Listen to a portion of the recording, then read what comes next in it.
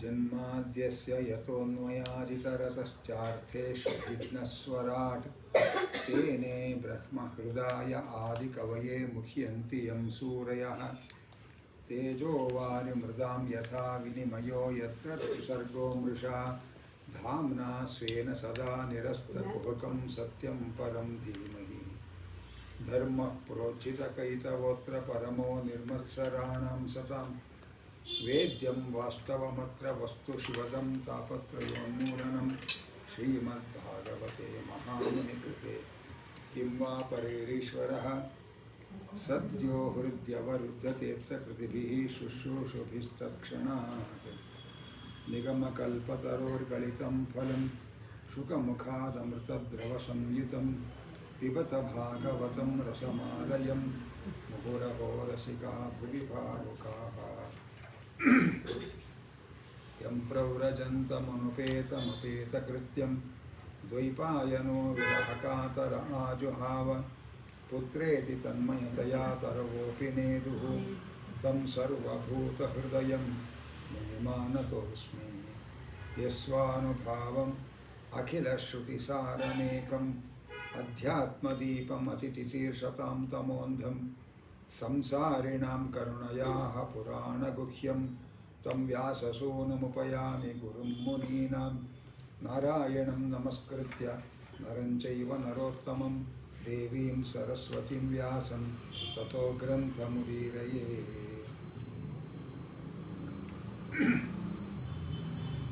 ಭಗವಂತ ಶ್ರೀಕೃಷ್ಣನಾಗಿ ಅವತಾರ ಮಾಡಿದ್ದಾನೆ.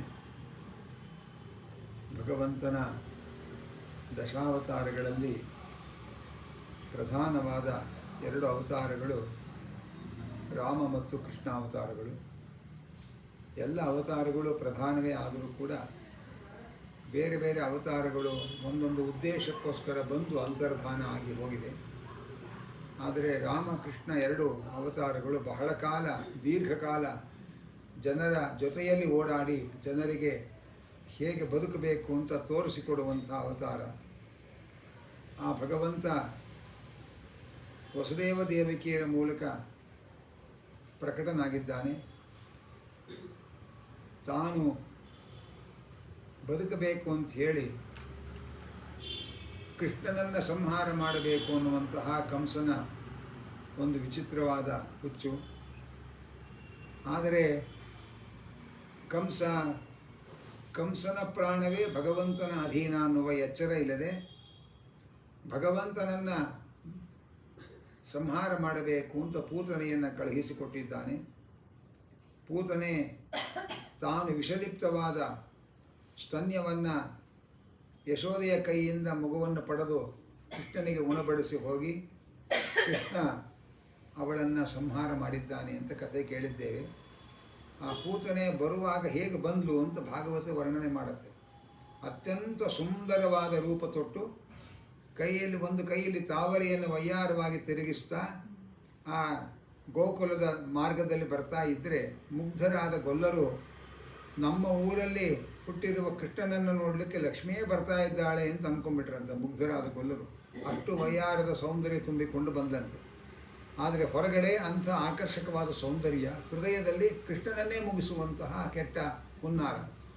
ಪೂಜ್ಯ ಪೇಜಾವರ ಶ್ರೀಪಾದಂಗಳವರು ತಮ್ಮ ಭಾಗವತ ಪ್ರವಚನ ಮಾಡುವಾಗ ಈ ಪ್ರಸಂಗದಲ್ಲಿ ಹೇಳೋರು, ಇವತ್ತಿನ ವಿದೇಶ ವಿಮತೀಯ ಕಾನ್ವೆಂಟ್ ಸ್ಕೂಲ್ಗಳೇ ಪೂತನೆಗಳು ಅಂತ. ಹೊರಗಡೆ ಭಾರೀ ಬಾಹ್ಯಾಕರ್ಷಣೆ, ಏನು ಶಿಸ್ತೇನು, ಆ ಸಂಸ್ಥೆಯ ಕಟ್ಟಡಗಳೇನು, ಅಲ್ಲಿಯ ರೂಪರೇಷೆಗಳೇನು, ಹೊರಗಡೆ ಬಾಹ್ಯ ಸೌಂದರ್ಯ ಅದ್ಭುತ. ಅದರೊಳಗೆ ಹಿಂದೂ ಸಂಸ್ಕೃತಿಯನ್ನೇ ನಾಶ ಮಾಡಬೇಕು ಅನ್ನುವಂತಹ ದುರಾಲೋಚನೆ.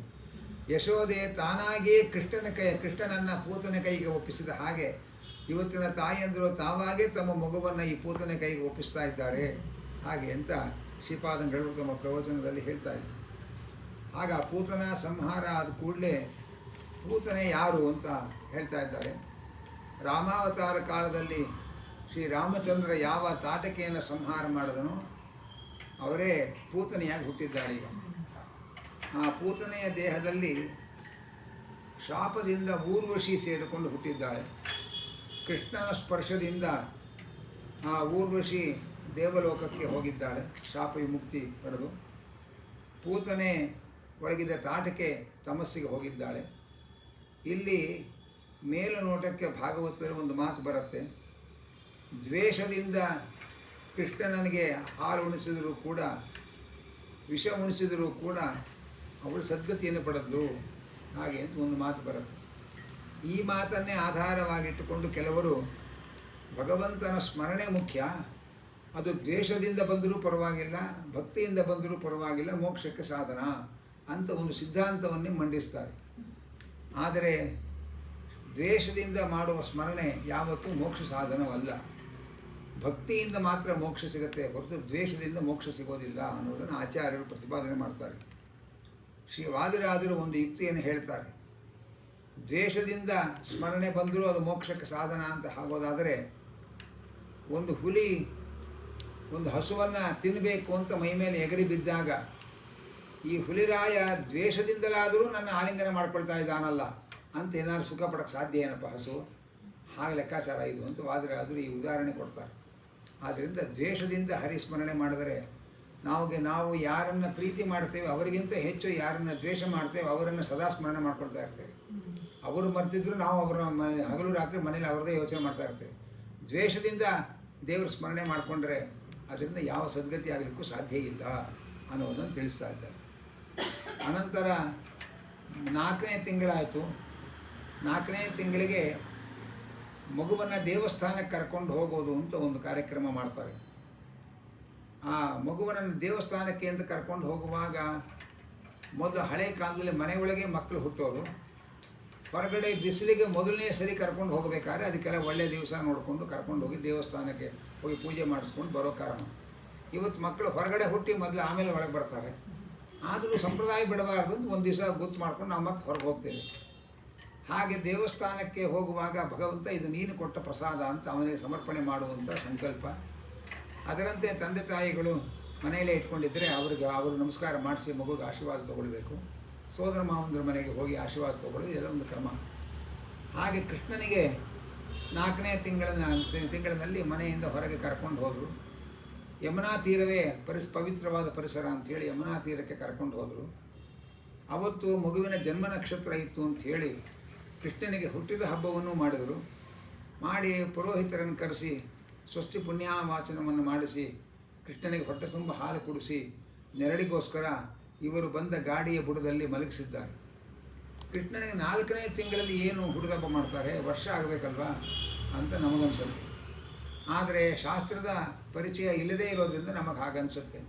ಶಾಸ್ತ್ರದಲ್ಲಿ ಮಗು ಹುಟ್ಟಿದ ಮೊದಲನೇ ವರ್ಷ ಪ್ರತಿ ತಿಂಗಳು ಆ ಮಗುವಿನ ಜನ್ಮ ನಕ್ಷತ್ರದ ದಿವಸ ಹುಟ್ಟುಹಬ್ಬ ಮಾಡಬೇಕು ಅಂತ ಶಾಸ್ತ್ರ. ಪ್ರತಿ ತಿಂಗಳು ಆ ಮಗುವಿನ ಜನ್ಮ ನಕ್ಷತ್ರ ಯಾವತ್ತು ಬರುತ್ತೋ ಆವತ್ತು ಹುಟ್ಟುಹಬ್ಬ ಮಾಡಿ ವರ್ಷದ ಕೊನೆಗೆ ಪ್ರಧಾನವಾಗಿ ಮಾಡೋದು. ಆಮೇಲೆ ಪ್ರತಿ ವರ್ಷಕ್ಕೊಂದ್ಸರಿ ಮಾಡೋದು ಸಾಕು. ಮೊದಲನೇ ವರ್ಷ ಪ್ರತಿ ತಿಂಗಳು ಆ ಮಗುವಿನ ಜನ್ಮ ನಕ್ಷತ್ರ ಯಾವತ್ತು ಬರುತ್ತೆ ಅವತ್ತು ಹುಟ್ಟುಹಬ್ಬ ಮಾಡಬೇಕು ಅಂತ ಶಾಸ್ತ್ರ. ಹುಟ್ಟುಹಬ್ಬವನ್ನು ಮಾಡಬೇಕು ಅನ್ನೋದು ಗೊತ್ತು, ಹೇಗೆ ಮಾಡಬೇಕು. ನಾವು ಏನೇನೋ ವಿದೇಶಿ ಸಂಸ್ಕೃತಿಗಳಿಗೆ ಬೆರಗಾಗಿ ದೀಪ ಹಚ್ಚಿ ಅದನ್ನು ಆರಿಸಿ ತಿನ್ನಬಾರ್ದಂತ ತಂದು ಎಲ್ರಿಗೂ ಎಂಜಿಲ್ ತಿನ್ನಿಸಿ, ಲಾಸ್ ಏಂಜಲೀಸ್ ಅಂತ ಒಂದು ದೇಶ ಇದೆ ನೋಡಿ, ಹಾಗೆ ಎಂಜಿಲ್ ತಿನ್ನಿಸಿ ಲಾಸ್ ಮಾಡ್ಕೊಳ್ಳುವಂಥ ಕಾರ್ಯಕ್ರಮ, ಅದನ್ನು ಹುಡುಗಬ್ಬ ಅಂತ ಸಂಭ್ರಮ ಆಚರಣೆ ಮಾಡ್ತೇವೆ ನಾವು. ಆದರೆ ನಮ್ಮ ದೇಶದ ಸಂಸ್ಕೃತಿಯನ್ನು ಅವರು ಅಡಾಪ್ಟ್ ಮಾಡಿಕೊಂಡ್ರೆ ಅವರ ವಿಕೃತಿಯನ್ನು ನಾವು ಅಡಾಪ್ಟ್ ಮಾಡ್ಕೊಳ್ತೀವಿ. ಇದು ನಮ್ಮ ಅವಿವೇಕ. ನಮ್ಮ ಭಾರತೀಯ ಪದ್ಧತಿಯ ಪ್ರಕಾರ ಹೇಗೆ ಹುಡುಗಬ್ಬವನ್ನು ಮಾಡಬೇಕು ಅಂತಂದರೆ ಅದಕ್ಕೊಂದು ಕ್ರಮ ಹೇಳ್ತಾರೆ. ಸಾಮಾನ್ಯವಾಗಿ ಹುಡುಗಬ್ಬ ಮಾಡಿಕೊಳ್ಳೋರು ಬೆಳಗ್ಗೆ ಎಣ್ಣೆ ಹಚ್ಚಿ ತಲೆ ನೀರು ಹಾಕ್ಕೊಳ್ತಾರೆ. ಆದರೆ ನಮ್ಮ ಶಾಸ್ತ್ರದ ಪ್ರಕಾರ ಹುಟ್ಟುಹಬ್ಬ ದಿವಸ ಎಣ್ಣೆ ಹಚ್ಚಿ ಬಿಸಿನೀರು ಸ್ನಾನ ಮಾಡಬಾರ್ದು. ಅವತ್ತು ಅವ್ರು ತಣ್ಣೀರು ಸ್ನಾನ ಮಾಡಬೇಕು. ಎಳ್ಳನ್ನು ಕುಟ್ಟಿ ಪುಡಿ ಮಾಡಿ ಎಳ್ಳಿನ ಪುಡಿಯನ್ನು ಮೈಗೆ ಹಚ್ಕೊಂಡು ಸ್ನಾನ ಮಾಡಬೇಕು ಅಂತ ಹುಟ್ಟುಹಬ್ಬ ಮಾಡಿಕೊಳ್ಳೋರು. ಅಲ್ಲ ನಾವು ಎಳ್ಳು ಮುಟ್ಟೋದು ಹೇಗೆ ಅಂತ ಅನಾವಶ್ಯಕವಾದ ಗಾಬರಿ ಪಡಬೇಕಾಗಿಲ್ಲ. ಎಳ್ಳು ಮುಟ್ಟಿದ್ರೆ ಇನ್ನೇನು ಆಗಲ್ಲ, ಮಡಿ ಆಗ್ತೀವಿ ಅಷ್ಟೇ. ತಂದೆ ತಾಯಿ ಇರೋರು ಎಳ್ಳೇ ಮುಟ್ಟಬಾರ್ದು ಅಂತ ಯಾವ ಶಾಸ್ತ್ರವೂ ಹೇಳಿಲ್ಲ. ನಾವು ಎಳ್ಳು ಅಂದ್ಕೊಳ್ಳೆ ನಮ್ಗೆ ಏನೇನೋ ಕಲ್ಪನೆ ಮಾಡ್ಕೊಂಡು ಭಯ ಪಡೋದು. ಸಂಕ್ರಾಂತಿ ಹೇಳಿ ಎಲ್ಲರೂ ತಿಂತೇವೆ, ಬಣ್ಣ ಚೇಂಜ್ ಹಾಕೊಳ್ಳೆ ಗಾಬರಿ ಆಗ್ತೇವೆ. ಆದರೆ ಅದೆಲ್ಲ ಏನಿಲ್ಲ. ಆ ಎಳ್ಳಿನ ಪುಡಿ ಮಾಡಿ ಅದನ್ನು ಮೈಗೆ ಹಚ್ಕೊಂಡು ಸ್ನಾನ ಮಾಡಬೇಕು ಅಂತ ಶಾಸ್ತ್ರ. ಅನಂತರ ದೇವರ ಪೂಜೆ ಮಾಡಿ ಸಂಧ್ಯಾವನ್ನೇ ಮಾಡಿಕೊಂಡು ಒಂದು ತಟ್ಟೆ ಒಳಗೆ ಅಕ್ಕಿ ಹಾಕಿ ಅದರ ಮೇಲೆ ಬಟ್ಲಡಿಕೆಗಳನ್ನು ಇಟ್ಟು ನಮ್ಮ ಕುಲದೇವರನ್ನು ಆವಾಹನೆ ಮಾಡಬೇಕು, ಗಣಪತಿಯನ್ನು ಆವಾಹನೆ ಮಾಡಬೇಕು, ಸಪ್ತ ಚಿರಂಜೀವಿಗಳನ್ನು ಆವಾಹನೆ ಮಾಡಿ, ಮಾರ್ಕಂಡೇಯರನ್ನು ಆವಾಹನೆ ಮಾಡಿ, ಷಷ್ಠಿ ಅಂತ ಒಬ್ಬ ದೇವತೆ ಮಕ್ಕಳ ಬೆನ್ನ ಹಿಂದೆ ಓಡಾಡಿಕೊಂಡು ಮಕ್ಕಳ ಯೋಗಕ್ಷೇಮ ನೋಡ್ಕೊಳ್ತಕ್ಕಂಥ ಒಬ್ಬ ದೇವತೆ, ಆ ಷಷ್ಠಿ ದೇವತೆಯನ್ನು ಆವಾಹನೆ ಮಾಡಿ ಷೋಡಶೋಪಚಾರ ಪೂಜೆ ಮುಗಿಸಿ ಆ ಷಷ್ಠಿ ದೇವತೆಗೆ ಉಪ್ಪು ಖಾರ ಏನೂ ಹಾಕದೇ ಇರೋ ಮೊಸರನ್ನವನ್ನು ನೈವೇದ್ಯ ಮಾಡಬೇಕು. ಉಳಿದ ದೇವತೆಗಳಿಗೆ ಚಿರಂಜೀವಿಗಳು ಎಲ್ರಿಗೂ ಸೇರಿಸಿ ಹಾಲಲ್ಲಿ ಬೇಯಿಸಿದ ಅನ್ನದ ಪಾಯಸವನ್ನು ನೈವೇದ್ಯ ಮಾಡಬೇಕು. ಆಮೇಲೆ ಅಂಗೈಯಲ್ಲಿ ಹಾಲು ಹಾಕಿಕೊಂಡು 4 ಕಾಳು ಎಳ್ಳು ಇಷ್ಟು ಬೆಲ್ಲ ಅಂಗೈಯಲ್ಲಿ ಹಾಕ್ಕೊಂಡು ಮಾರ್ಕಂಡೇಯ ಮಹಾ ಅಂತ ಶ್ಲೋಕ ಬರುತ್ತೆ. ಮಾರ್ಕಂಡೇಯ ಮಹಾಭಾಗ ಸಪ್ತಕಲ್ಪ ಅಂತ ಜೀವನ ಅಂತ ಒಂದು ಶ್ಲೋಕ ಬರುತ್ತೆ. ಆ ಶ್ಲೋಕ ಹೇಳ್ಕೊಂಡು ಮಾರ್ಕಂಡೇಯರನ್ನು ಸ್ಮರಣೆ ಮಾಡಿಕೊಂಡು ಆ ಹಾಲು ಎಳ್ಳು ಬೆಲ್ಲ ಮೂರನ್ನು ಕುಡಿಬೇಕು. ವಿವೃದ್ಧಯೇ ಅಂತ ಆಯುಷ್ಯ ಅಭಿವೃದ್ಧಿ ಆಗೋದಕ್ಕೋಸ್ಕರ ಅದನ್ನು ಕುಡಿಬೇಕು. ಇದಿಷ್ಟು ಕಾರ್ಯಕ್ರಮ. ಅಪ್ಪ ಅಮ್ಮರನ್ನು ವೃದ್ಧಾಶ್ರಮ ಕಳಿಸದೇ ಇದ್ದರೆ ಅವ್ರಿಗೆ ನಮಸ್ಕಾರ ಮಾಡಿ ಆಶೀರ್ವಾದ ತೊಗೋಬೇಕು ಮನೆಯೊಳಗೆ. ಇಷ್ಟೆಲ್ಲ ಸಂಪ್ರದಾಯವನ್ನು ನಮ್ಮ ಭಾರತೀಯ ಪದ್ಧತಿ ಪ್ರಕಾರ ಹೇಳ್ತಾರೆ. ಹಾಗೆ ನಾವು ಹುಟ್ಟಿದಬ್ಬವನ್ನು ಆಚರಣೆ ಮಾಡಬೇಕೇ ಹೊರತು ಯಾವ್ಯಾವುದೋ ದೇಶದ ವಿಕೃತಿಯನ್ನೆಲ್ಲ ನಾವು ನಮ್ಮ ಜೀವನಕ್ಕೆ ಅಳವಡಿಸ್ಕೋಬಾರ್ದು ಅನ್ನೋ ಎಚ್ಚರಿಕೆ ಕಥೆ ಕೇಳಿದ ಮೇಲೆ ಆದರೂ ನಮಗೆ ಮುಂದೆ ಬರಬೇಕು. ಹಾಗೆ ಆ ಶಕಟಾಸುರ ಅಂತ ಒಬ್ಬ, ಅವನು ಪಾರ್ವತಿ ವರವನ್ನು ಪಡೆದು ಅವಧ್ಯನಾಗಿದ್ದ ದೈತ್ಯ. ಅವನು ಕಂಸನ ಭೃತ್ಯ. ಕೃಷ್ಣನನ್ನು ಸಾಯಿಸಬೇಕು ಅಂಥೇಳಿ ಕೃಷ್ಣ ಮಲಗಿಸಿದ ಗಾಡಿಯ ಅಚ್ಚಿನಲ್ಲಿ ಸೇರಿಕೊಂಡು ಕೂತಿದ್ದ, ಹೊಂಚು ಹಾಕ್ತಾ ಇದ್ದ. ಇವರೆಲ್ಲ ಹೆಂಗಸರು ಅವರ ಸಂಭ್ರಮದಲ್ಲಿ ಮೈ ಮರೆತಿದ್ರು. ಆಗ ಕೃಷ್ಣ ತನ್ನ ಕೋಮಲವಾದ ಪಾದವನ್ನು ಆ ಗಾಡಿಗೆ ಒದ್ದಾಗ ಗಾಡಿ ಬಿದ್ದು ಅದರೊಳಗಿರುವ ಶಕಟಾಸುರನ ಸಂಹಾರ ಆಯಿತು. ಗಾಡಿ ಬಿದ್ದು ಸದ್ದ ಕೇಳಿದ ಕೂಡ ಎಲ್ಲರೂ ಓಡಿ ಬಂದರು ಏನಾಯಿತು ಅಂತ. ಅವರಿಗೆ ಗಾಡಿ ಹೇಗೆ ಬಿತ್ತು ಅನ್ನೋದೇ ಅರ್ಥವಾಗಲಿಲ್ಲ. ಅಲ್ಲಿ ಆಟ ಆಡ್ತಾ ಇದ್ದ ಮಕ್ಕಳನ್ನು ಕೇಳಿದ್ರು, ಗಾಡಿ ಯಾರು ಬೀಳಿಸಿದ್ರಪ್ಪ ಏನು ಅಂತ. ಆ ಮಕ್ಕಳು ನಿಜ ಹೇಳಿದ್ರು, ಆದರೆ ಇವ್ರಿಗೆ ನಂಬಲಿಕ್ಕಾಗಲಿಲ್ಲ. ಆ ಮಗು ಒದ್ದು ಬಿಡ್ತು, ಗಾಡಿ ಬಿದ್ದು ಬಿಡ್ತು ಅಂತಂದರು. 4 ತಿಂಗಳ ಮಗು ಒದ್ರೆ ಗಾಡಿ ಬೀಳುತ್ತೆ ಅಂತ ಯಾರು ಕಲ್ಪನೆ ಮಾಡ್ಕೊಳ್ಳೋಕೆ ಸಾಧ್ಯ? ಆಗ ಮತ್ತೆ ಆ ಕೃಷ್ಣನನ್ನು ಎತ್ಕೊಂಡು ದೃಷ್ಟಿ ಪರಿಹಾರದ ಕಾರ್ಯಕ್ರಮಗಳು ಶುರುವಾಯಿತು. ಏನೋ ಕೃಷ್ಣನಿಗೆ ಬಾಲ್ಯದಿಂದ ಏನೋ ಗ್ರಹಬಾಧೆ ಬಾಧಿಸ್ತಾ ಇದೆ ಅಂತ, ದೇವರೇ ನಮ್ಮ ಕೃಷ್ಣನ ಕಾಪಾಡಪ್ಪ ಅಂತ ಕೃಷ್ಣನ ದೇವರನ್ನೇ ಕೇಳಿಕೊಂಡು ಕೃಷ್ಣನಿಗೆಲ್ಲ ದೃಷ್ಟಿ ಪರಿಹಾರಗಳೆಲ್ಲ ಮಾಡಿದ್ರು ಹಾಗೆ ಅಂತ. ಅನಂತರ ಮತ್ತೊಮ್ಮೆ ತೊಡೆಯ ಮೇಲೆ ಮಲಗಿಸಿಕೊಂಡು ಯಶೋದೆ ಕೃಷ್ಣನಿಗೆ ಹಾಲು ಉಣಿಸ್ತಾ ಇದ್ದಾಳೆ. ಆಗ ತುಂಬ ಭಾರ ಆಗಿಬಿಟ್ಟ ಕೃಷ್ಣ. ಒಂದು ಬಂಡೆಗಲ್ಲನ್ನು ತೊಡೆ ಮೇಲೆ ಇಟ್ಕೊಂಡಿದ್ದೇನೆ ಅನ್ನೋ ತರಹದ ಭಾಸ ಆಯಿತು ಅವಳಿಗೆ. ಆಗ ಕೃಷ್ಣನನ್ನು ಹೊರಲಾರದೆ ನೆಲಕ್ಕಿಟ್ಟು ಕೂಡಲೇ ತೃಣಾವರ್ತ ಎಂಬ ಅಸುರ ಅವನು ಸುಂಟರ ಗಾಳಿಯ ರೂಪದಲ್ಲಿ ಬಂದು ಕೃಷ್ಣನ ನಾನಾ ಮತ್ತು ಹಾರಿಸಿಕೊಂಡು ಎತ್ಕೊಂಡು ಹೊರಟೋಗ. ಎಲ್ಲ ಕಡೆ ಧೂಳೆದ್ಬಿಡ್ತು. ಧೂಳಲ್ಲಿ ಯಾರು ಒಬ್ರಿಗೊಬ್ಬರು ಅಕ್ಕಪಕ್ಕ ನಿಂತವರು ಕಾಣಲಿಲ್ಲ. ಆ ತೃಣಾವರ್ತ ಎಲ್ಲರ ಕಣ್ಣಿಗೆ ಮಣ್ಣೆರಚಿ ಕೃಷ್ಣನನ್ನು ಹಾರಿಸಿಕೊಂಡು ಹೋದ. ಬಹಳ ಎತ್ತರಕ್ಕೆ ಹೋದ ಮೇಲೆ ಆ ಗಾಳಿಯ ರಭಸ ಕಡಿಮೆ ಆಯಿತು. ಕಣ್ಣು ಬಿಟ್ಟು ನೋಡ್ತಾಳೆ ಯಶೋದೆ. ತಾನು ಮಲಗಿಸಿದ ಕೃಷ್ಣನೇ ಇಲ್ಲ. ಕಿಟಾರನೇ ಕಿರ್ಚಿದ್ದಾಳೆ. ಎಲ್ಲರೂ ಬಂದು ಏನಾಯ್ತು ಇಲ್ಲೇ ಕೃಷ್ಣನನ್ನು ಮಲಗಿಸಿದ್ದೆ, ಗಾಳಿ ಎಲ್ಲಿಗೋ ಎತ್ಕೊಂಡು ಹೋಗಿ ಎಲ್ಲಿ ಬಿಸಾಕಿದೆಯೋ ಕೃಷ್ಣನನ್ನು ಅಂತೆಲ್ಲ ಎಲ್ಲ ಹೆಣ್ಮಕ್ಳು ಸೇರಿ ಅಳ್ತಾ ಇದ್ದಾರೆ. ಆಗ ಸ್ವಲ್ಪ ಹೊತ್ತಾದ ಮೇಲೆ ದಪ್ಪನ ಶಬ್ದ ಕೇಳಿಸ್ತು. ಪಕ್ಕದಲ್ಲಿ ನೋಡಿದ ತೃಣಾವರ್ತಾಸುರ ವಿಕಾರವಾದ ದೇಹದಿಂದ ಬಿದ್ದಿದ್ದಾನೆ. ಅವನ ಮೇಲೆ ಕೃಷ್ಣ ಬಿದ್ದಿದ್ದಾನೆ. ಆದರೆ ಕೆಳಗೆ ಬಿದ್ದವನು ಚೂರಾದ, ಇವನಿಗೆ ಚೂರು ಏನೂ ಆಗಲಿಲ್ಲ. ಆ ಕೃಷ್ಣನನ್ನು ಮತ್ತೆ ಎತ್ಕೊಂಡು ಮುದ್ದಾಡಿ, ಆ ಕೃಷ್ಣನ ದೇವರು ಏನೋ ಆಪತ್ತುಗಳಿಂದ ನಮ್ಮ ಕೃಷ್ಣನ ಕಾಪಾಡ್ತಾ, ಅವನೇ ಇವರನ್ನ ಆಪತ್ತಿನಿಂದ ಕಾಪಾಡ್ತಾ ಇದ್ದಾನೆ ಅನ್ನೋದು ಗೊತ್ತಾಗಿಲ್ಲ. ಕೃಷ್ಣನಿಗೆ ಏನೋ ಆಪತ್ತು ಮೇಲಿಂದ ಮೇಲೆ ಬರ್ತಾ ಇದೆ, ದೇವರು ಕಾಪಾಡ್ತಾ ಇದ್ದಾನೆ ಅಂತ ತಿಳ್ಕೊಂಡು ಮತ್ತೆ ಕೃಷ್ಣನ ಎತ್ತಿ ಮುದ್ದಾಡ್ತಾ ಇದ್ದಾರೆ. ಆ ಅಮ್ಮನ ತೊಡೆಯ ಮೇಲೆ ಮಲಗಿದಾಗ ಅಷ್ಟು ಭಾರ ಆದ ಕೃಷ್ಣ ಕೆಳಗಿಟ್ಟ ಮೇಲೆ ಗಾಳಿ ಹಾರಿಸ್ಕೊಂಡು ಹೋಗೊಟ್ಟು ಹಗುರ ಆದ. ಇದೆಲ್ಲ ಸಿದ್ಧಿಗಳು ಅಂತ ಶಾಸ್ತ್ರದಲ್ಲಿ ಹೇಳ್ತಾರೆ. ಅಣಿಮ ಗರಿಮಾ ಚೈವ ಅಂತ ಹೇಳಿ ದೇಹವನ್ನು ಬೇಕಾದಾಗ ಭಾರವಾಗೋದು ಆಗಿಸ್ಕೊಳ್ಳೋದು, ಬೇಡದೇ ಇದ್ದಾಗ ಬೇಕು ಅಂತಂದಾಗ ದೇಹವನ್ನು ಬಹಳ ಹಗುರ ಮಾಡಿಕೊಳ್ಳೋದು, ಇದೆಲ್ಲ ಸಿದ್ಧಿಗಳು. ಇದು ಭಗವಂತನಿಗೆ ಸಹಜವಾಗಿದೆ. ಉಳಿದವರು ಅವನ ಅನುಗ್ರಹದಿಂದ ಪಡಿತಾರೆ ಹಾಗೆ ಅಂತ ಹೇಳ್ತಾರೆ. ಮಧ್ವವಿಜಯಲ್ಲಿ ಮಧ್ವಾಚಾರ್ಯ ಚರಿತ್ರೆ ಕೂಡ ಬರುತ್ತೆ. ಮಧ್ವಾಚಾರ್ಯರು ಒಂದು ಹೆಬ್ಬರಳಿಟ್ಟರೆ ನೆಲದ ಮೇಲೆ ತಮ್ಮ ಶಿಷ್ಯರೆಲ್ಲ ತಾವು ಮಹಾಬಲಿಷ್ಠರು ಅಂತ ಕೊಚ್ಕೊಳ್ತಾ ಇದ್ರು. ಅವರ ಮಾತುಗಳನ್ನು ಕೇಳಿಸ್ಕೊಂಡು ಮಧ್ವಾಚಾರ್ಯರು ಒಂದು ಹೆಬ್ಬೆರಳನ್ನು ನೆಲಕ್ಕೆ ಊರಿ, ನೀವೆಲ್ಲ ಸೇರ್ಕೊಂಡು ಈ ಬೆರಳನ್ನು ಮೇಲಕ್ಕೆ ಎತ್ತರಿ ಅಂತಂದರು. ನೆಲಕ್ಕೆ ಊರಿದ ಆಚಾರ್ಯರ ಹೆಬ್ಬೆರಳನ್ನು ಆ ಯುವಕ ಹುಡುಗರೆಲ್ಲ ಹೆಚ್ಚು ಪ್ರಯತ್ನ ಮಾಡಿದ್ರು ಮೇಲಕ್ಕೆ ಎತ್ತಲಿಕ್ಕಾಗಲಿಲ್ಲ.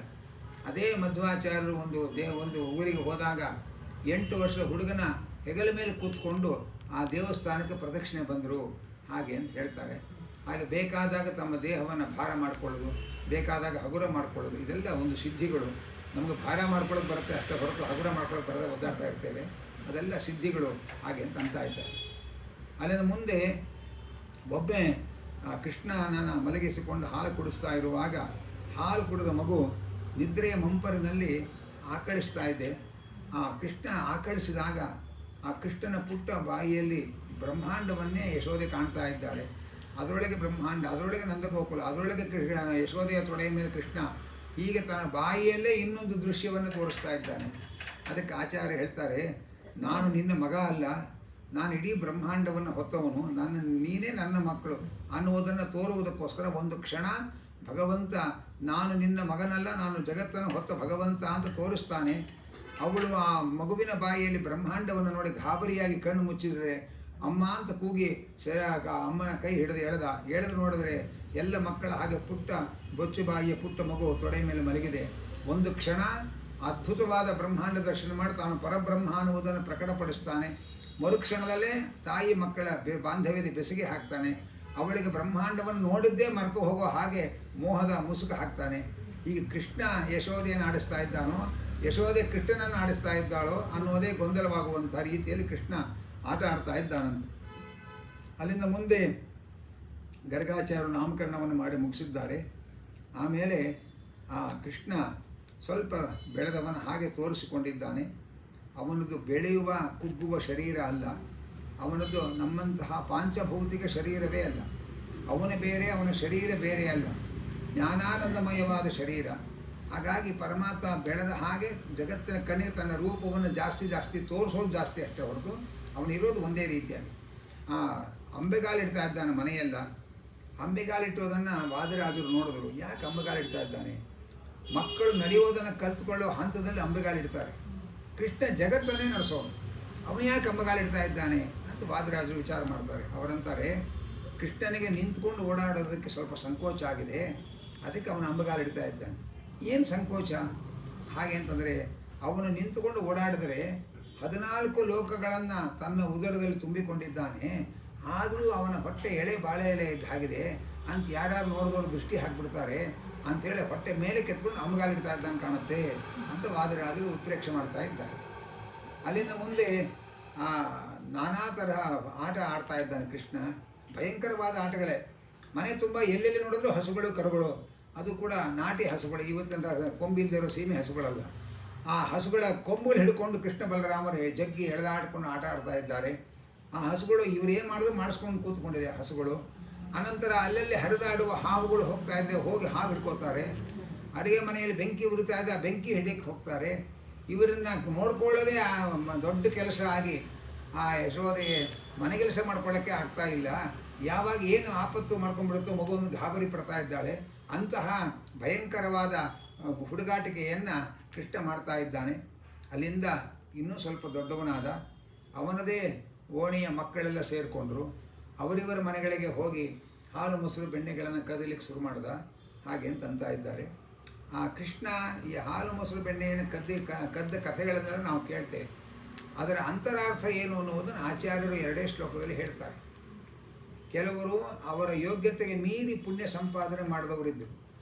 ಅಂತಹವರ ಮನೆಗೆ ಕೃಷ್ಣ ಹೋದಾಗ, ಅವನು ಹಾಲು ಬೆಣ್ಣೆಗಳನ್ನು ತೆಗಿಲಿಕ್ಕೆ ಹೋದಾಗ ಅವರಿಗೆ ತನ್ನನ್ನು ಗದರಿಸೋ ಹಾಗೆ ಬುದ್ಧಿ ಕೊಟ್ಟು ಆ ಭಗವಂತನನ್ನು ಗದರಿಸಿದ್ದರಿಂದ, ಭಗವಂತನಿಗೆ ಕೊಡದೇ ಇದ್ದರಿಂದ ಅವರ ಅಧಿಕವಾದ ಪುಣ್ಯ ನಾಶ ಮಾಡಿ ಹಾಲು ಮೊಸರು ಉಳಿಸಿ ಬರ್ತಾ ಇದ್ದ. ಇನ್ನು ಕೆಲವರು ಇನ್ನೂ ಪುಣ್ಯ ಸಂಪಾದನೆ ಮಾಡಬೇಕಾಗಿದೆ. ಅವರ ಮನೆಗಳಿಗೆ ಹೋದಾಗ ಅವರಿಗೆ ತಾನು ಕುಡಿದಾಗ ಕೃಷ್ಣಾರ್ಪಣ ಅಂತ ಹೇಳೋ ಬುದ್ಧಿ ಕೊಟ್ಟು ಅವರಲ್ಲಿ ಹಾಲು ಮೊಸರು ಖಾಲಿ ಆಗ್ತಾ ಇತ್ತು, ಪುಣ್ಯ ತುಂಬಿಟ್ಟು ಬರ್ತಾ ಇದ್ದ. ಇದು ಅವನ ನವನೀತ ಚೌರ್ಯದ ಅಂತರಂಗದ ರಹಸ್ಯ ಹಾಗೆ ಅಂತ ಹೇಳ್ತಾರೆ. ಕೃಷ್ಣ ಒಬ್ಬರ ಮನೆಗೆ ಹೋದ. ಅವರ ಮನೆಯಲ್ಲಿ ಮೇಲ್ಗಡೆ ಜಂತಿಯಲ್ಲಿ ಗಡಿಗೆಯಲ್ಲಿ ಅದನ್ನೆಲ್ಲ ಹಾಲು ಬೆಣ್ಣೆ ಎಲ್ಲ ಇಟ್ಟಿದ್ದಾರೆ. ಕೃಷ್ಣ ಕೆಲವ್ರ ಮನೆಗೆ ಹೋದಾಗ ಮೂಲೆಯಲ್ಲಿ ಒರಳು ಅಂತ ಒಂದಿತ್ತು ಅಂತ ಕತೆ ಅಲ್ಲಿಂದ ಶುರು ಮಾಡಬೇಕಾಗುತ್ತೆ. ಒರಳೇ ನೋಡದೇ ಇರೋ ಕಾಲ ಈಗ.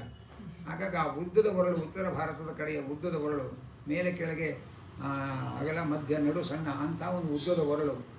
ಆ ಒರಳನ್ನು ಎಳ್ಕೊಂಡು ಬರ್ತಾ ಇದ್ದಾನೆ. ಮನೆ ಯಜಮಾನಿ ಬಂದುಬಿಟ್ಲು. ಕೃಷ್ಣ ಯಾಕೆ ಒರಳು ಹೇಳ್ಕೊಂಡು ಹೋಗ್ತಾ ಇದ್ದಿ? ಅದು ಗೊತ್ತಿದೆ, ಆದರೂ ಸುಮ್ಮನೆ ಗದರಿಸಿ ಕೇಳಿದ್ಲು. ಇವನು ಪ್ರಾಮಾಣಿಕವಾಗಿ ಉತ್ತರ ಕೊಟ್ಟ. ಆ ಹಾಲನ್ನು ತುಂಬಿದ ಗಡಿಗೆ ಮೇಲೆ ಕಟ್ಟಿದೆಯಲ್ಲ, ಅದರ ಬುಡದ ತೊಗೊಂಡು ಹೋಗಿದ್ದಕ್ಕೆ ನಾನು ತೊಗೊಂಡು ಹೋಗ್ತಾ ಇದ್ದೇನೆ ಅಂತ. ಇಷ್ಟು ಪ್ರಾಮಾಣಿಕವಾಗಿ ಕೃಷ್ಣ ಉತ್ತರ ಕೊಟ್ಟಿದ್ದು ನೋಡಿ ಅವಳಿಗೂ ಆಶ್ಚರ್ಯ ಆಯಿತು. ಆಮೇಲೆ ಏನು ಮಾಡ್ತೀವಿ ಅಂತ ಗದರಿದ್ದವಳು. ಏನು ಮಾಡಲ್ಲ, ದೂರದಿಂದ ನಿಂತು ನೋಡ್ತಾ ಇರ್ತೇನೆ ಅಂತ. ಏನು ನೋಡ್ತೀವಿ ಅಂತ ಕೇಳಿದವಳು. ಅಲ್ಲ, ನಡು ಸಣ್ಣ ಮೇಲೆ ಕೆಳಗೆ ಅಗಲ, ಈ ಒರಳು, ಅದರ ಮೇಲೆ ಆ ಗಡಿಗೆ, ಅದರೊಳಗೆ ಅದು ಅಲಂಕಾರ ಮಾಡಿದ ಗಡಿಗೆ, ಅದರೊಳಗೆ ಹಾಲು, ನಿನ್ನ ದೇಹದ ಹೋಲಿಕೆ ನೋಡೋಣ ಅಂತ ಎಲ್ಲ ಜೋಡಿಸ್ಕೊಳ್ತಾ ಇದ್ದೆ, ನೀನೇ ಬಂದ್ಬಿಟ್ಟು ನೋಡು ಅಂತ ಅಂದ. ಅವಳೇ ನಾಚಿ ನೀರಾಗಿ ಈ ಕೃಷ್ಣನನ್ನು ವಿಚಾರಿಸೋದೇ ಬಹಳ ಅಪಾಯ ಅಂತ ನಾಚಿ ನೀರಾಗಿ ಹೋದ್ಲಂತೆ. ಅನಂತರ ಕೆಲವರು ಮನೆ ಒಳಗೆ ಮಡಿಕೋಲು ಅಂತ ಇರುತ್ತೆ, ಬಟ್ಟೆ ಒಳಗೆ ಹಾಕೋ ಕೋಲು, ಆ ಕೋಲು ತೊಗೊಂಡು ಗಡಿಗೆ ಬುಡಕ್ಕೆ ಹೊಡೆದು ಇವನು ಗಡಿಗೆ ಅಲ್ಲೇ ಕೃಷ್ಣ ಕೆಳಗೆ ಹಾಲೆಲ್ಲ ಕುಡಿತಾ ಇದ್ದ. ಇನ್ನು ಕೆಲವರು ಮನೆ ಒಳಗೆ ಬಂದಾಗ ಏನೂ ಸಿಗದೆ ಹೋದರೆ ಬಹಳ ಕೋಪ ಬರ್ತಾಯಿತ್ತು. ಆವಾಗ ಮಲಗಿದ ಮಕ್ಕಳನ್ನೆಲ್ಲ ಚಿವುಟ್ಬಿಟ್ಟು ಹೊರಟೋಗ್ತಾ ಇದ್ದ. ಇನ್ನು ಕೆಲವರು ಮನೆ ಒಳಗೆ ಹಿಂದ್ಗಡೆ ಮನೆ ಹಿಂಭಾಗಕ್ಕೆ ಹೋದರೆ ಒಂದು ಕಡೆ ಎಲ್ಲ ಹಸುಗಳು, ಒಂದು ಕಡೆಯಲ್ಲಿ ಪುಟ್ಟ ಕರುಗಳು ಎಲ್ಲ ಕಟ್ಟಿರ್ತಾಯಿದ್ರು. ಇವನು ಅಕಾಲದಲ್ಲಿ ಹೋಗಿ ಆ ಕರುಗಳನ್ನೆಲ್ಲ ಬಿಚ್ಚಿಬಿಡ್ತಾ ಇದ್ದ. ಆ ಎಲ್ಲ ಕರುಗಳು ಹೋಗಿ ಹಾಲು ಕುಡಿದ್ಬಿಡ್ತಾ ಇತ್ತು. ಮನೆ ಯಜಮಾನ ಗದರಿಸ್ದಲ್ಲೂ ಅಕಾಲದಲ್ಲಿ ಈ ಕರು ಬಿಚ್ಚಿಬಿಟ್ರೆ ಎಲ್ಲ ಹಾಲು ಕುಡಿದು ಖಾಲಿ ಮಾಡಿಬಿಟ್ರೆ ನಮ್ಗೆ ಸಾಯಂಕಾಲಕ್ಕೆ ಹಾಲು ಸಿಗಲ್ಲ, ಯಾಕೋ ಹೀಗೆ ಮಾಡಿದೆ ಅಂತ ಗದರಿಸಿದ್ರಂತೆ. ಕೃಷ್ಣ ಹೇಳ್ದ, ನಾನು ಬಂದಿರೋದೇ ಕಟ್ಟಿದವ್ರನ್ನ ಬಿಚ್ಚಲಿಕ್ಕೆ ಅಂತ ತನ್ನ ಅವತಾರದ ಘನ ಉದ್ದೇಶವನ್ನು ಇಂಥ ಒಂದು ಬಾಲಲೀಲೆಯ ಮೂಲಕ ಕೃಷ್ಣ ಹೇಳ್ತಾ ಇದ್ದಾನೆ. ಭವಪಾಶದ ಬಂಧನಕ್ಕೆ ಒಳಗಾದವರನ್ನ ಬಿಡಿಸಲಿಕ್ಕೆ ನಾನು ಬಂದಿರೋದು ಅನ್ನುವುದನ್ನು ಕಟ್ಟಿದ ಕರುಗಳನ್ನು ನೋಡಲಾರದೆ ನಾನು ಕಟ್ಟಿದವ್ರನ್ನ ಬಿಚ್ಚಲಿಕ್ಕೆ ಬಂದವನು ಅಂತ ಅವರಿಗೆ ಉತ್ತರ ಕೊಟ್ಟ ಅಂತ ಇದ್ದಾರೆ. ಹೀಗೆ ಆ ಕೃಷ್ಣನ ನಾನಾ ವಿಧವಾದ ಲೀಲೆಗಳನ್ನು ತೋರ್ತಾ ಇದ್ದಾರೆ. ಇನ್ನು ಕೆಲವರು ಮನೆ ಒಳಗೆ ಬಂದರೆ ಆ ಕೃಷ್ಣ ಗಡಿಗೆಯನ್ನು ತಲುಪಲಿಕ್ಕೆ ಮೂಲೆಯಲ್ಲಿದ್ದ ಹೊರಳೆ ಹತ್ತುಕೊಂಡು ಅದನ್ನು ಇಳಿಸ್ಕೊಳ್ತಾ ಇದ್ದ. ಇನ್ನು ಕೆಲಸಕ್ಕೆ ಹೊರಗೆ ಹುಡುಗನೆಲ್ಲ ಕರ್ಕೊಂಡು ಬಂದು ಅವ್ರ ಬೆನ್ನುಗಳ ಮೇಲೆ ಹತ್ತಿ ಅದನ್ನು ಇಳಿಸ್ಕೊಂಡು ಕುಡಿತಾ ಇದ್ದ. ಹೀಗೆಲ್ಲ ಮಾಡ್ತಾ ಇದ್ದ. ಒಂದು ದಿವಸ ಸಾಯಂಕಾಲ ಅನೇಕ ಆ ಗೋಕುಲ ಬಡಾವಣೆಯ ಮಹಿಳಾ ಮಂಡಳಿಗಳ ಎಲ್ಲ ಮಹಿಳೆಯರು ಭಾರಿ ಗಡಿಬಿಡಿಯಿಂದ ಗುಂಪು ಕಟ್ಕೊಂಡು ಬರ್ತಾ ಇದ್ದಾರೆ. ಯಶೋಧಿ ನೋಡಿ, ಇದ್ದೇನು ಶುಕ್ರವಾರ ಅಲ್ಲ ಮಂಗಳವಾರ ಅಲ್ಲ, ನಾನೇನು ಎರಡಕ್ಕೆ ಬನ್ನಿ ಅಂತ ಕರೆದಿಲ್ಲ ಯಾರನ್ನು ಅಷ್ಟಾಂಗುಮಕ್ಕೆ, ಎಲ್ಲ ಹೀಗೆ ಬರ್ತಾ ಇದ್ದಾರಲ್ಲ ಏನು ಅಂತ ಆಶ್ಚರ್ಯ ಆಯಿತು ಅವಳಿಗೆ. ಕೃಷ್ಣನಿಗೆ ಗೊತ್ತಾಯ್ತು ಇವರೆಲ್ಲ ಯಾಕೆ ಬರ್ತಾ ಇದ್ದಾರೆ ಅಂಥೇಳಿ. ತಾನು ಮಾಡಿದ ಚೇಷ್ಟೆಗಳನ್ನು ಕಂಪ್ಲೇಂಟ್ ಮಾಡೋಕ್ಕೆ ಬಂದಿದ್ದಾರೆ ಇವರೆಲ್ಲ ಅಂಥೇಳಿ ಕಂಬದ ಮರೆಯಲ್ಲಿ ನಿಂತು ಇವರೇನು ಹೇಳ್ತಾರೆ ಕೇಳೋಣ ಅಂತ ನಿಂತಿದ್ದ. ಆಗ ಯಶೋದೆ ಮುಂದೆ ಅವರೆಲ್ಲ ಬಂದರು. ಅಮ್ಮ, ನಮ್ಮ ಮನೆಯಲ್ಲೇ ಬೇಕಾದಷ್ಟು ಮಕ್ಕಳಿದ್ದಾರೆ, ಅವ್ರ ಚೇಷ್ಟೆಗಳನ್ನೇ ನಮ್ಗೆ ತೊಡ್ಕೊಳಕ್ಕಾಗಲ್ಲ. ನಿನ್ನ ಮಗ ಬೇರೆ ಬಂದು ನಮ್ಮನೆ ಚೇಷ್ಟೆ ಮಾಡ್ತಾನೆ, ಅದು ನಿನ್ನ ಮಗನ ನೀನು ಸ್ವಲ್ಪ ಹದ್ಬಸ್ತಲ್ಲಿ ಇಟ್ಕೋಬೇಕು. ಯಾಕಮ್ಮ ಏನು ಮಾಡ್ದ? ಒಬ್ಬಳಂದು ನಮ್ಮ ಮನೇಲಿ ನಮ್ಮ ಯಜಮಾನರು ಪಾಪ ದೇವ್ರ ಪೂಜೆ ಮಾಡ್ತಾಯಿದ್ರು. ದೇವ್ರ ಪೂಜೆ ಮಾಡ್ತಾ ನೈವೇದ್ಯಕ್ಕೆ ಅಂತ ಮಂಡಲ ಹಾಕಿದ್ರು. ನಾನು ಹಾಲು ಮೊಸರು ಬೆಣ್ಣೆ ತುಪ್ಪ ಎಲ್ಲ ಮಂಡಲದ ಮೇಲಿಟ್ಟು ಉಳಿದದ್ದನ್ನು ತೊಗೊಂಡು ಬರೋಕ್ಕೆ ಅಂತ ಅಡುಗೆ ಮನೆಗೆ ಹೋದರೆ ಈ ಕೃಷ್ಣ ಬಂದು ಪಟ್ಟಾಗ ಅಲ್ಲೇ ಕೂತು ನೈವೇದ್ಯಕ್ಕೆ ಇಟ್ಟಿದ್ದನ್ನೆಲ್ಲ ಹಾಗಾಗೆ ತಿಂತಾ ಕೂತಿಯಾನೆ. ಯಜಮಾನರು ಪಾಪ ಕಣ್ಣು ಮುಚ್ಕೊಂಡು ಅಷ್ಟಾಕ್ಷರ ಜಪ ಮಾಡ್ತಾ ಕೂತಿದ್ದಾರೆ. ಆನಂತರ ಕೃಷ್ಣ ದೇವರ ನೈವೇದ್ಯಕ್ಕಿಟ್ಟು ತಿನ್ನಬಾರ್ದು ಅಂತಂದರೆ ನಾನೇ ದೇವರು ಅಂತಾನೆ. ಏನೇ ಹೇಳಿ ನಿಮ್ಮಂಥವ್ರ ಮನೆ ಒಳಗೆ ನಾನೇ ದೇವರನ್ನು ಮಕ್ಕಳು ಹುಟ್ಟಬಾರ್ದಾಗಿತ್ತು ಹಾಗೆ ಅಂತ ಅವಳಂತ ಇದ್ದಾಳೆ. ಮತ್ತೊಬ್ಬಳು ಭಾರಿ ಏದುಸು ಬಿಡ್ತಾ ಇದ್ದಾಳೆ. ಯಾಕಮ್ಮ ಏನು ಮಾಡೋದು, ಇಷ್ಟು ಏದುಸು ಬಿಡ್ತಾ ಇದೆ, ಏನು ಮಾಡೋದು ನಿಮ್ಮ ಮನೇಲಿ ಕೃಷ್ಣ ಅಂತ ಕೇಳಿದ್ದು. ಅವಳೊಂದು, ನಮ್ಮ ಮನೆಯಲ್ಲಿ ಕೃಷ್ಣ ವಿಪರೀತ ತುಂಟತನ ಮಾಡ್ದ. ಅವನ ತುಂಟಾಟವನ್ನು ತಡೆಯಲಾರದೆ ಇನ್ನೊಬ್ಬರ ಮನೆಯ ಮಗು ಅಂತನೂ ದಾಕ್ಷಿಣ್ಯ ಪಡೆದೆ ಸೊಂಟಕ್ಕೆ ಹಗ್ಗ ಕಟ್ಟಿ ಆ ಹಗ್ಗದ ತುದಿಯನ್ನು ಒರಳಿಗೆ ಕಟ್ಟಿ ಹಾಕಿದೆ. ಆನಂತರ ಸ್ವಲ್ಪ ಹೊತ್ತಾಮೇಲೆ ನೋಡ್ತೇನೆ ಒರಳನ್ನೇ ಹೇಳ್ಕೊಂಡು ಹೊರಟೋಗಿದ್ದಾನೆ ಕೃಷ್ಣ. ಒರಳನ್ನೇ ಹೇಳ್ಕೊಂಡು ಹೋದ ಅನ್ನೋದು ನಮಗೆ ಟೆನ್ಷನ್ ಆಗಲಿಲ್ಲ. ನಾನು ಒರಳಿಗೆ ಕಟ್ಟೋಕ್ಕೆ ಮುಂಚೆ ನಡುಮನೆ ಒಳಗಿರೋ ಕಂಬಕ್ಕೆ ಕಟ್ಟಬೇಕು ಅಂತ ತಿಳ್ಕೊಂಡಿದ್ವಿ. ಆ ಕಂಬದ ಬುಡದಲ್ಲಿ ನಮ್ಮ ಯಜಮಾನರು ದಿನ ಮಾಡ್ಕೊಳ್ಳೋದು. ಅಕಸ್ಮಾತ್ ಕಂಬಕ್ಕೆ ಕಟ್ಟಿದ್ದಿದ್ರೆ ಅಂತ ಇಮ್ಯಾಜಿನ್ ಮಾಡಿಕೊಂಡೆ ಗಾಬರಿ ಆಗಿದ್ದಾಳೆ ಪಾಪ ಅವಳು. ಅದನ್ನೇ ಹೇಳ್ಕೊಂಡು ಹೋಗಿದ್ದೆ ನಮ್ಮ ಯಜಮಾನ್ರ ಗತಿ ಏನಾಗ್ತಾಯಿತ್ತು ಅಂತ ಅವಳು ಟೆನ್ಷನ್ ಮಾಡಿಕೊಂಡು ಏದುಸು ಬಿಡ್ತಾ ಇದ್ದಾಳಂತೆ. ಇನ್ನೊಬ್ರು ಹೇಳಿದ್ದು, ನಿಮ್ಮ ಮಗ ತುಂಬ ಜಾಣತನ, ವಿಪರೀತ ವಿಚಿತ್ರವಾಗಿ ಆಡ್ತಾನೆ. ಮನೆಯಲ್ಲಿ ಮಕ್ಕಳಿಗೆ ಕತ್ತಲೆ ಅಂದರೆ ಭಯ ಆಗತ್ತೆ. ಅದಕ್ಕೋಸ್ಕರ ನಾವು ಉಗ್ರಾಣದಲ್ಲಿ ದೀಪ ಆರಿಸಿ ಕತ್ತಲೆ ಒಳಗೆಲ್ಲ ಮುಚ್ಚಿಟ್ಟಿದ್ವಿ. ಆದರೆ ನಿಮ್ಮ ಕೃಷ್ಣ ಬಂದು ಬಾಗಿಲು ತೆಗಿತಾನೆ, ತೆಗೆದು ಒಮ್ಮೆ ನಗು ಬೀರ್ತಾನೆ. ಅವನು ನಗು ಬೀರಿದಾಗ ಅವನ ದಂತಗಳಿಂದ ಚಿಮ್ಮುವ ಕಾಂತಿ ಆ ಉಗ್ರಾಣದಲ್ಲಿ ಎಲ್ಲೆಲ್ಲಿ ಏನೇನಿದೆ ಅಂತೆಲ್ಲ ಕಾಣಿಸ್ಬಿಡುತ್ತೆ ಅವನಿಗೆ. ಎಲ್ಲ ತೊಗೊಂಡು ಹೊರಟೋಗ್ತಾನೆ ಹಾಗೆ ಅಂತಂದರು. ಮತ್ತೊಬ್ಬಳೊಂದು, ನಮ್ಮ ಮನೆಗೆ ಬಂದಾಗ ಕಟ್ಟಿ ಹಾಕೋಣ ಅಂಥೇಳಿ ಹಗ್ಗ ತಂದು ಎಲ್ಲ ಕಟ್ಟಿ ಹಾಕಿದರೆ ಕೃಷ್ಣ ಹೊರಗಡೆ ನಿಂತಿದ್ದಾನೆ, ನಾನು ನನ್ನನ್ನೇ ಕಟ್ಕೊಂಡ್ಬಿಟ್ಟಿದ್ದೇನೆ. ಈ ತರಹ ಪರಿಸ್ಥಿತಿ ಆಯಿತು. ಮತ್ತೊಬ್ಬಳೊಂದು, ಏನೇ ಹೇಳಮ್ಮ, ನಿಮ್ಮ ಮಗ ಬಹಳ ವಿಚಿತ್ರ. ಯಾಕಮ್ಮ, ಏನು ಮಾಡ್ದ ಅಂತಂದರೆ ಅವ್ರ ಮನೆ ಒಳಗೆ ಕೃಷ್ಣ ಬಂದಾಗ ಅವರೆಲ್ಲ ಹೊರಗಡೆ ಮಾತಾಡ್ತಾ ಕೂತ್ಕೊಂಡಿದ್ರು. ಆವಾಗ ಟಿ ವಿ ಮೊಬೈಲ್ ಇರಲಿಲ್ಲ. ಅದನ್ನು ಮನೆ ಮುಂದೆ ಕೂತ್ಕೊಂಡು ಮಾತಾಡುವಂಥ ಒಂದು ಅಭ್ಯಾಸ. ಕೃಷ್ಣ ಒಳಗೆ ಬಂದ. ಏನೋ ಮಕ್ಕಳು ಆಟ ಆಡ್ಕೊಂಡು ಬರ್ತಾ ಇರ್ತಾರೆ, ಸುಮ್ಮನೆ ಕೂತಿದ್ವಿ. ಸ್ವಲ್ಪ ಹೊತ್ತಾದ ಮೇಲೆ ಗಂಟೆ ಬಾರಿಸೋದು ಕೇಳಿಸ್ತು. ಏನೋ ಗಂಡು ಮಕ್ಕಳ ಚೇಷ್ಟೆ ಒಂಥರ ಇರುತ್ತೆ, ಹೆಣ್ಮಕ್ಳ ಚೇಷ್ಟೆ ಒಂಥರ ಇರುತ್ತೆ. ನಾನು ಸುಮ್ಮನೆ ಆದ್ವಿ. ಎಷ್ಟೊತ್ತಾದರೂ ಗಂಟೆ ಬಾರಿಸೋದು ನಿಲ್ಲೇ ಇಲ್ಲ. ಏನು ಇಷ್ಟೊತ್ತು ಏನು ಗಂಟೆ ಬರೆಸ್ತಾ ಇದ್ದಾನೆ ಕೃಷ್ಣ ಅಂತ ಅಂದ್ಕೊಂಡು ಒಳಗೆ ಬಂದು ನೋಡಿದ್ರೆ 4 ಕೈ ತೊಗೊಂಡಿದ್ದಾನೆ.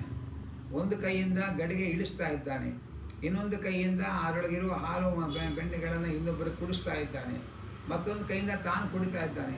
ಈ ಗಡಿಗೆ ಇಳಿಸಿದ್ದು ಕುಡಿದಿದ್ದು ಗೊತ್ತಾಗಬಾರ್ದು ಅಂತ ಒಂದು ಕೈಯಲ್ಲಿ ನಿರಂತರವಾಗಿ ಗಂಟೆ ಬಾರಿಸ್ತಾ ಇದ್ದಾನೆ. ನಿಮ್ಮ ಮಗ ನನ್ನ ನೋಡಿ ನಮಗೆ ಗಾಬರಿ ಆದ, ಒಳಗೆ ಬರಬೇಕಾದ್ರೆ 2 ಕೈ ಇತ್ತು, ಒಳಗೆ ಹೋದ್ಮೇಲೆ 4 ಕೈ ಆದ, ವಿಚಿತ್ರ ಹಾಗೆ ಅಂತ ಇದ್ದಾರೆ. ಪ್ರಭಾವತಿ ಅಂತ ಒಬ್ಬಳಿದ್ಲು. ಅವಳು ತುಂಬ ಟೆನ್ಷನ್ ಮಾಡ್ಕೊಳ್ಳೋದು. ಅಡುಗೆ ಮನೆ ಕೆಲಸ ಸಾಮಾನ್ಯವಾಗಿ ಎಲ್ಲರೂ ಮನೆಯೊಳಗೆ ಒಂದೇ ರೀತಿ ಇರುತ್ತೆ. ಆದರೂ ಕೆಲವರು ಅಡುಗೆ ಮನೆಗೆ ಹೋಗೋದು ಅಂದರೆ ಅಗ್ನಿ ಪ್ರವೇಶ ಮಾಡಿದ ಹಾಗೆ ಅಂತ ಅಂದ್ಕೊಂಡು ಟೆನ್ಷನ್ ಮಾಡ್ಕೊಂಡ್ಬಿಡ್ತಾರೆ ಪಾಪ. ಆದರೆ ಕೆಲವರು ಕೂಲ ಮಾಡ್ಕೊಂಡು ಹೋಗ್ತಾ ಇರ್ತಾರೆ. ಆಗ ಅವಳು ಬಹಳ ಗಾಬರಿ ಮಾಡ್ಕೊಂಡು ಕೆಲಸ ಮಾಡೋಳು. ಅವ್ರ ಮನೆ ಮಕ್ಕಳು ಕೃಷ್ಣ, ಎಲ್ಲರ ಮನೆ ಗಲಾಟೆಗಳು ಜಾಸ್ತಿ ಆಗುತ್ತೆ. ಅವಳಿಗೆ ದಿಕ್ಕು ತೋಚಿಲ್ಲ. ಕೃಷ್ಣ, ನೀನು ಹೀಗೆ ತುಂಟತನ ಮಾಡಿದ್ರೆ ನಿನ್ನನ್ನು ಹಗ್ಗ ಕಟ್ಟಿ ರಸ್ತೆಯಲ್ಲಿ ಎಳ್ಕೊಂಡು ಹೋಗಿ ಮರ್ಯಾದೆ ತೆಗಿತೀನಿ ಅಂತಂದು. ಹಾಗೆ ಮಾಡು ಅಂದ ಕೃಷ್ಣ. ಸರಿ ಅಂತೇಳಿ ಪ್ರಭಾವತಿ ಕೃಷ್ಣನಿಗೆ ಹಗ್ಗ ಕಟ್ಟಿದ್ಲು. ರಸ್ತೆಯಲ್ಲಿ ಎಳ್ಕೊಂಡು ಹೋಗ್ತಾ ಇದ್ದಾಳೆ. ಎಳ್ಕೊಂಡು ಹೋದರೆ ಏನಾಗಿದೆ, ಕೃಷ್ಣ ಅಕ್ಕಪಕ್ಕದ ಮನೆಗಳ ಮುಂದೆ ಎಲ್ಲ ಹೆಂಗಸು ಕೂತಿರ್ತಾರಲ್ಲ, ಅವರೆಲ್ಲರ ಕಣ್ಣಿಗೆ ಅವಳ ಗಂಡನ ಹಾಗೆ ಕಾಣಿಸ್ತಾ ಇದ್ದಾನೆ. ಅವರೆಲ್ಲ ಯಾಕೆ ಗಂಡನ ಹಗ್ಗ ಕಟ್ಟಿ ಎಳ್ಕೊಂಡು ಹೋಗ್ತಾ ಇದ್ದೀರಿ ರಸ್ತೆಯಲ್ಲಿಗೆ ಅಂತ ಅವರೆಲ್ಲ ಬೈತಾ ಇದ್ದಾರೆ. ಇವಳು ತಿರುಗಿ ನೋಡಿದ್ರೆ ಇವಳ ಕಣ್ಣಿಗೆ ಕೃಷ್ಣನೇ ಕಾಣ್ತಾ ಇದ್ದಾನೆ. ಇವಳ ಕಣ್ಣಿಗೆ ಕೃಷ್ಣನಾಗಿ ಕಾಣ್ತಾನೆ, ರಸ್ತೆಯಲ್ಲಿ ಎಲ್ಲರ ಕಣ್ಣಿಗೂ ಅವನ ಗಂಡನ ಹಾಗೆ ಕಾಣ್ತಾ ಇದ್ದಾನೆ. ಕೊನೆಗೆ ಅವಳು ಗಂಡನ ಕರ್ಕೊಂಡು ಹೋಗ್ತಾ ಇದ್ದೇನೋ, ಕೃಷ್ಣನ ಕಟ್ಕೊಂಡು ಎಳ್ಕೊಂಡು ಹೋಗ್ತಾ ಇದ್ದೇನೋ, ರಸ್ತೆ ಒಳಗೆ ಮರ್ಯಾದೆ ಹೋಗಿ ಫಜೀತಿಗಿಟ್ಟು ಅಲ್ಲೇ ಆ ಹಗ್ಗ ಕೃಷ್ಣನೆಲ್ಲ ನಡುದಾರಿಯಲ್ಲಿ ಬಿಟ್ಟು ಮನೆ ಓಡೋಕೆ ಸೇರ್ಕೊಂಡ್ಲಂತ. ಹೀಗೆ ಭಗವಂತ ವಿಚಿತ್ರವಾದ ಲೀಲಾ ವಿನೋದಗಳನ್ನು ನಡೆಸ್ತಾ ಇದ್ದಾನೆ. ಆಗ ಕೃಷ್ಣ ಒಂದು ದಿವಸ ಮೊಸರು ಕಡಿತಾ ಇದ್ದಾಳೆ. ಆ ಮೊಸರು ಕಡಿತಾ ಇರುವಾಗ ಅವತ್ತು ಎಲ್ಲ ಕೆಲಸದವ್ರನ್ನ ಬೇರೆ ಬೇರೆ ಕೆಲಸಕ್ಕೆ ನಿಯೋಜನೆ ಮಾಡಿದ್ದಾಳೆ. ಹಾಗಾಗಿ ಬೆಣ್ಣೆ ತೆಗಿಲಿಕ್ಕೆ ಯಾರೂ ಇರಲಿಲ್ಲ ಅಂತ ಅವಳೇ ಕೂತಿದ್ದಾಳೆ. ಅಂಗಳದಲ್ಲಿ ಆಟ ಆಡ್ತಾ ಇದ್ದ ಕೃಷ್ಣ ಓಡಿ ಬಂದು ಅಮ್ಮನ ಬೆನ್ನು ಏರಿ, ಅಮ್ಮ ನನಗೆ ಹಸುವಾಗ್ತಾ ಇದೆ, ಹಾಲು ಕೊಡಿಸು ಹಾಗೆ ಅಂತ ಗಲಾಟೆ ಮಾಡ್ದ. ಸರಿ ಅಂತೇಳಿ ಮೊಸರು ಕಡಿಯೋದನ್ನು ನಿಲ್ಲಿಸಿ ತೊಡೆಯ ಮೇಲೆ ಕೃಷ್ಣನನ್ನು ಮಲಗಿಸಿಕೊಂಡು ಹಾಲು ಉಣಿಸ್ತಾ ಇದ್ದಾಳೆ. ಆ ಅಡುಗೆ ಮನೆ ಒಳಗೆ ಒಲೆ ಮೇಲೆ ಹಾಲಿಟ್ಟಿದ್ಲು. ಇವನಿಗೆ ಹಾಲು ಕುಡಿಸ್ತಾ ಇರುವಾಗ ಹಾಲು ಉಕ್ಲಿಕ್ಕೆ ಶುರುವಾಯಿತು. ಹಾಲು ಉಕ್ಕಿ ಚೆಲ್ಲು ಹೋಗುತ್ತೆ ಅಂಥೇಳಿ ತೊಡೆಯ ಮೇಲದ ಕೃಷ್ಣನನ್ನು ನೆಲಕ್ಕೆ ದಬ್ಬಿ ಓಡಿ ಹೋಗಿ ಹಾಲು ಇಡಿಸಿದ್ಲು. ಕೃಷ್ಣನಿಗೆ ಸಿಟ್ಟು ಬಂತು. ಪುಟ್ಟ ಮಕ್ಕಳಿಗೆ ಅವ್ರಿಗೆ ನಾವು ಇಂಪಾರ್ಟೆನ್ಸ್ ಕೊಡ್ತಾ ಇಲ್ಲ ಅಂತ ಗೊತ್ತಾದರೆ ಬಹಳ ರಗಳೆದು ಮಾಡ್ತಾರೆ. ಆಗ ಕೃಷ್ಣನಿಗೆ ಸಿಟ್ಟು ಬಂತು. ನಾನು ತೊಡೆ ಮೇಲೆ ಮಲಗಿದ್ರೆ ನನ್ನನ್ನೇ ನೆಲಕ್ಕೆ ಹಾಕಿ ಆ ಹಾಲು ಇಳಿಸಕ್ಕೆ ಹೋಗಿದ್ದಾಳೆ, ನನಗಿಂತ ಇವಳಿಗೆ ಹಾಲು ಹೆಚ್ಚಾಯಿತು ಅಂತ ಸಿಟ್ಟು ಬಂತಂತೆ. ಅವಳು ಹಿಂತಿರುಗಿ ಬರುವಷ್ಟರಲ್ಲಿ ಆ ಉದ್ದದ ಕಡಗೋಲು ತಗೊಂಡು ಆಗ ತಾನೇ ಇದ್ದ ಮೊಸರು ತುಂಬಿದ ಗಡಿಗೆಯನ್ನು ಒಡೆದು ಚೂರು ಮಾಡ್ದ. ಮನೆಯೆಲ್ಲ ಮೊಸರು ಚೆಲ್ಲಿದೆ. ತೆಗೆದಿಟ್ಟ ಬೆಣ್ಣೆ ಮುದ್ದೆಗಳು ನಾಪತ್ತೆ, ಕೃಷ್ಣನೂ ನಾಪತ್ತೆ. ಕೃಷ್ಣ ಆ ಒಳಗೆ ಬರ್ತಾಳೆ, ಮನೆಯೆಲ್ಲ ಮೊಸರು ಚೆಲ್ಲಿದ್ದು ನೋಡಿ ಕೃಷ್ಣನಿಗೆ ಕೋಪ ಬಂದಿ ಅಂತ ಅರ್ಥ ಆಯ್ತು. ಅವಳಿಗೆ ನಗು ಬಂತು. ಆದರೆ ಕೃಷ್ಣನ ಮುಂದೆ ಕೋಪ ತೋರಿಸ್ಕೋಬೇಕು ಅಂತೇಳಿ ಕೈಯಲ್ಲಿ ಕೋಲು ಹಿಡಿದು ಅಂಗಳದಲ್ಲಿ ಕೃಷ್ಣನ ಹುಡುಕ್ತಾ ಇದ್ರೆ ಎಲ್ಲೂ ಕಾಣ್ತಾ ಇಲ್ಲ. ಮೂಲೆಯಲ್ಲಿ ಆ ಬೆಣ್ಣೆಯನ್ನು ತಾನು ತಿಂದುಕೊಂಡು ಬೆಕ್ಕಿಗೂ ತಿನ್ನಿಸ್ಕೊಂಡು ಕೂತಿದ್ದ. ಕಷ್ಟಪಟ್ಟು ತೆಗೆದ ಬೆಣ್ಣೆಯನ್ನು ಬೆಕ್ಕಿಗೆಲ್ಲ ತಿನ್ನಿಸಿ ಹಾಳು ಮಾಡ್ತಾ ಇದ್ದಾನೆ ಅಂತ ಸಿಟ್ಟು ಬಂತು. ಆ ಕೃಷ್ಣನನ್ನು ನೋಡು ಕೂಡಲೇ ಅವಳು ಯಶೋದೆ ನೋಡು ಕೂಡಲೇ ಕೃಷ್ಣ ಓಡೋಕ್ಕೆ ಶುರು ಮಾಡ್ದ. ಓಡಿದಾಗ ಅಂಗಳವೆಲ್ಲ ಅವನ ಹಿಂದೆಯೇ ಯಶೋದೆ ಓಡ್ತಾ ಇದ್ದಾಳೆ ಕೈಯಲ್ಲಿ ಕೋಲು ಹಿಡ್ಕೊಂಡು. ವಾದರಾಜರು ಆ ದೃಶ್ಯವನ್ನು ನೋಡಿ ಅವರಂತಾರೆ, ಇವಳು ಓಡ್ತಾ ಇರಬೇಕಾದ್ರೆ ಆ ಕೃಷ್ಣನ ಹೆಜ್ಜೆಯ ಮೇಲೆ ಇವಳ ತುರುಬಿನಲ್ಲಿ ಮುಡಿದ ಹೂವುಗಳೆಲ್ಲ ಉದುರ್ತಾ ಇದೆ. ಹೆಣ್ಮಕ್ಳು ಜಡೆ ಬಿಟ್ಟು ಹೂ ಮುಡ್ಕೊಳ್ಳೋ ಕಾಲ ಅದು. ಹಾಗಾಗಿ ಆ ಜಡೆಯಲ್ಲಿದ್ದ ಹೂವುಗಳೆಲ್ಲ ಇಲ್ಲಿ ಉದುರಿ ಬೀಳ್ತಾ ಇದೆ. ವಾದರಾಜರು ಅಂದರೆ ಇವಳು ಕೃಷ್ಣನ ಪಾದಪೂಜೆ ಮಾಡ್ತಾ ಇದ್ದಾಳೋ ಅಥವಾ ಕೃಷ್ಣ ಹಿಡಿಗೆ ಓಡ ಹೋಗ್ತಾ ಇದ್ದಾಳೋ ಹಾಗೆ ಅಂತ ಇದ್ದಾಳೆ. ಕೃಷ್ಣನನ್ನು ನೋಡಿದರೆ ದಂಡಪಾಣಿ ಅಂತ ಯಮದೇವರಿಗೆ ಹೆಸರು. ದಂಡಪಾಣಿಯಾದ ಯಮನೇ ಕೃಷ್ಣನನ್ನು ನೋಡಿದ್ರೆ ಓಡ ಹೋಗ್ತಾನೆ. ಅಂಥ ಕೃಷ್ಣನನ್ನು ಇವಳು ದಂಡಪಾಣಿಯಾಗಿ ಹೆದರಿಸ್ತಾ ಇದ್ದಾಳಲ್ಲ, ಬಹಳ ಸೋಜಿಗಾಗಿ ದೃಶ್ಯ ಅಂತ ವಾದರಾಜರು ವರ್ಣನೆ ಮಾಡ್ತಾ ಇದ್ದಾರೆ. ಅಲ್ಲಿಂದ ಮುಂದೆ ಆ ಕೊನೆಗೆ ಅಮ್ಮನ ಪಡಪಾಟಿ ನೋಡಲಾರ್ದೆ ಪಾಪ ಅಮ್ಮ ಒಂದು ಸುಸ್ತಾಗಿ ಹೋಗಿಯಾಳೆ, ಸಿಕ್ಕಾಕೋಣ ಅಂತ ಹೇಳಿ ಅಮ್ಮನಕ್ಕೆ ತಾನೇ ಸಿಕ್ಕಾಕಿಕೊಂಡ ಕಿವಿ ಹಿಂಡಿ ಕೋಲನ್ನು ಬಡಿತೇನೆ ಅಂತ ತೆಗೆದರೆ ಆ ಕೃಷ್ಣ ತುಂಬ ಹೆದರದ ಹಾಗೆ ಮುಖ ಮಾಡ್ಕೊಂಡ್ಬಿಟ್ಟ. ಆ ಮಗುವಿನ ಮುಖದಲ್ಲಿ ಕಂಡ ಭಯ ನೋಡಿ ಅಯ್ಯೋ ಮಗು ತುಂಬ ಹೆದರ್ಬಿಟ್ಟಿದೆ ಅಂತ ಹೇಳಿ ತಾನು ಕೋಲು ಬಿಸಾಕಿದ್ದಾಳೆ. ಆದರೂ ಕೋಪ ಹಿಡಿದಿರಲಿಲ್ಲ. ಆ ಕೃಷ್ಣನನ್ನು ಕಟ್ಟು ಹಾಕಬೇಕು ಅಂತ ಹೇಳಿ ಚಿಕ್ಕ ಮಗುವಿನ ಸೊಂಟಕ್ಕೆ ಎಷ್ಟು ಮಹಾ ಹಗ್ಗ ಬೇಕು, ಒಂದು ಕರುವು ಕಟ್ಟೋ ಹಗ್ಗ ತಂದು ಕೃಷ್ಣನ ಸೊಂಟಕ್ಕೆ ಕಟ್ಟಿದ್ರೆ ಏನು ಗಂಟು ಹಾಕಬೇಕು, 2 ಅಂಗುಲ ಕಡಿಮೆ ಆಯಿತು. ಇನ್ನೊಂದು ಹಗ್ಗ ಜೋಡಿಸ್ಕೊಂಡು ಮತ್ತೆ ಗಂಟು ಹಾಕಿದ್ಲು, 2 ಅಂಗುಲ ಕಡಿಮೆ ಆಯಿತು. ಎಷ್ಟೆಷ್ಟು ಹಗ್ಗಗಳು ತಂದು ಕಟ್ಟಿದ್ರು ಗಂಟು ಹಾಕಕ್ಕೆ ಹೋದರೆ 2 ಅಂಗುಲ ಕಡಿಮೆ ಆಯಿತು. ಅದನ್ನು ಜ್ಞಾನಿಗಳು ವರ್ಣನೆ ಮಾಡ್ತಾರೆ. ಯಾಕೆ 2 ಅಂಗುಲ ಕಡಿಮೆ ಆಯಿತು ಅಂದರೆ, ನನ್ನನ್ನು ಕಟ್ಟಿ ಹಾಕಲಿಕ್ಕೆ 3 ಬೇಕು, ನಿನಗೆ 2 ಕಡಿಮೆ ಅಂತ ತೋರಿಸ್ತಾ ಇದ್ದಾನೆ. ಏನು ಅಂದರೆ ಜ್ಞಾನ ಭಕ್ತಿ ವೈರಾಗ್ಯ ಮೂರು ಬೇಕು. ನಿನಗೆ ನನ್ನ ಮಗನೂ ಪ್ರೀತಿ ಇದೆ ಹೊರತು ವೈರಾಗ್ಯ ಇಲ್ಲ. ಹಾಲಿಗೋಸ್ಕರ ನನ್ನನ್ನು ನೆಲಕ್ಕೆ ಹಾಕಿಬಿಟ್ಟು ಹೋಗಿದ್ದೀನಿ ನೀನು. ಮತ್ತು ನಾನು ಪರಬ್ರಹ್ಮ ಅನ್ನೋ ಜ್ಞಾನ ಇಲ್ಲ. ಆದರೆ ನನ್ನನ್ನು ಕಟ್ಟಿ ಹಾಕಲಿಕ್ಕೆ ನಿನಗೆ ಎರಡು ಕಡಿಮೆ ಅಂತ ತೋರಿಸ್ತಾ ಇದ್ದಾನೆ ಕೃಷ್ಣ. ಕೊನೆಯೊಳಗೆ ಅಮ್ಮನ ಆಯಾಸ ನೋಡಿ ತಾನೇ ಕಟ್ಟಿಸ್ಕೊಂಡ. ನೀನು ಕಟ್ಟಬೇಕು ಅಂತ ತೀರ್ಮಾನ ಮಾಡಿದ್ರೆ ನಿನ್ನ ಕೈಲಿ ಕಟ್ಟಕ್ಕಾಗಲ್ಲ. ನಾನು ಕಟ್ಟಿಸ್ಕೋಬೇಕು ಅಂತ ತೀರ್ಮಾನ ಮಾಡಿದ್ರೆ ನಿನ್ನ ಕೈಲಿ ಕಟ್ಟಕ್ಕಾಗತ್ತೆ ಅಂಥೇಳಿ ಕೊನೆ ಕೃಷ್ಣ ಕಟ್ಟಿಸಿಕೊಂಡ. ಮೊದಲು ತಂದ ಹಗ್ಗದಲ್ಲಿ ಕಟ್ಟಿಸಿಕೊಂಡ.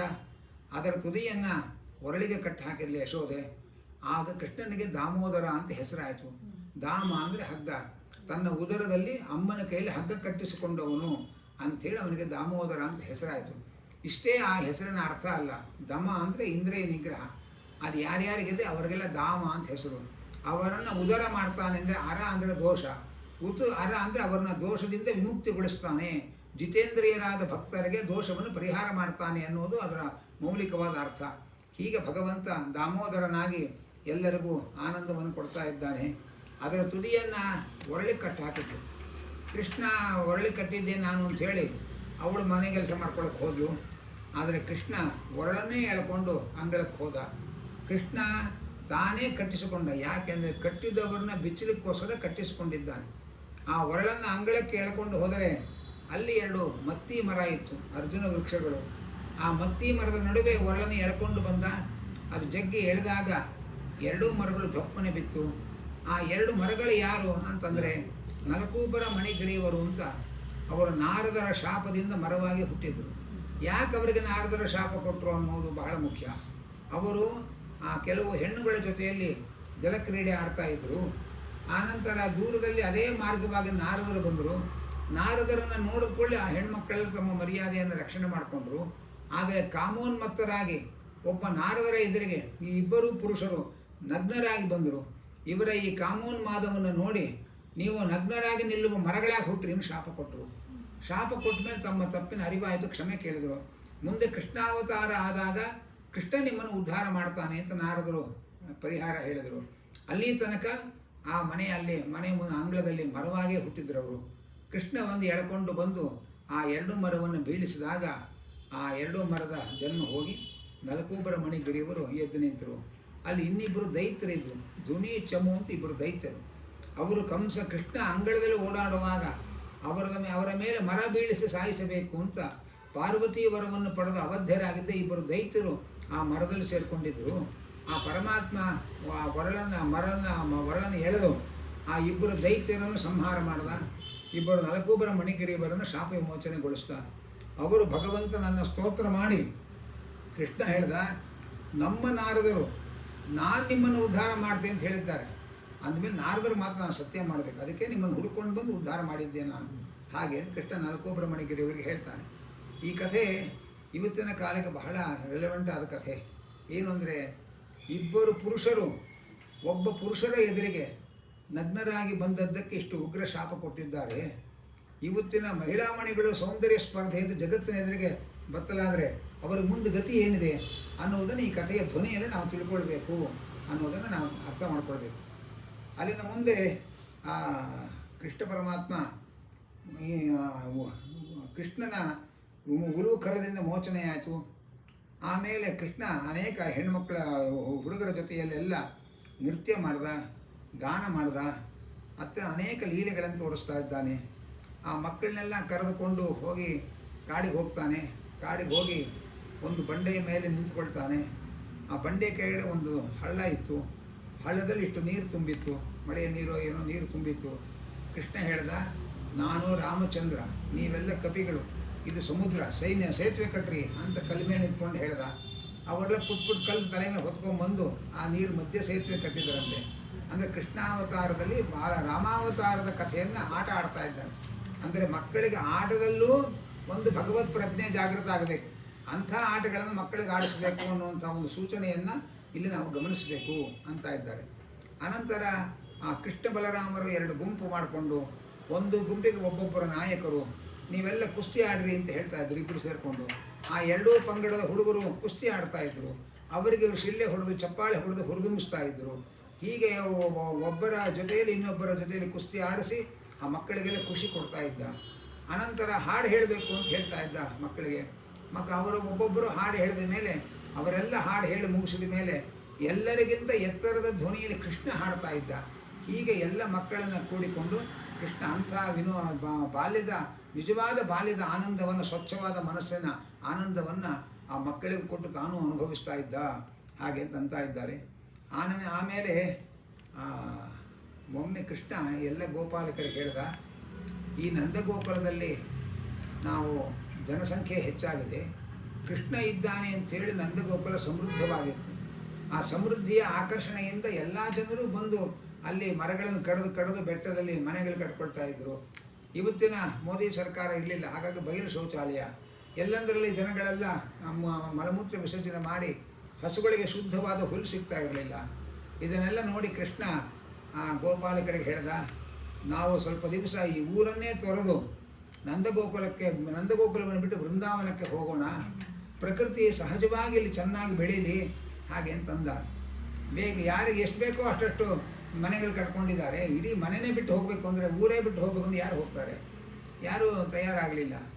ಆಗ ಕೃಷ್ಣ ತನ್ನ ರೋಮಕೂಪಗಳಿಂದ ಸಾವಿರಾರು ತೋಳುಗಳನ್ನು ಸೃಷ್ಟಿ ಮಾಡಿದ.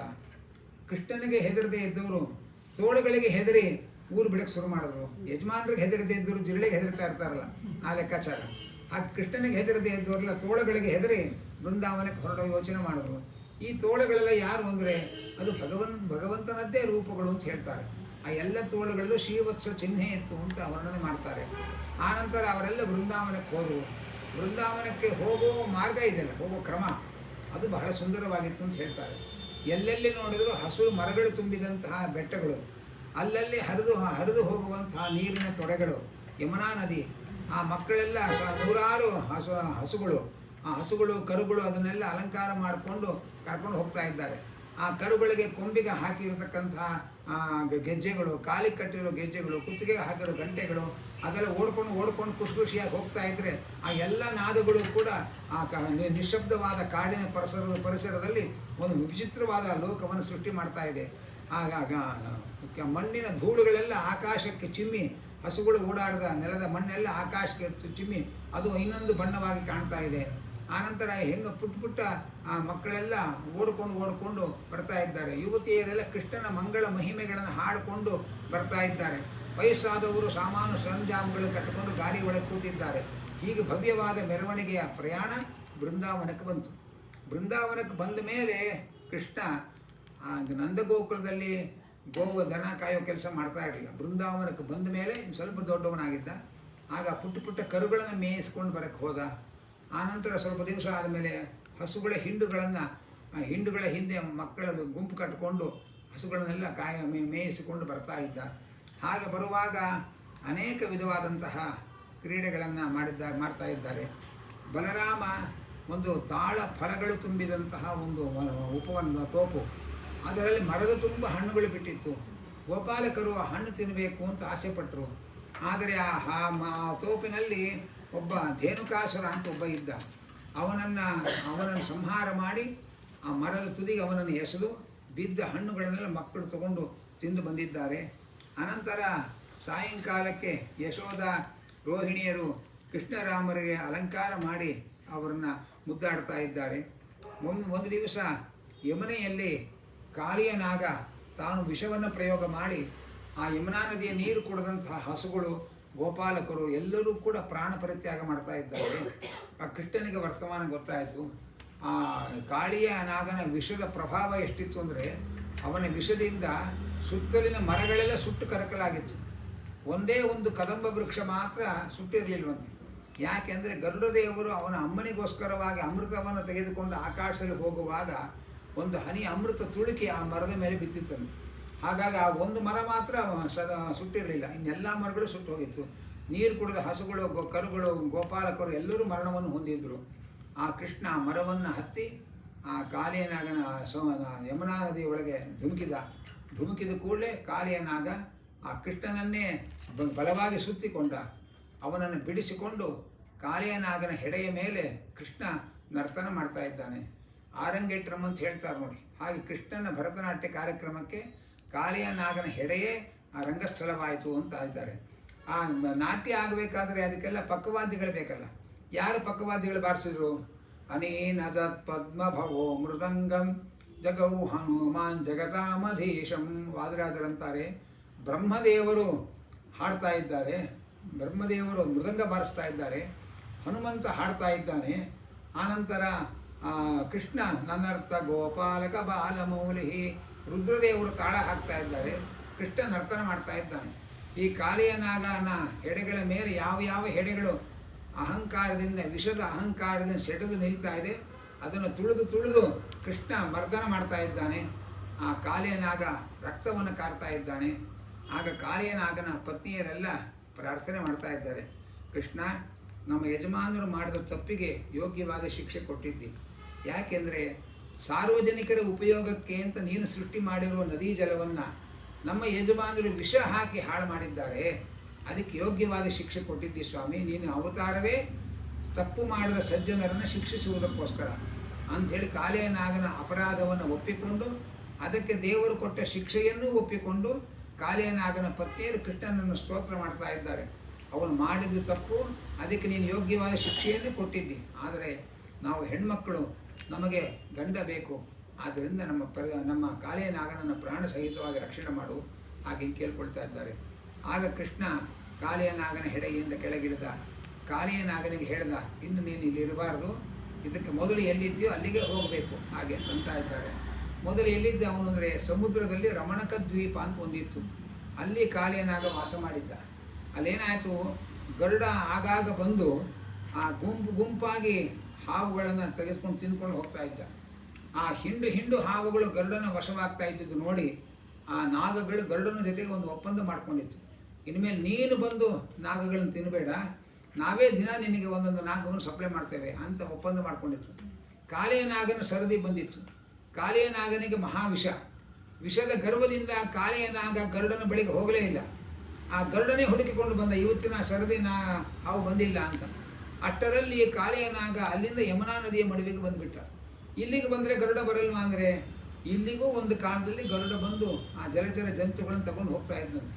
ಆದರೆ ಒಮ್ಮೆ ಸೌಭರಿ ಮುನಿಗಳು ಅಲ್ಲಿ ದಡದಲ್ಲಿ ತಪಸ್ಸು ಮಾಡ್ತಾ ಇದ್ದಾಗ ಗರುಡ ಬಂದು ಅಲ್ಲಿಯ ಮೀನು ಮೊದಲಾದದ್ದನ್ನು ಹೆಕ್ಕಿಕೊಂಡು ಹೋಗೋದನ್ನು ನೋಡಿ ಕರುಣೆ ಉಕ್ಕಿ ಅವರಿಗೆ ಅದನ್ನು ನೋಡಲಾರದೆ ಇನ್ಮೇಲೆ ಗರುಡ ಇಲ್ಲಿಗೆ ಬರಬಾರದು ಅಂತ ಶಾಪ ಕೊಟ್ಟರು. ಆ ರಹಸ್ಯ ಈ ಕಾಳಿಯ ನಾಗನಿಗೆ ಗೊತ್ತಿತ್ತು. ಹಾಗಾಗಿ ನಾನು ಗರುಡನಿಂದ ರಕ್ಷಣೆ ಪಡೆಯುವುದಕ್ಕೋಸ್ಕರ ಸಮುದ್ರದ ರಮಣಕ ದ್ವೀಪವನ್ನು ತೊರೆದು ಇಲ್ಲಿ ಬಂದು ವಾಸ ಮಾಡಿದ್ದ. ಇದು ಕೃಷ್ಣನಿಗೆ ಗೊತ್ತಿದೆ. ಕೃಷ್ಣ ಹೇಳ್ದ, ನೀನು ವಾಪಸ್ ರಮಣಕ ದ್ವೀಪಕ್ಕೆ ಹೋಗಬೇಕು, ಇಲ್ಲಿ ಇರಬಾರ್ದು. ಅದಕ್ಕೆ ಅವನಿಂದ ಅಲ್ಲಿ ನನಗೆ ನಾಗನ ಭಯ, ಗರುಡನ ಭಯ ಇದೆ, ನನ್ನ ಹೆಜ್ಜೆಯ ಗುರುತು ನಿನ್ನ ತಲೆಯ ಮೇಲಿದೆ, ಇನ್ನು ಮೇಲೆ ನಿನಗೆ ಗರುಡನ ಭಯ ಇಲ್ಲ, ನೀನು ಅಲ್ಲಿಗೆ ಹೋಗಬೇಕು ಅಂಥೇಳಿ ಆ ಕಾಳಿಯ ನಾಗ ಭಗವಂತನ ಭಕ್ತನೇ. ಆದರೆ ಕಾಳಿಯ ನಾಗ ಆ ಸರ್ಪ ಜಾತಿಯ ರೋಷಾವೇಶದಿಂದ ಇಂಥ ಅಪರಾಧ ಮಾಡಿದ. ಕಾಳಿಯ ನಾಗ ಪ್ರಾರ್ಥನೆ ಮಾಡ್ತಾನೆ, ಸ್ತೋತ್ರ ಮಾಡ್ತಾನೆ, ಭಗವಂತ ನನಗೆ ಈ ಸರ್ಪ ಜನ್ಮ ಕೊಟ್ಟವನು ಕರ್ಮಾನುಸಾರ ನೀನೇ, ಆ ಸರ್ಪಕ್ಕೆ ಆ ರೋಷವನ್ನು ಕೊಟ್ಟವನು ನೀನೇ, ಸರ್ಪಕ್ಕೆ ಈ ವಿಷವನ್ನು ಕೊಟ್ಟವನು ನೀನೇ, ಎಲ್ಲ ನಿನ್ನದೇ ಮಹಾಪ್ರಭು ಇದು ಅಂಥೇಳಿ ಅವನು ಸ್ತೋತ್ರ ಮಾಡ್ತಾ ಇದ್ದಾನೆ. ಅಲ್ಲಿಂದ ಕೃಷ್ಣ ಬಹಳ ಹೊತ್ತು ಆ ಯಮುನಾ ನದಿಯಲ್ಲಿ ಕಾಳಿಯ ನಾಗನ ಜೊತೆಯಲ್ಲಿ ಹೋರಾಟ ಮಾಡಿದ್ದರಿಂದ ಕೃಷ್ಣನ ಅಂಗಸ್ಪರ್ಶವಾಗಿ ಆ ಯಮುನಾ ನದಿಯ ವಿಷ ಪರಿಹಾರ ಆಗಿ ಅದು ಕೃಷ್ಣ ಅಮೃತ ಮಹಾರ್ಣವಾಯಿತು ಆ ಯಮುನಾ ನದಿಯ ಮಡುಗು ಅನ್ನೋದನ್ನು ನಾವು ಇಲ್ಲಿ ಗಮನಿಸಬೇಕು. ಆನಂತರ ಈ ಕಥೆ ಏನಿದೆ ಇದು ನಮ್ಮೆಲ್ಲರಿಗೆ ಎರಡು ಸಂದೇಶವನ್ನು ಕೊಡ್ತಾ ಇರೋ ಕಥೆ. ಒಂದು ಸಾಮಾಜಿಕವಾದ ಸಂದೇಶ, ಇನ್ನೊಂದು ನಮಗೆ ಪ್ರತಿಯೊಬ್ಬರಿಗೂ ವೈಯಕ್ತಿಕವಾಗಿ ತಿಳ್ಕೊಳ್ಬೇಕಾದ ಅಂಶ. ಸಾಮಾಜಿಕವಾಗಿ ಅಂದರೆ ದೇವರು ಜಗತ್ತಿನ ಪ್ರಜೆಗಳ ಪ್ರಯೋಜನಕ್ಕೋಸ್ಕರ ಅಂತ ಹೇಳಿ ಸೃಷ್ಟಿ ಮಾಡಿರುವಂತಹ ಗಂಗಾ, ಕಾವೇರಿ ಮೊದಲಾದ ನದಿಗಳನ್ನು ಕಾರ್ಖಾನೆಯ ರಾಸಾಯನಿಕ ವಸ್ತುಗಳನ್ನೆಲ್ಲ ಅದಕ್ಕೆ ಹಾಕಿ ನದಿ ನೀರುಗಳನ್ನೇನು ಹಾಳು ಮಾಡ್ತಾರೆ, ಅದು ಅಕ್ಷಮ್ಯ ಅಪರಾಧ ಅನ್ನುವುದನ್ನು ಕೃಷ್ಣ ಈ ಮೂಲಕ ತೋರಿಸಿದ್ದಾನೆ. ಅವರಿಗೆ ಉಗ್ರ ಶಿಕ್ಷೆ ಆಗಬೇಕು. ಶಿಕ್ಷೆ ಅಂತಂದರೆ ಏನು ಮಾಡಬೇಕು, ಅದಕ್ಕೆ ಕೃಷ್ಣ ಶಿಕ್ಷೆಯ ಕ್ರಮವನ್ನು ತೋರಿಸಿದ್ದಾನೆ. ಕಾಳಿಯ ನಾಗನನ್ನು ಕೊಲ್ಲಲಿಲ್ಲ, ಅವನನ್ನು ಸ್ಥಳಾಂತರ ಮಾಡಿ ಆ ನದಿ ನೀರನ್ನು ರಕ್ಷಣೆ ಮಾಡಿದ.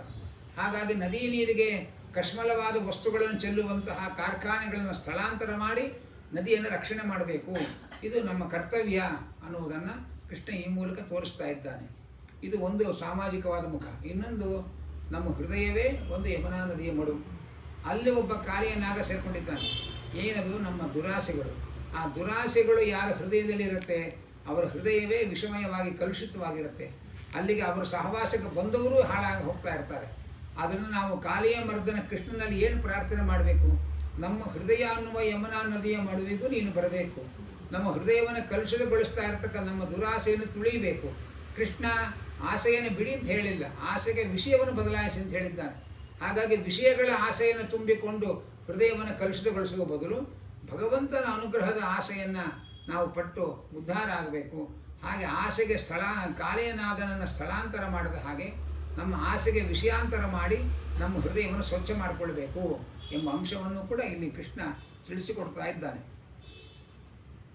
ಅಲ್ಲಿನ ಮುಂದೆ ತುಂಬ ಹೊತ್ತಾಯಿತು, ಇದೆಲ್ಲ ಆಗಿ ಕತ್ತಲೆಯಾಗಿತ್ತು. ಕೃಷ್ಣ ಹೇಳ್ದ, ಈ ಕತ್ತಲೆಯ ಒಳಗೆ ನಾವು ವಾಪಸ್ ಮನೆಗೆ ಹೋಗೋದು ಕಷ್ಟ, ಕಾಡಲ್ಲಿ ಇವತ್ತು ಇಲ್ಲೇ ಮಲ್ಕೊಂಡ್ಬಿಡೋಣ ಅಂತ ಹೇಳ್ದ. ಎಲ್ಲರೂ ಕೂಡ ಯಮುನಾ ನದಿಯ ತೀರದಲ್ಲಿ ಮಲಗಿದ್ದಾರೆ. ಆಗ ಇದ್ದಕ್ಕಿದ್ದಂತೆ ಕಾಡ್ಗಿಚ್ಚು ಹತ್ಕೊಂಡ್ಬಿಡ್ತು. ಎಲ್ಲರೂ ಹಾಹಾಕಾರ ಮಾಡ್ಕೊಂಡು ಓಡಿ ಬರ್ತಾ ಇದ್ದಾರೆ, ಕೃಷ್ಣ ಕಾಡ್ಗಿಚ್ಚು ಕಾಡ್ಗಿಚ್ಚು ಅಂತ. ಕೃಷ್ಣ ಒಂದು ನಿಮಿಷ ನೀವು ಕಣ್ಣು ಮುಚ್ಕೊಳ್ಳಿ ಅಂತಂದ.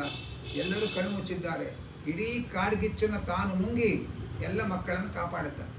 ಮನುಷ್ಯ ತಾನು ಸುಖವಾಗಿರಬೇಕು ಅಂತ ಇನ್ನೊಬ್ಬರ ಮನೆಗೆ ಬೆಂಕಿ ಹಾಕ್ತಾನೆ. ಕೃಷ್ಣ ತಾನು ಬೆಂಕಿ ನುಂಗಿ ಇನ್ನೊಬ್ಬರು ಸುಖವಾಗಿರಲಿ ಅಂತ ನೋಡ್ಕೊಳ್ತಾನೆ.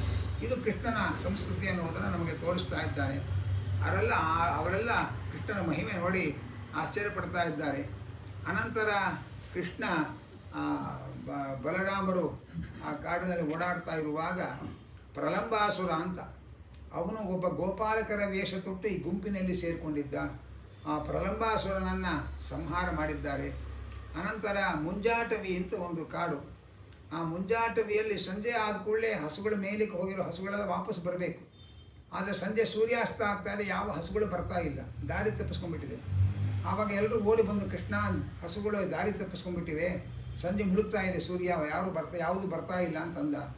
ಆಗ ಕೃಷ್ಣ ಅಲ್ಲಿಯ ಬಂಡೆಯ ಮೇಲೆ ನಿಂತುಕೊಂಡು ಎಲ್ಲ ಹಸುಗಳಿಗೂ ಒಂದೊಂದು ಹೆಸರಿಟ್ಟಿದ್ದ ಕೃಷ್ಣ. ಆ ಎಲ್ಲ ಹೆಸರಿಡಿದು ಕರೆದು ಕೂಡಲೇ ಕೃಷ್ಣನ ಧ್ವನಿಯನ್ನು ಕೇಳಿಸಿಕೊಂಡು ಆ ದಿಕ್ಕಿಗೆ ಎಲ್ಲ ಹಸುಗಳು ಕ್ಷಣ ಮಾತ್ರದಲ್ಲಿ ಓಡಿ ಬಂತು. ಹಸುಗಳೆಲ್ಲ ಬಂದು ಸೇರಿತು. ಮತ್ತೊಮ್ಮೆ ಬೆಂಕಿ ಬಂದು ಕಾಡ್ಗಿಚ್ಚು ಹತ್ಕೊಂಡ್ಬಿಡ್ತು. ಆಗ ಮತ್ತೆ ಕಾಡ್ಗಿಚ್ಚನ್ನು ತಾನು ನುಂಗಿ ಆ ಎಲ್ಲ ಹಸುಗಳನ್ನು ರಕ್ಷಣೆ ಮಾಡಿ ಸಂಜೆ ಮನೆಗೆ ಹಿಂತಿರುಗಿ ಹೋಗಿದ್ದಾನೆ ಹಾಗೆ ಅಂತ ಇದ್ದಾರೆ. ಅನಂತರ ಕೃಷ್ಣ ಆ ವೃಂದಾವನದ ಕಾಡಲ್ಲಿ ಪ್ರವೇಶ ಮಾಡುವಾಗ ಬಲರಾಮನ ಜೊತೆಯಲ್ಲಿ ಹೋಗ್ತಾ ಇದ್ದಾನೆ. ಇಡೀ ಬೃಂದಾವನವೇ ನಮಗೊಂದು ಪಾಠ ಹೇಳ್ತಾ ಇದೆ ಅಂತ ಬಲರಾಮನಿಗೆ ಹೇಳ್ತಾ ಇದ್ದಾನೆ. ಏನು ಅಂತಂದರೆ, ಆ ಯಮುನಾ ನದಿಯ ದಡದಲ್ಲಿ ಇಬ್ಬರು ನಡ್ಕೊಂಡು ಹೋಗ್ತಾ ಇದ್ದಾರೆ.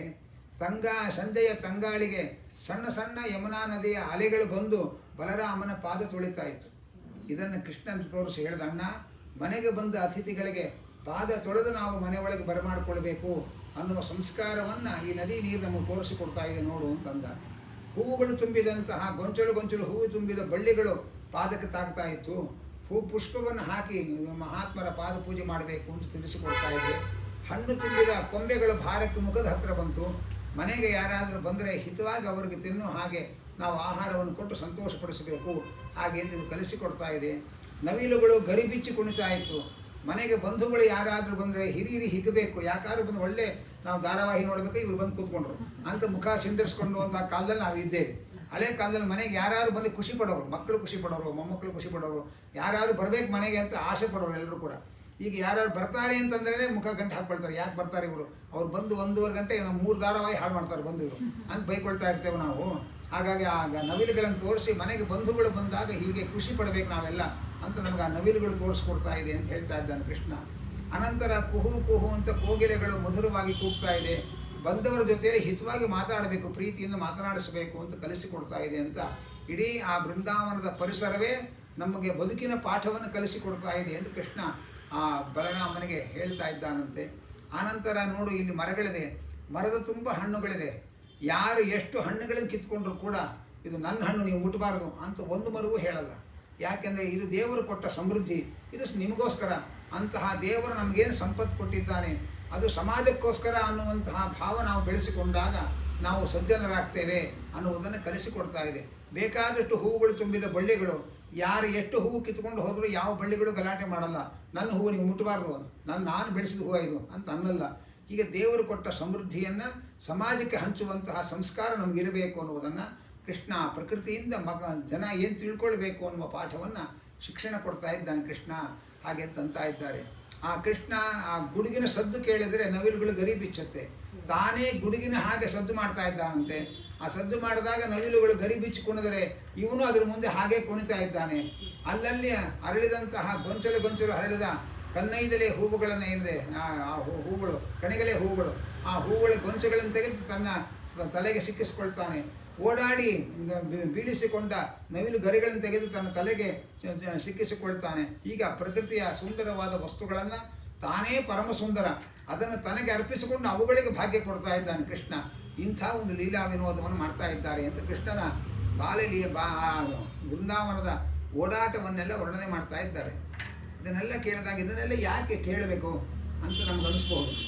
ನಾವು ಇವತ್ತಿನ ಮಕ್ಕಳಿಗೆ ಆ ಬಾಲ್ಯದ ಆನಂದವನ್ನೇ ಹಾಳು ಮಾಡಿದ್ದೇವೆ. ಮಕ್ಕಳು ನಿಂತ್ಕೊಳ್ಳೋಕೆ ಕಲ್ತ್ಕೊಂಡ್ರೆ ಸಾಕು, ಪ್ಲೇ ಹೋಮ್ ಕಟ್ಟಿಬಿಡ್ತೇವೆ. ಅವರು ಮನೇಲಿ ಯಾರೂ ಇರಲ್ಲ ನೋಡ್ಕೊಳ್ಳೋಕ್ಕೆ. ಅವರು ಪ್ಲೇ ಹೋಮ್ ಕಟ್ಟಿ ಆಮೇಲೆ ಒಂದು ಹೊರಸಿ ಅವರ ಜೀವನವೇ ನಾವು ಜೀವನದಲ್ಲಿ ಏನೂ ಬಾಲ್ಯದ ಆನಂದವನ್ನೇ ಅನುಭವಿಸ್ತೇ ಇರೋ ಹಾಗೆ ಮಕ್ಕಳ ಬಾಲ್ಯವನ್ನು ನಾವು ಹಾಳು ಮಾಡಿದ್ದೇವೆ. ಅದನ್ನು ಬಾಲ್ಯದ ಆನಂದ ಪುರಾಣದಲ್ಲಿ ಕೇಳಿ ತಿಳ್ಕೊಬೇಕೇ ಹೊರತು ಅನುಭವಿಸ್ಲಿಕ್ಕೆ ಯಾವ ಮಕ್ಕಳಿಗೂ ಈ ಕಾಂಕ್ರೀಟ್ ಕಾಡಲ್ಲಿ ಅವಕಾಶವೇ ಇಲ್ಲ ಅನ್ನೋದನ್ನೇ ತಿಳಿಸೋಕ್ಕೋಸ್ಕರ ಭಾಗವತ ಅದನ್ನೆಲ್ಲ ಸುಂದರವಾಗಿ ವರ್ಣನೆ ಮಾಡ್ತಾ ಇದೆ ಅಂತ ಹೇಳ್ತಾ ಇದ್ದಾರೆ. ಅದರಿಂದ ಮುಂದೆ ಕೃಷ್ಣ ಗೋಪಾಲಕರ ಜೊತೆಯಲ್ಲಿ ಹೋಗ್ತಾ ಇದ್ದಾನೆ.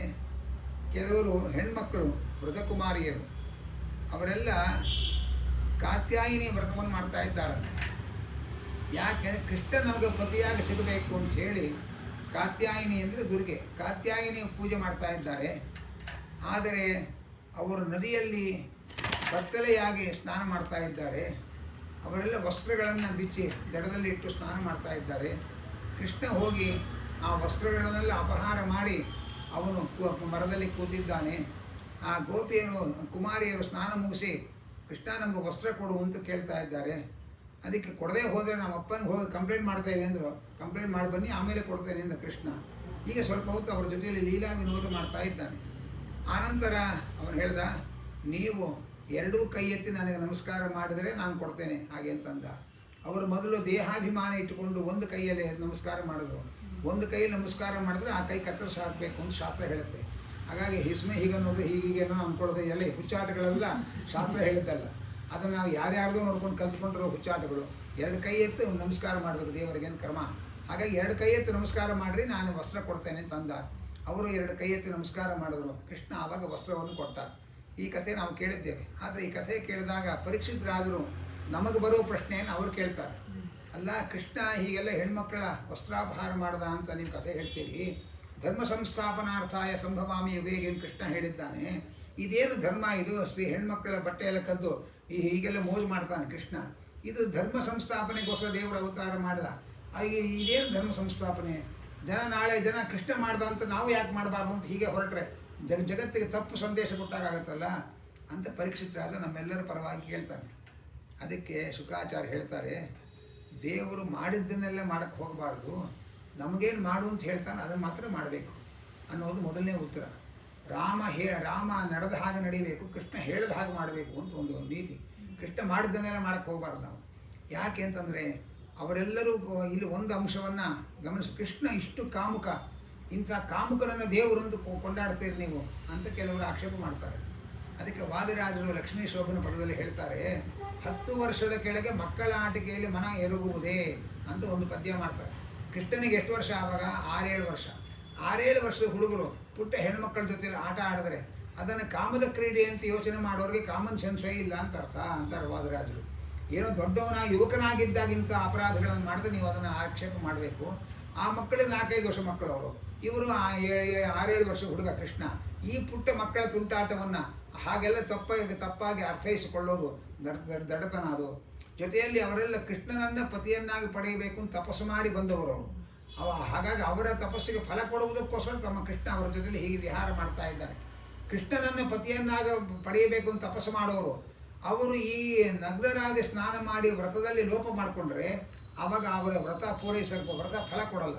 ಅದಕ್ಕೆ ಆ ಲೋಪ ಪರಿಹಾರಕ್ಕೋಸ್ಕರ ಅವರಿಗೆ ಪ್ರಾಯಶ್ಚಿತ್ತವಾಗಿ ನಮಸ್ಕಾರ ಮಾಡಿಸಿಕೊಂಡು ಅವರಿಗೆ ವಸ್ತ್ರವನ್ನು ಕೊಟ್ಟ ಅನ್ನೋದು ಇಲ್ಲಿ ನಾವು ಗಮನಿಸಬೇಕಾದ ಅಂಶ ಅನ್ನೋದನ್ನು ತಿಳಿಸ್ತಾ ಇದ್ದಾರೆ. ಆದರೂ ದೊಡ್ಡ ದೇವತೆಗಳ ಕಥೆ ಕೇಳಿದಾಗ ಅವ್ರು ಮಾಡಿದ್ದೆಲ್ಲ ನಾವು ಮಾಡ್ತೇವೆ ಅಂತಂದರೆ ಅದಕ್ಕೆ ವಾದರಾದರಂತಾರೆ, ಹಾಗಾದ್ರೆ ಫಸ್ಟ್ ವಿಷ ಕುಡಿಬೇಕು. ದೊಡ್ಡವ್ರು ಮಾಡಿದ್ದೆಲ್ಲ ಮಾಡ್ತೇನೆ ಅಂತಂದರೆ ರುದ್ರದೇವರು ವಿಷ ಕುಡಿದ್ರಲ್ಲ, ಅದನ್ನು ಮೊದಲು ಮಾಡು, ಆಮೇಲೆ ಮಿಕ್ಕಿದ್ದನ್ನೆಲ್ಲ ಆಮೇಲೆ ಮಾಡುವಂತೆ ಪರವಾಗಿಲ್ಲ ಹಾಗೆ ಅಂತ ವಾದರಾಜರು ಹೇಳ್ತಾರೆ. ಅದರಿಂದ ದೊಡ್ಡವರು ನಮಗೇನು ಮಾಡು ಅಂತ ಹೇಳ್ತಾರೆ ಅದನ್ನು ನಾವು ಮಾಡಬೇಕೇ ಹೊರತು ಅವ್ರು ಮಾಡೋದನ್ನೆಲ್ಲ ನಾವು ಮಾಡ್ತೇವೆ ಅಂತ ಹೋಗಬಾರ್ದು. ಅದನ್ನು ಅರಗಿಸ್ಕೊಳ್ಳೋ ಯೋಗ್ಯತೆ ನಮಗಿಲ್ಲ ಅನ್ನೋದನ್ನು ಗಮನಿಸಬೇಕು. ಅನಂತರ ಅನೇಕ ಕೃಷ್ಣನ ಜೊತೆಯಲ್ಲಿ ಒಮ್ಮೆ ಎಲ್ಲ ಗೋಪಾಲಕರು ಹೋಗ್ತಾ ಇದ್ದಾರೆ. ತುಂಬ ಹಸಿವೆ ಆಯಿತು ಮಕ್ಕಳಿಗೆ. ಹಸಿವೆ ಆದಾಗ ಕೃಷ್ಣ ನಮಗೆ ತುಂಬ ಹಸಿವೆ ಆಗ್ತಾ ಇದೆ, ನಮಗೇನಾದ್ರು ಊಟದ ಆಹಾರದ ವ್ಯವಸ್ಥೆ ಮಾಡು ಅಂತಂದರು. ಕೃಷ್ಣ ಹೇಳಿದ, ಇಲ್ಲೇ ಹತ್ತಿರದಲ್ಲಿ ಬ್ರಾಹ್ಮಣರು ಯಜ್ಞ ಮಾಡ್ತಾ ಇದ್ದಾರೆ, ಅನ್ನ ಸಂತರ್ಪಣೆ ಇಟ್ಕೊಂಡಿದ್ದಾರೆ, ಅಲ್ಲಿಗೆ ಹೋಗಿ ಕೃಷ್ಣ ಬಲರಾಮರು ಬಂದಿದ್ದಾರೆ, ಹಸಿವೆ ಆಗಿದೆ, ಅನ್ನ ಬೇಕಂತೆ ಅಂತ ಹೋಗಿ ಕೇಳ್ರಿ ಹಾಗೆ ಅಂತ ಹೇಳಿ ಕಳಿಸ್ದ. ಅವರೆಲ್ಲ ಯಜ್ಞ ಮಾಡ್ತಾ ಇರತಕ್ಕ ಬ್ರಾಹ್ಮಣನ ಮುಂದೆ ಹೋಗಿ ಹೇಳಿದರು, ಕೃಷ್ಣ ಬಲರಾಮರು ಬಂದಿದ್ದಾರೆ, ಅವರಿಗೆ ಹಸಿವೆ ಆಗಿದೆ ಅಂತೆ, ಅನ್ನ ಬೇಕಂತೆ ಅಂತ ಕೇಳಿದರು. ಅವರು ಕೊಡ್ತೇನೆ ಅಂತಲೂ ಹೇಳಿಲ್ಲ, ಕೊಡಲ್ಲ ಅಂತಲೂ ಹೇಳಿಲ್ಲ, ಸುಮ್ಮನೆ ಎದ್ದು ಹೋಮ ಮಾಡ್ತಾನೆ ಕೂತಿದ್ರು. ಈ ಹೋಮಿಯೋಪತಿಗಳನ್ನು ಕೇಳಿದ್ರೆ ಪ್ರಯೋಜನ ಇಲ್ಲ ಅಂತ ಅನ್ನಿಸ್ತು ಅವ್ರಿಗೆ. ವಾಪಸ್ ಬಂದರು ಅವರು. ಯಾಕಪ್ಪ ಪೆಚ್ಚು ಮುಖ ಹಾಕ್ಕೊಂಡು ಬಂದಿದ್ದೀರಿ ಅಂತ ಕೃಷ್ಣ ಕೇಳ್ದ. ಅಲ್ಲ, ಅವರು ಏನೂ ಕೊಡಲಿಲ್ಲ, ಕೊಡ್ತೇವೆ ಅಂತಲೂ ಹೇಳಿಲ್ಲ, ಕೊಡಲ್ಲ ಅಂತಲೂ ಹೇಳಿ ಸುಮ್ಮನೆ ಹೋಮ ಮಾಡ್ತಾನೆ ಕೂತಿದ್ದಾರೆ ಅವರು, ಅದಕ್ಕೆ ವಾಪಸ್ ಬಂದ್ವಿ ನಾವು ಅಂತಂದ. ಕೃಷ್ಣ ನಕ್ಕು ಬಿಟ್ಟ. ಆನಂತರ ಹೇಳಿದ, ಒಂದು ಕೆಲಸ ಮಾಡಿ, ಹಿಂದ್ಗಡೆ ಅಡುಗೆ ಮಾಡ್ತಾಯಿದ್ದಾರೆ ಹೆಣ್ಮಕ್ಳೆಲ್ಲ ಹೋಗಿ, ಹಾಗಾಗಿ ಅಲ್ಲಿ ಹೋಗಿ ಕೇಳ್ರಿ ಕೊಡ್ತಾರವರು ಅಂತ ಅಂದು ಹೇಳಿ ಕಳಿಸ್ದ. ಆ ಹೆಣ್ಮಕ್ಳೆಲ್ಲ ಸುವಾಸಿನಿಯರೆಲ್ಲ ಹಿಂದ್ಗಡೆ ಅಡುಗೆ ಮಾಡ್ತಾಯಿದ್ರು. ಅಲ್ಲಿ ಹೋಗಿ ಕೃಷ್ಣ ಬಲರಾಮರು ಬಂದಿದ್ದಾರೆ, ಅನ್ನ ಬೇಕಂತೆ ಅಂತ ಕೇಳಿದ್ರು. ಕೃಷ್ಣ ಅಂತ ಕೇಳಿಸ್ಕೊಂಡದ್ದೇ ತಡ, ಹರಿ ಖುಷಿ ಪಟ್ಬಿಟ್ರು ಅವರು. ಎಲ್ಲ ಬಂಗಾರದ ತಟ್ಟೆಗಳಲ್ಲಿ ಷಡ್ರಸಾನಗಳು ತುಂಬಿಕೊಂಡು ತಾ ಮುಂದೆ ಓಡೋಡಿ ಬರ್ತಾ ಇದ್ದಾರೆ ಕೃಷ್ಣನಿಗೆ ಸಮರ್ಪಣೆ ಮಾಡೋದಕ್ಕೆ ಅಂತ ಹೇಳಿ. ಇನ್ನು ಸ್ಟೀಲ್ ಪಾತ್ರೆಗಳು ಬಂದಿರಲಿಲ್ಲ, ಹಾಗಾಗಿ ಎಲ್ಲ ಬಂಗಾರದ ಪಾತ್ರೆಗಳಲ್ಲೇ ಎಲ್ಲ ತುಂಬಿಕೊಂಡು ತೊಗೊಂಡು ಹೋಗ್ತಾ ಇದ್ದಾರೆ. ಆದರೆ ಮನೆ ಗಂಡಸರು ಬಿಡಬೇಕಲ್ಲ, ಹಾಗಾಗಿ ಕೆಲವು ಗಂಡಸರು ಅವ್ರಿಗೇನು ಭಯ ಅಂದರೆ, ಕೃಷ್ಣನಿಗೆ ಏನಾದ್ರು ಕೊಟ್ಟಿದ್ದು ಕಂಸನಿಗೆ ಗೊತ್ತಾದರೆ ಕಂಸ ನಮಗೇನೋ ತೊಂದರೆ ಕೊಡ್ತಾನೆ ಅನ್ನೋ ಭಯ ಅವರಿಗೆ. ಹಾಗಾಗಿ ಕಂಸನಿಗೆ ಹೆದರಿಕೊಂಡು ಕೃಷ್ಣನಿಗೆ ಕೊಡೋದನ್ನು ತಡಿತಾ ಇದ್ದಾರೆ ಗಂಡಸರು. ನೀವೆಲ್ಲ ಹೋಗಿ ಕೊಡೋದಲ್ಲಿಗೆ ಅಂತ ತಡೆದ್ರು. ಹೆಣ್ಮಕ್ಳು ಹೇಳಿದ್ರು, ಇಷ್ಟು ವರ್ಷ ನಿಮ್ಮ ಮಾತು ಕೇಳಿದ್ರೆ ಅಷ್ಟೊಳಗೆ ಇದೆ, ಇವತ್ತು ನಿಮ್ಮ ಮಾತು ಮೀರಿ ಉದ್ಧಾರ ಆಗ್ತೇವೆ ನಾವು ಅಂಥೇಳಿ ಅವರೆಲ್ಲ ಗಂಡಸರ ಅಡೆತಡೆಗಳನ್ನು ಧಿಕ್ಕರಿಸಿ ಬಂದೇ ಬಿಟ್ಟು ಕೃಷ್ಣ ಎಲ್ಲರೂ ಬಂಗಾರದ ತಟ್ಟೆಗಳನ್ನು ತುಂಬ ಷಡ್ರಸಾನವನ್ನು ತುಂಬಿಕೊಂಡು ಕೃಷ್ಣನ ಬಳಿಗೆ ಬಂದಾಗ ಕೃಷ್ಣ ಅವರ ಪ್ರೀತಿಯ ಭಕ್ತಿಯನ್ನು ನೋಡಿ ಎಲ್ಲ ಅನ್ನವನ್ನು ತನ್ನ ಪರಿವಾರದವರಿಗೆ ಕೊಟ್ಟ, ತಾನು ಸ್ವೀಕಾರ ಮಾಡಿದ. ನಿಮ್ಮ ಮನೆ ಗಂಡಸರೆಲ್ಲ ಕೋಪಿಸ್ಕೊಂಡಿದ್ದಾರೆ, ಬೇಗ ಮನೆಗೆ ಹೋಗಿ ಸೇರಿಕೊಳ್ಳಿ ಹಾಗೆ ಅಂತ ಕೃಷ್ಣ ಹೇಳಿ ಕಳಿಸ್ದ. ಅವರೆಲ್ಲ ಮನೆಗೆ ಬಂದರು. ಆಗ ಆ ಮನೆಯಲ್ಲಿದ್ದ ಬ್ರಾಹ್ಮಣರಿಗೆಲ್ಲ ಬಹಳ ಸಂಕೋಚ ಆಯಿತಂತೆ. ನಾವು ಪುರಾಣ ಓದಿ ವೇದ ಓದಿ ಪುಸ್ತಕ ಹರಿದು ಹಾಳು ಮಾಡಿದ್ದೇವೆ, ದೇವರು ದಿಂಡ್ರು ಅಂತೆಲ್ಲ ಬೇಕಾಷ್ಟು ಮಾತಾಡ್ತೇವೆ, ಭಗವಂತ ಕೃಷ್ಣಾವತಾರ ಮಾಡ್ತಾನೆ ಅಂತಲೂ ಪುರಾಣ ಹೇಳ್ತೇವೆ, ಕೃಷ್ಣ ಬಂದಿದ್ದಾನೆ ಅಂತ ಹೇಳಿ ಕಳಿಸಿದ್ರು ನಾವು ಓಡಿ ಹೋಗಿ ಕೃಷ್ಣನಿಗೇನು ಕೊಡಲಿಲ್ಲ. ನಾವು 8 ವರ್ಷಕ್ಕೆ ಉಪನಯನ ಮಾಡಿ ಗುರುಕುಲ ವಾಸ ಮಾಡಿಕೊಂಡು ಎಲ್ಲ ಮಾಡಿದ್ದು. ಅದು ಕೃಷ್ಣ ಅಂತ ಕೇಳಿದಾಗ ಒಂದು ಭಕ್ತಿಯೇ ಬರದೇ ಹೋದರೆ ಬರೀ ವಿಭಕ್ತಿಯಿಂದ ದೇವರು ಸಿಗಲ್ಲ, ಭಕ್ತಿಗೆ ದೇವರು ಸಿಗ್ತಾನೆ. ಆ ಹೆಣ್ಮಕ್ಕಳು ಅವರು ಯಾವ ವೇದಶಾಸ್ತ್ರ ಓದಲಿಲ್ಲ, ಕೃಷ್ಣ ಅಂದ್ಕೊಳ್ಳಿ ಕಂಸನಿಗೂ ಹೆದರಿಲ್ಲ, ನಮಗೂ ಹೆದರಿಲ್ಲ, ಓಡಿ ಹೋಗಿ ದೇವರ ನೈವೇದ್ಯ ಮಾಡಿ ಬಂದು ಉದ್ಧಾರ ಆದ್ರಲ್ಲ, ನಮಗೆ ಅಂಥ ಬುದ್ಧಿ ಬರಲಿಲ್ವಲ್ಲ ಅಂಥೇಳಿ ನಮ್ಮ ಪಾಂಡಿತ್ಯಕ್ಕೆ ಧಿಕ್ಕಾರ ಅಂಥೇಳಿ ಆ ಬ್ರಾಹ್ಮಣರೆಲ್ಲ ತಮ್ಮನ್ನೇ ತಾವು ಪಶ್ಚಾತ್ತಾಪದಿಂದ ಹಳಿದುಕೊಂಡರು. ಆದರೆ ಈ ಅಧ್ಯಾಯದ ಕೊನೆಗಳು ಒಂದು ಮಾತು ಹೇಳ್ತಾರೆ, ಇಷ್ಟು ಪಶ್ಚಾತ್ತಾಪ ಪಟ್ಟು ಆಗಲಾದರೂ ಕೃಷ್ಣನ ಮುಂದೆ ಹೋಗಿ ಕ್ಷಮೆ ಕೇಳಿ ನಮಸ್ಕಾರ ಮಾಡ್ಕೊಂಡು ಬರಬೇಕು ಅನ್ನೋ ಪ್ರವೃತ್ತಿ ಹುಟ್ಟಲಿಲ್ಲ ಅಂತಾರೆ. ಅಂದರೆ ಕೃಷ್ಣ ಒಂದು ಚಾನ್ಸ್ ಕೊಡ್ತಾನೆ, ಆವಾಗ ಅವಿವೇಕದಿಂದ ಕಳ್ಕೊಂಡ್ರೆ ಆಮೇಲೆ ನಮಗೆ ಬುದ್ಧಿ ಪೂಜೆ ಮಾಡಬೇಕು ಮನಸ್ಸು ಬಂದರೆ ಅವನು ತೊಗೊಳ್ಳಲ್ಲ ಪರಮಾತ್ಮ. ನಾವು ಪೂಜೆ ಮಾಡ್ತಾ ಇದ್ದೇವೆ ಅಂತ ಹೆಮ್ಮೆ ಅಲ್ಲ, ಅವನು ಮಾಡಿಸ್ಕೊಳ್ತಾ ಇದ್ದಾನಲ್ಲ ಅದು ಅವನ ಅನುಗ್ರಹ. ಇದನ್ನು ನಾವು ಯೋಚನೆ ಮಾಡಬೇಕು. ಹಾಗಾಗಿ ಅವರೆಲ್ಲ ಪಶ್ಚಾತ್ತಾಪ ಪಡ್ತಾ ಕೂತ್ರೆ ಹೊರತು ಯಾರೂ ಎದ್ದು ಹೋಗುವಂಥ ಪ್ರೇರಣೆ ಆಗಲಿಲ್ಲ. ಆದರೆ ಆ ಕೃಷ್ಣನಿಗೆ ಹೆದರದೆ, ಕಂಸನಿಗೂ ಹೆದರದೆ ಕೃಷ್ಣನಿಗೆ ನೈವೇದ್ಯ ಸಮರ್ಪಣೆ ಮಾಡಿ ಅವರೆಲ್ಲರೂ ಕೂಡ ಕೃಷ್ಣನ ಅನುಗ್ರಹಕ್ಕೆ ಪಾತ್ರರಾದರು ಅಂತ ಹೇಳ್ತಾರೆ. ಈ ಕಥೆಯು ಕೂಡ ನಮಗೆಲ್ಲರಿಗೂ ಬಹಳ ಮಾರ್ಮಿಕವಾದ ಕಥೆ ಇದು. ಯಾಕೆ ಅಂತಂದರೆ, ಮನೆಗಳಲ್ಲಿ ಒಳ್ಳೆಯ ಧಾರ್ಮಿಕವಾದ ಮನೆತನದಿಂದ ಹೆಣ್ಮಕ್ಳು ಬಂದಿರ್ತಾರೆ. ತಂದೆ ಮನೆಯೊಳಗೆ ದಿನ ದೇವರ ಪೂಜೆ ನೈವೇದ್ಯ ಎಲ್ಲ ಆಗ್ತಾ ಇರುತ್ತೆ. ಮದುವೆ ಮಾಡ್ಕೊಂಡು ಗಂಡನ ಮನೆಗೆ ಬಂದರೆ ದೇವರೇ ಅಲರ್ಜಿ ಅನ್ನೋ ಗಂಡ ಸಿಕ್ಬಿಡ್ತಾರೆ ಅಂಥವ್ರಿಗೆ. ಪಾಪ ದೇವರಿಲ್ಲ, ಪೂಜೆ ಇಲ್ಲ, ನೈವೇದ್ಯ ಇಲ್ಲ, ಬಹಳ ವ್ಯಥೆ ಪಡ್ತಾ ಇರ್ತಾರೆ ಮನಸ್ಸಿನಲ್ಲಿ. ಅದಕ್ಕೆ ಕೃಷ್ಣ ಈ ಕಥೆ ಮೂಲಕ ಹೇಳ್ದ, ನಿಮ್ಮ ಮನೆ ಗಂಡಸರು ನನ್ನ ತಂಟೆಗೆ ಬರದೇ ಹೋದರೂ ಕೂಡ ನೀವು ಶುದ್ಧವಾಗಿ ಅಡುಗೆ ಮಾಡಿ ಕೃಷ್ಣಾರ್ಪಣ ಅಂದ್ರಿ, ನಾನು ಬಂದು ತೊಗೋತೀನಿ ಅಂಥೇಳಿ ಈ ಕಥೆಯ ಮೂಲಕ ಅಂತ ಹೆಣ್ಮಕ್ಳಿಗೆ ಒಂದು ಭರವಸೆ ಕೊಡ್ತಾ ಇದ್ದಾನೆ. ಆನಂತರ ನೀವು ಅಡುಗೆ ಮನೆಯಲ್ಲಿ ಶುದ್ಧವಾಗಿ ಅಡುಗೆ ಮಾಡಿ ಕೃಷ್ಣಾರ್ಪಣ ಅಂತ ಹೇಳಿ ನಾ ತೊಗೋತೇನೆ, ಅದನ್ನು ಅವ್ರಿಗೆ ಹಾಕಿ ಗಂಡ ಮಕ್ಕಳಿಗೆ ಹಾಕಿರಿ, ಈ ಜನ್ಮಕ್ಕಳ ಬರೋ ಜನ್ಮಕ್ಕಾರೋ ಉದ್ಧಾರ ಆಗ್ತಾರೆ ಅವರು. ಹಾಗೆ ಕೃಷ್ಣ ಈ ಕಥೆಯ ಮೂಲಕ ನಮಗೆ ತಿಳಿಸಿಕೊಡ್ತಾ ಇದ್ದಾನೆ ಎಂಬ ಅಂಶವನ್ನು ಗಮನಿಸಬೇಕು. ಜೊತೆಯಲ್ಲಿ ಮಕ್ಕಳು ಹಸಿವಾದರೆ ಅವರು ಆಹಾರ ಹುಡ್ಕೊಂಡು ಹೋಗಬೇಕಪ್ಪ. ಕೃಷ್ಣನ ಹತ್ರ ನಮಗೇನಾರು ಆಹಾರ ವ್ಯವಸ್ಥೆ ಮಾಡೋಂತ ಅವ್ರು ಯಾಕೆ ಕೇಳಬೇಕು? ಕೃಷ್ಣನ ಅವ್ರ ಜೊತೆಗೆ ಬಂದಿರೋದು ಹಾಗೆ ಅಂತ ನಮಗನ್ಸುತ್ತೆ. ಅದಕ್ಕೆ ನಮಗೇನೇ ಬೇಕಾದರೂ ನಾವು ದೇವರನ್ನು ಕೇಳಬೇಕು. ಎನ್ನೊಡೆಯನ ಬೇಡುವೆ ಹಾಗೆ ಅಂತ ದಾಸರು ಹೇಳ್ತಾರೆ. ಒಡಲನ್ನು ತೋರುವೆ ಎನ್ನೊಡೆಯನ ಬೇಡುವೆ ಹಾಗೆ ಅಂತ. ಅವನು ಜಗತ್ತಿನ ಸ್ವಾಮಿ, ಅವನ ಮುಂದೆ ನಾವು ಏನು ಬೇಕಾದ್ರೂ ಅವನಲ್ಲಿ ಕೇಳಬೇಕೇ ಹೊರತು ಯಾರ್ಯಾರಲ್ಲೂ ಕೇಳಬಾರ್ದು. ಅವನು ಕೇಳಿದ ಕೊಟ್ಬಿಡ್ತಾನ. ಹಾಗೆಂದರೆ ಕೃಷ್ಣ ಅವನು ಅನ್ನ ಹಾಕಲಿಲ್ಲ, ಇಲ್ಲಿ ಅನ್ನ ಹಾಕೋರನ್ನು ತೋರಿಸ್ದ, ಅವ್ರಿಗೆ ಹಾಕೋ ಬುದ್ಧಿ ಕೊಟ್ಟ. ಹಾಗೆ ದೇವರಲ್ಲಿ ನಾವು ಪ್ರಾರ್ಥನೆ ಮಾಡಿದ್ರೆ ಕೊಡೋರಿಗೆ ಬುದ್ಧಿ ಕೊಟ್ಟು ನಮಗೆ ತಲುಪಿಸ್ತಾನೆ ದೇವರು. ಇದು ಜೀವನದ ಒಂದು ಸೂಕ್ಷ್ಮವಾದ ರಹಸ್ಯ ಅನ್ನುವುದನ್ನು ಈ ಕಥೆಯಲ್ಲಿ ತೋರಿಸ್ತಾ ಇದ್ದಾರೆ. ಜೊತೆಯಲ್ಲಿ ಅವರು ಕೃಷ್ಣ ಏನು ಹೇಳ್ದ, ಅವ್ರಿಗೆ ಹೋಗಿ ಅನ್ನ ಕೇಳ್ತಾರೆ, ಅನ್ನ ಕೇಳಿ ಕೊಡ್ತಾರೆ ಅಂತ ಹೇಳಿಲ್ಲ. ಕೃಷ್ಣ ಬಲರಾಮರು ಬಂದಿದ್ದಾರೆ, ಅವರಿಗೆ ಹಸಿವೆ ಆಗಿದೆ, ಅನ್ನ ಬೇಕಂತೆ ಎಂದು ಹೀಗೆ ಕೇಳಿ ಅಂತ ಕೇಳೋ ವಿಧಾನವನ್ನು ಹೇಳಿ ಕಳಿಸ್ದ. ಅಂದರೆ ನಾವು ಏನೇ ಭೋಗವನ್ನು ಅನುಭವಿಸಬೇಕಾಗಿದ್ದರೆ ದೇವರಿಗೆ ಅಂತ ಅನುಸಂಧಾನ ಮಾಡಿ ದೇವರಿಗೆ ಸಮರ್ಪಣೆ ಮಾಡಿ ಅದರ ಪ್ರಸಾದವಾಗಿ ನಾವು ತಗೊಳ್ಬೇಕೇ ಹೊರತು ಬರೇ ನಾವು ಹೊಟ್ಟೆ ಪಾಡಿ ತಗೋಬಾರ್ದು. ಕೃಷ್ಣ ಗೀತೆಯಲ್ಲಿ ಒಂದು ಮಾತು ಹೇಳ್ತಾನೆ, ಯಾರು ಪಚಂತಿ ಆತ್ಮಕಾರಣ, ಯಾರು ದೇವರಿಗೆ ಸಮರ್ಪಣೆ ಮಾಡದೆ ಅವ್ರ ಹೊಟ್ಟೆ ಪಾಡಿಗೆ ಬೇಯಿಸ್ಕೊಂಡು ತಿಂತಾ ಇರ್ತಾರೆ, ಅವರು ಒಂದೊಂದು ತುತ್ತು ಅನ್ನ ತಿನ್ನೋದಿಲ್ಲ, ಒಂದೊಂದು ತುತ್ತು ಪಾಪವನ್ನು ತಿನ್ನುತ್ತಾ ಇದ್ದಾರೆ ಅಂತ ಅರ್ಥ ಅಂತ ಕೃಷ್ಣ ಗೀತೆಯಲ್ಲಿ ಹೇಳ್ತಾನೆ. ಹಾಗಾಗಿ ಅವರು ಕೃಷ್ಣ ಬಲರಾಮರಿಗೆ ಕೃಷ್ಣನಿಗೆ ಅಂತ ಹೇಳಿಬಿಟ್ಟು ತಗೊಳ್ಳಿ ನೀವು ಹಾಗೆ ಅಂತ ಕೇಳೋ ವಿಧಾನವನ್ನು ಕೃಷ್ಣ ಅವರಿಗೆ ಹೇಳಿ ಕಳಿಸಿದ್ದಾನೆ. ಇದನ್ನು ನಾವು ಗಮನಿಸ್ಬೇಕು. ಹಳೆ ಕಾಲದಲ್ಲಿ ವೈದಿಕರ ಮನೆಗಳಲ್ಲಿ ದುಡ್ಡು ಕಾಸೇನೇ ಇರಲಿಲ್ಲ ಪಾಪ. ಒಂದು 3-4 ತೆಂಗಿನಕಾಯಿ ಬಂದರೆ ಮನೆಯವ್ರಿಗೆ ಹೇಳೋರು, ನಾಳೆ ದೇವ್ರ ನೈವೇದ್ಯಕ್ಕೆ ಒಂದು ಸ್ವಲ್ಪ ಕಾಯಿ ಹೋಳಿಗೆ ಮಾಡು ಅಂತ. ಆ ಭಾಷೆ ಅವ್ರಿಗೆ ಅರ್ಥ ಆಗ್ತದೆ, ಯಜಮಾನ್ರಿಗೆ ತಿನ್ನೇ ಕಾಸಾಗಿದೆ ಪಾಪ ಏನೋ ಹೇಳ್ತಾ ಇದ್ದಾರೆ ಅಂತ. ಆದರೆ ನಾ ತಿನ್ನಬೇಕು ಹೋಳಿಗೆ ಮಾಡು ಅಂತ ಇರಲ್ಲ ಅವರು. ನಾಳೆ ನೈವೇದ್ಯಕ್ಕೆ ಕಾಯಿ ಹೋಳಿಗೆ ಮಾಡು ಅಂತಂದರೆ ಅದು ಎರಡೂ ಅಂಡರ್ಸ್ಟುಡ್. ಅದು ಆ ಮನೆಯೊಳಗೆ ಇರುವಂಥ ಮನೆಯವ್ರಿಗೆ ಸಿಗ್ತಾ ಇತ್ತು ಪಾಪ ಆ ಗಂಡಸರಿಗೆ ಮನೇಲಿ ಅಡುಗೆ ಮಾಡಿ ದೇವರ ನೈವೇದ್ಯ ಮಾಡಿಕೊಡೋರು. ಇದು ಬದುಕುವ ವಿಧಾನ. ಯಾವುದೇ ಭೋಗವನ್ನು ದೇವರಿಗೆ ಅಂತ ಸಮರ್ಪಣೆ ಮಾಡಿ ಅವನ ಪ್ರಸಾದವಾಗಿ ಸ್ವೀಕಾರ ಮಾಡಿದರೆ ನಮ್ಮ ಪಾಪಗಳೆಲ್ಲ ಪರಿಹಾರ ಆಗತ್ತೆ.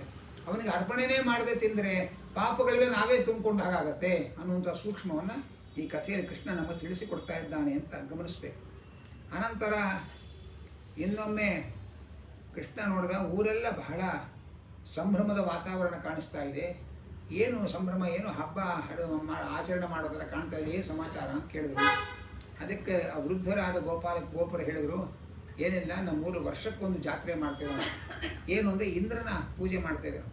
ನಮಗೆ ಇಂದ್ರ ಮಳೆ ಬೆಳೆ ಎಲ್ಲ ಕೊಡೋದು, ಅದಕ್ಕೋಸ್ಕರ ಅವನ ಕೃತಜ್ಞತೆಗೋಸ್ಕರ ವರ್ಷಕ್ಕೊಮ್ಮೆ ಇಂದ್ರನ ಪೂಜೆ ಮಾಡ್ತೇವೆ ನಾವು ಹಾಗೆ ಅಂತ ಕೃಷ್ಣನಿಗೆ ಹೇಳಿದ್ರು ಅವರು. ಕೃಷ್ಣ ಹೇಳ್ದ, ಇಂದ್ರನ ಪೂಜೆ ಯಾಕೆ ಮಾಡ್ತೀರಿ ನೀವು? ಇಂದ್ರ ಏನು ಮಳೆ ಕೊಡ್ತಾನೆ? ನೀವು ಮಾಡೋ ಸತ್ಕರ್ಮಾಚರಣೆಯಿಂದ ಸಂತೋಷಗೊಂಡು ದೇವರು ಅವನಿಗೆ ಪ್ರೇರಣೆ ಮಾಡ್ತಾನೆ, ಅವನು ಮಳೆ ಕೊಡ್ತಾನೆ ಅಷ್ಟೇ. ಆದ್ದರಿಂದ ಅವನ ಪೂಜೆ ಮಾಡಬೇಡಿ. ನೀವು ಗೋವರ್ಧನಗಿರಿಯ ಅಂತ ಸುತ್ತಮುತ್ತಲು ನೀವು ಬದುಕಿರೋರು, ನಿಮ್ಮ ಹಸುಗಳು ಆ ಗೋವರ್ಧನಗಿರಿಯಲ್ಲಿ ಸುತ್ತಾಡಿ ಹುಲ್ಲು ತಿಂದು ಹಾಲು ಕೊಡೋದು. ಆದ್ದರಿಂದ ಗೋವರ್ಧನಗಿರಿ ಅಂತರ್ಗತನಾದ ಭಗವಂತನನ್ನು ನೀವು ಪೂಜೆ ಮಾಡಿರಿ, ಕೃಷ್ಣ ಇಂದ್ರನ ಪೂಜೆ ಮಾಡೋಕ್ಕೆ ಹೋಗಬೇಡ್ರಿ ಹಾಗೆ ಅಂತ ಉಪದೇಶ ಮಾಡಿದ. ಆ ಕೃಷ್ಣನ ಅನೇಕ ಮಹಿಮೆಗಳನ್ನು ನೋಡಿದ ಜನರು ಹಾಗೇ ಆಗಲಿ ಅಂತ ಹೇಳಿ ಕೃಷ್ಣನ ಮಾತು ಕೇಳಿ ಆ ವರ್ಷ ಇಂದ್ರನ ಪೂಜೆ ನಿಲ್ಲಿಸಿದರು. ಆ ನಂತರ ಕೃಷ್ಣ ಎಲ್ಲರ ಜೊತೆ ಸೇರಿಕೊಂಡು ತಾನು ಎಲ್ಲ ಗೋಪಾಲಕರ ಜೊತೆ ಸೇರಿಕೊಂಡು ಗೋವರ್ಧನ ಪರ್ವತಕ್ಕೆ ಪೂಜೆ ಮಾಡ್ತಾನೆ. ಇನ್ನೊಂದು ರೂಪದಿಂದ ಗೋವರ್ಧನ ಪರ್ವತದಲ್ಲಿ ಬೃಹದಾಕಾರದ ಒಂದು ರೂಪದಿಂದ ಗೋವರ್ಧನ ಪರ್ವತ ಅಂತರ್ಗತನಾಗಿ ಇವರೆಲ್ಲರ ನೈವೇದ್ಯವನ್ನು ಅವನು ಸ್ವೀಕಾರ ಮಾಡ್ತಾನೆ. ಅವನೇ ಪೂಜ್ಯ, ಅವನೇ ಪೂಜಕ ಅನ್ನುವುದನ್ನು ತೋರಿಸ್ತಾ ಇದ್ದಾರೆ. ಆಗ ಇಂದ್ರನಿಗೆ ಸಿಟ್ಟು ಬಂತು. ಯಾರೋ ಒಬ್ಬ 6-7 ವರ್ಷದ ಪುಟ್ಟ ಪೋರನ ಮಾತು ಕೇಳಿಕೊಂಡು ಈ ಊರನ್ನು ನನ್ನ ಪೂಜೆ ನಿಲ್ಲಿಸಿದ್ದಾರೆ ಅಂತ ಹೇಳಿ ಸಿಟ್ಟುಕೊಂಡು ಆ ಮೋಡದ ದೇವತೆಗಳಿಗೆ ಆಜ್ಞೆ ಮಾಡಿದ. ಏನು, ನೀವೆಲ್ಲ ಅಖಂಡವಾಗಿ 1 ವಾರ ಮಳೆ ಸುರಿಸ್ರಿ. ಎಂಥ ಮಳೆ ಅಂದರೆ ಹಗಲು ರಾತ್ರಿ ಗೊತ್ತಾಗಬಾರ್ದು ಅಂಥ ಮಳೆ ಸುರಿಸ್ಬೇಕು. ಆನೆಯ ಸೊಂಡಿಲಿನ ಗಾತ್ರದ ಜಲಧಾರೆ ಬೀಳಬೇಕು ನಿರಂತರವಾಗಿ, ಅಂಥ ಮಳೆ ಸುರಿಸಿ. ಯಾಕೆಂದರೆ ಸಕಲ ಗೋಕುಲ ನಾಶನಾಯ, ಗೋಕುಲ ಕೊಚ್ಕೊಂಡು ಹೋಗಬೇಕು, ಹಾಗೆ ಮಳೆ ಸುರಿಸ್ರಿ ಹಾಗೆ ಅಂತಂದ. ಅಂದರೆ ಒಳ್ಳೆಯ ಕೆಲಸವನ್ನು ಕೆಟ್ಟ ಉದ್ದೇಶದಿಂದ ಮಾಡೋಕ್ಕೆ ಬರುತ್ತೆ. ಮಕ್ಕಳಿಗೆ ಊಟ ಅನ್ನ ತಿನ್ನಿಸ್ತಾ ಇರ್ತಾರೆ, ಸುಮ್ಮನೆ ಬಾಯಿ ಮುಚ್ಕೊಂಡು ತಿಂತಾ ಇದ್ದೆ ತಿನ್ನಿಸ್ತಾರೆ. ತುಂಬ ರಚ್ಚೆ ಹಿಡಿದ್ರೆ ತಿನ್ನು ಸಾಯಿ ಅಂತೇಳಿ ತಿನ್ನಿಸ್ತಾ ಇರ್ತಾರೆ. ತಿನ್ನಿಸೋ ಕಾರ್ಯಕ್ರಮದ ಸಂಕಲ್ಪಗಳು ಬೇರೆ ಬೇರೆ ಆಗಿಬಿಡುತ್ತೆ. ಹಾಗೆ ಮಳೆ ಸುರಿಸೋದು ದೇವತೆಗಳ ಕೆಲಸ. ಆದರೆ ಆ ಮಳೆ ಸುರಿಸೋದನ್ನು ಗೋಕುಲವೇ ನಾಶವಾಗಲಿ ಅಂತ ಮಳೆ ಸುರಿಸು ಅಂತ ಇಂದ್ರ ಹೇಳಿದ. ಆಗ ಅವನು ಭಾರೀ ಮಳೆ ಸುರಿತು. ಭಾರೀ ಮಳೆ ಸುರಿದಾಗ ಎಲ್ಲರೂ ಕೂಡ ಹಾಹಾಕಾರ ಮಾಡಿದರು. ಆಗ ಕೃಷ್ಣ ತಾನು ಯಾವ ಗೋವರ್ಧನ ಪರ್ವತದಲ್ಲಿ ಅವರಿಂದ ಪೂಜೆ ಮಾಡಿಸಿಕೊಂಡ 6 ವರ್ಷದ ಬಾಲಕ ತನ್ನ ಕಿರುಬೆರಳಿನಲ್ಲಿ ಆ ಗೋವರ್ಧನ ಪರ್ವತವನ್ನು ಎತ್ತಿ ಹಿಡಿದು ಎಲ್ಲ ಗೋಪಾಲಕರನ್ನು ಗೋವರ್ಧನ ಪರ್ವತದ ಬುಡದಲ್ಲಿ ಬಂದು ನಿಂತ್ಕೊಳ್ಳೋಕೆ ಹೇಳಿದ. 7 ದಿವಸ ಅಖಂಡವಾಗಿ ಬೆಟ್ಟವನ್ನು ಎತ್ತಿ ಹಿಡಿದು ಯಾರಿಗೂ ಪ್ರಾಣಹಾನಿ ಆಗದೇ ಇರೋ ಹಾಗೆ ರಕ್ಷಣೆ ಮಾಡಿದ. ಯಾವಾಗ 7 ದಿವಸಗಳ ಕಾಲ 7 ವರ್ಷದ ಕೃಷ್ಣ ಬೆಟ್ಟ ಎತ್ತಿ ಹಿಡಿದು ಎಲ್ಲರನ್ನು ಕಾಪಾಡ್ದ, ಆಗ ಇಂದ್ರನಿಗೆ ಅನ್ನಿಸ್ತು ಈ ಕೃಷ್ಣ ಯಾರೋ ಎದುರುಗಡೆ ಮನೆ ಕೃಷ್ಣಮೂರ್ತಿ ಅಲ್ಲ, ಸಾಕ್ಷಾತ್ ಭಗವಂತ ಅಂತ ಅನ್ನಿಸ್ತು. ಕೂಡಲೇ ಮಳೆ ನಿಲ್ಲಿಸಿ ಕೃಷ್ಣನಲ್ಲಿ ಕ್ಷಮೆ ಕೇಳೋದಕ್ಕೆ ಗಡಗಡ ನಡುತ್ತಾ ಬರ್ತಾ ಇದ್ದಾನೆ. ಶ್ರೀ ವಾದರಾಜರು ಈ ಒಂದು ಚಮತ್ಕಾರವನ್ನು ವರ್ಣನೆ ಮಾಡ್ತಾರೆ. ಕೃಷ್ಣ ಆ ಗೋಪಾಲಕರನ್ನು ಕರೆದು ಕೇಳಿದಂತೆ, ಮಳೆ ಬೀಳ್ತಾ ಇತ್ತಲ್ಲ, ಮಳೆ ನಿಂತಿದೆಯಾ ನೋಡ್ಕೊಂಬನ್ನಿ ಅಂತ ಒಬ್ಬ ಹುಡುಗರನ್ನು ಕಳಿಸಿರು. ಅವನು ಬಂದು ಹೇಳಿದ, ಸ್ವಾಮಿ ಮಳೆ ಎಲ್ಲ ನಿಂತಿದೆ, ಆದರೂ ಜಲಧಾರೆ ನಿಂತಿಲ್ಲ ಅಂದ. ಏನಂದರೆ ಕೇಳಿದ್ರು.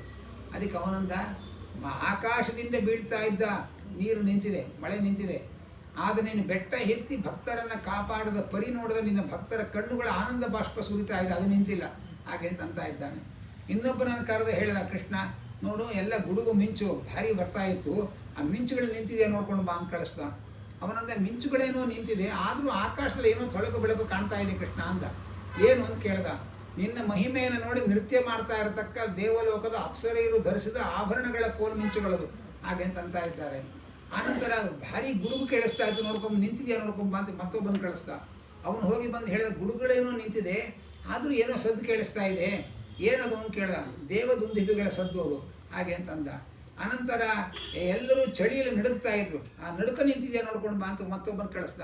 ಅವನಂದ, ಎಲ್ಲ ಕಡೆ ನಡುಕ ನಿಂತಿದೆ, ಒಬ್ಬರಲ್ಲಿ ಜಾಸ್ತಿ ಆಗಿದೆ ಅಂತಂದ. ಯಾರಲ್ಲಿ ಯಾಕೆ ಅಂತ ಕೇಳ್ದ. ಎಲ್ಲ ನಿನ್ನ ವಿರುದ್ಧವಾಗಿ ಮಳೆ ಸುರಿಸಿದ ಇಂದ್ರ, ಅವನ ದೇಹದಲ್ಲಿ ನಡುಕ ಜಾಸ್ತಿ ಆಗಿದೆ, ಉಳಿದ ಕಡೆಯೆಲ್ಲ ನಡುಕ ನಿಂತಿದೆ ಹಾಗೆ ಅಂತಂದ.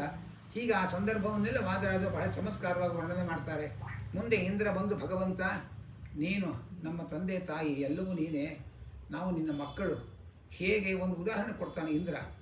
ಹೇಗೆ ಕರುಗಳು ಹಸುಗಳಲ್ಲಿ ಹಾಲು ಕುಡಿಲಿಕ್ಕೆ ಕೆಚ್ಚಲಿಗೆ ಬಾಯಿ ಹಾಕಿದಾಗ ಆ ಕೆಚ್ಚಲಿಗೆ ಗುಮ್ಮುತ್ತೆ ಕರುಗಳು. ಆ ಕರುಗಳ ಕೈಲಿ ಗುಮ್ಮಿಸ್ಕೊಂಡ್ರೂ ಕೂಡ ಆ ಕರುಗಳ ಪ್ರೀತಿಯಿಂದ ಹಾಲು ಸುರಿಸುತ್ತೆ. ಹಾಗೆ ಕರುಗಳ ಹಾಗೆ ನಮ್ಮ ಹೆತ್ತ ತಾಯಿ ತಂದೆಗಳಿಗೆ ಗುಮ್ಮುವಂತಹ ಕರುವಿನ ಹಾಗೆ ನಾವು ಅಪರಾಧ ಮಾಡ್ತಾ ಇರ್ತೇವೆ. ನಮ್ಮ ಅವಿವೇಕದ ಅಪರಾಧವನ್ನು ಕ್ಷಮಿಸಬೇಕಪ್ಪ ತಂದೆ ಹಾಗೆ ಅಂತ ಕೃಷ್ಣನಲ್ಲಿ ಇಂದ್ರ ಕ್ಷಮೆ ಕೇಳ್ತಾನೆ. ಆಗ ಕೃಷ್ಣ ಹೇಳ್ದ, ನಾನು ಯಾಕೆ ನಿನ್ನ ಪೂಜೆ ನಿಲ್ಲಿಸಿದೆ ಅಂತಂದರೆ, ತವ ಪೂಜಾಪಹಾರ ವಿಧಿ ತವ ಶಿಕ್ಷಣಾಯ.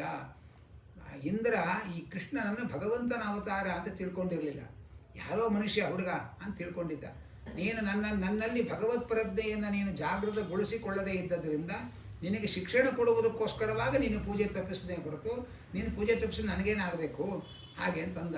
ಭಗವಂತ ಜೀವನದಲ್ಲಿ ಅನೇಕ ಸಂದರ್ಭಗಳಲ್ಲಿ ನಮಗೆ ಅವಮಾನ ಮಾಡ್ತಾನೆ. ಯಾಕೆಂದರೆ ಬಹಳ ಅಹಂಕಾರದಿಂದ ಮೆರಿತಾ ಇರ್ತೇವೆ.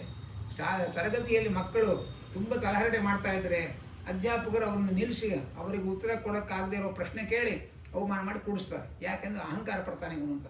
ಹಾಗೆ ನಾವು ಜೀವನದಲ್ಲಿ ತುಂಬ ಅಹಂಕಾರ ಪಟ್ಟಾಗ ಒಂದು ಪೆಟ್ಟು ಕೊಟ್ಟು ನಮ್ಮ ಇತಿಮಿತಿಯನ್ನು ತಿಳಿಸಿ ನಮ್ಮನ್ನು ಕೆಳಗಿಳಿಸ್ತಾನೆ. ಇದು ಭಗವಂತ ಶಿಕ್ಷಣ ಕೊಡುವುದಕ್ಕೋಸ್ಕರ ಕೊಡೋ ಶಿಕ್ಷೆ ಇದು. ಹಾಗೆ ನಿನಗೆ ಶಿಕ್ಷಣ ಕೊಡುವುದಕ್ಕೋಸ್ಕರ ಈ ಶಿಕ್ಷೆ ಕೊಟ್ಟೆ ಹಾಗೆ ಅಂತ ದೇವೇಂದ್ರನಿಗೆ ಕೃಷ್ಣ ಹೇಳ್ತಾನೆ. ಅನಂತರ ಆ ದೇವಲೋಕದ ಕಾಮಧೇನು ಬಂದಿರುತ್ತೆ. ಆ ಕಾಮಧೇನುವಿನ ಕ್ಷೀರವನ್ನೆಲ್ಲ ಕರೆದು ಅದನ್ನು ಬಂಗಾರದ ತಂಬಿಗೆಯಲ್ಲಿ ತುಂಬಿಕೊಂಡು ವೇದ ಮಂತ್ರಗಳಿಂದ ಭಗವಂತನನ್ನು ಸ್ತೋತ್ರ ಮಾಡಿ ಭಗವಂತನ ವಿರುದ್ಧವಾಗಿ ಮಳೆ ಸುರಿಸಿದ ಅಪರಾಧಕ್ಕೆ ಭಗವಂತನಿಗೆ ಕ್ಷೀರಾಭಿಷೇಕ ಮಾಡ್ತಾನೆ.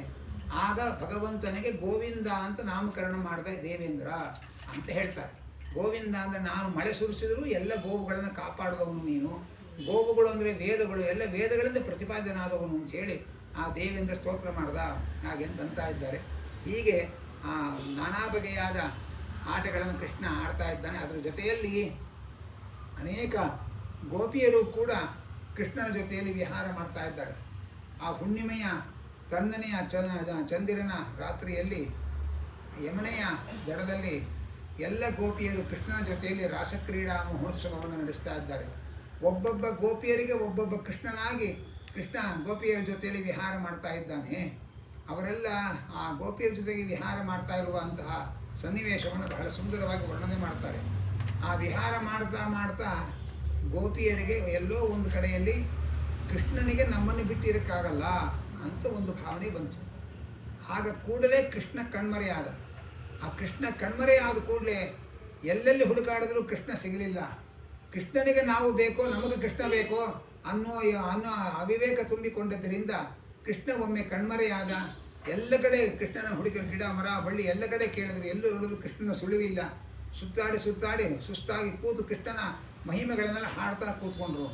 ಆ ಕೃಷ್ಣನನ್ನು ಹುಡುಕಿಕೊಂಡು ಹೋಗುವಾಗ ಒಂದು ಕಡೆಯಲ್ಲಿ ಒಂದು ಕೃಷ್ಣನ ಹೆಜ್ಜೆಯ ಗುರುತು, ಅದರ ಜೊತೆಯಲ್ಲಿ ಇನ್ನೊಂದು ಹೆಣ್ಣಿನ ಹೆಜ್ಜೆಯ ಗುರುತು ಕಾಣಿಸ್ತು. ಆ ಗುಂಪಿನಲ್ಲಿದ್ದ ಒಬ್ಬ ಗೋಪಿ ಹೇಳಿದ್ದು, ನೋಡಿ ಕೃಷ್ಣ ನಮಗೆಲ್ಲ ಮೋಸ ಮಾಡಿ ಇನ್ನೊಬ್ಬ ಗೋಪಿಯ ಜೊತೆ ಹೋಗಿದ್ದಾನೆ, ನೋಡಿ ಹೆಜ್ಜೆ ಗುರುತಿದೆ ಅಂತ ಹೇಳಿ ಅದನ್ನು ಅನುಸರಿಸ್ಕೊಂಡು ಹೋದರು. ಸ್ವಲ್ಪ ದೂರ ಹೋದ ಮೇಲೆ ಆ ಒಂದೇ ಹೆಜ್ಜೆ ಕಾಣಿಸ್ತ, ಕೃಷ್ಣನ ಹೆಜ್ಜೆ ಮಾತ್ರ ಕಾಣಿಸ್ತು, ಹುಡುಗಿಯ ಹೆಜ್ಜೆ ಕಾಣಲಿಲ್ಲ. ಆಗ ಗೋಪಿಯರು ಹೇಳ್ತಾರೆ, ಯಾಕೆ ಇಲ್ಲಿ ತನಕ ಬಂದು ಆ ಗೋಪಿ ಎಲ್ಲಿ ಹೋದ್ಲು ಮುಂದೆ? ಅಲ್ಲಿ ಒಬ್ಬಳು ಬಹಳ ಚುರುಕು ಬುದ್ಧಿಯವಳು ಹುಡುಗಿ ಗೋಪಿ ಇದ್ದು, ಅವಳೊಂದು ನೋಡಿ ಇಲ್ಲಿಯೂ ಇದುವರೆಗೆ ಬಂದ ಕೃಷ್ಣನ ಹೆಜ್ಜೆಗೂ ಇಲ್ಲಿರುವ ಕೃಷ್ಣನ ಹೆಜ್ಜೆಗೂ ವ್ಯತ್ಯಾಸ ಇದೆ. ಏನು ವ್ಯತ್ಯಾಸ ಇದೆ? ಆ ಹಿಮ್ಮಡಿ ಭಾಗ ತುಂಬ ಆಳವಾಗಿ ಬೇರೂರಿದೆ ಮಣ್ಣಿನಲ್ಲಿ. ಅಂದರೆ ಅವಳು ಕೃಷ್ಣನನ್ನು ಎತ್ಕೊಂಡು ಹೋಗುವಂತ ಹಠ ಮಾಡಿದ್ದಾಳೆ.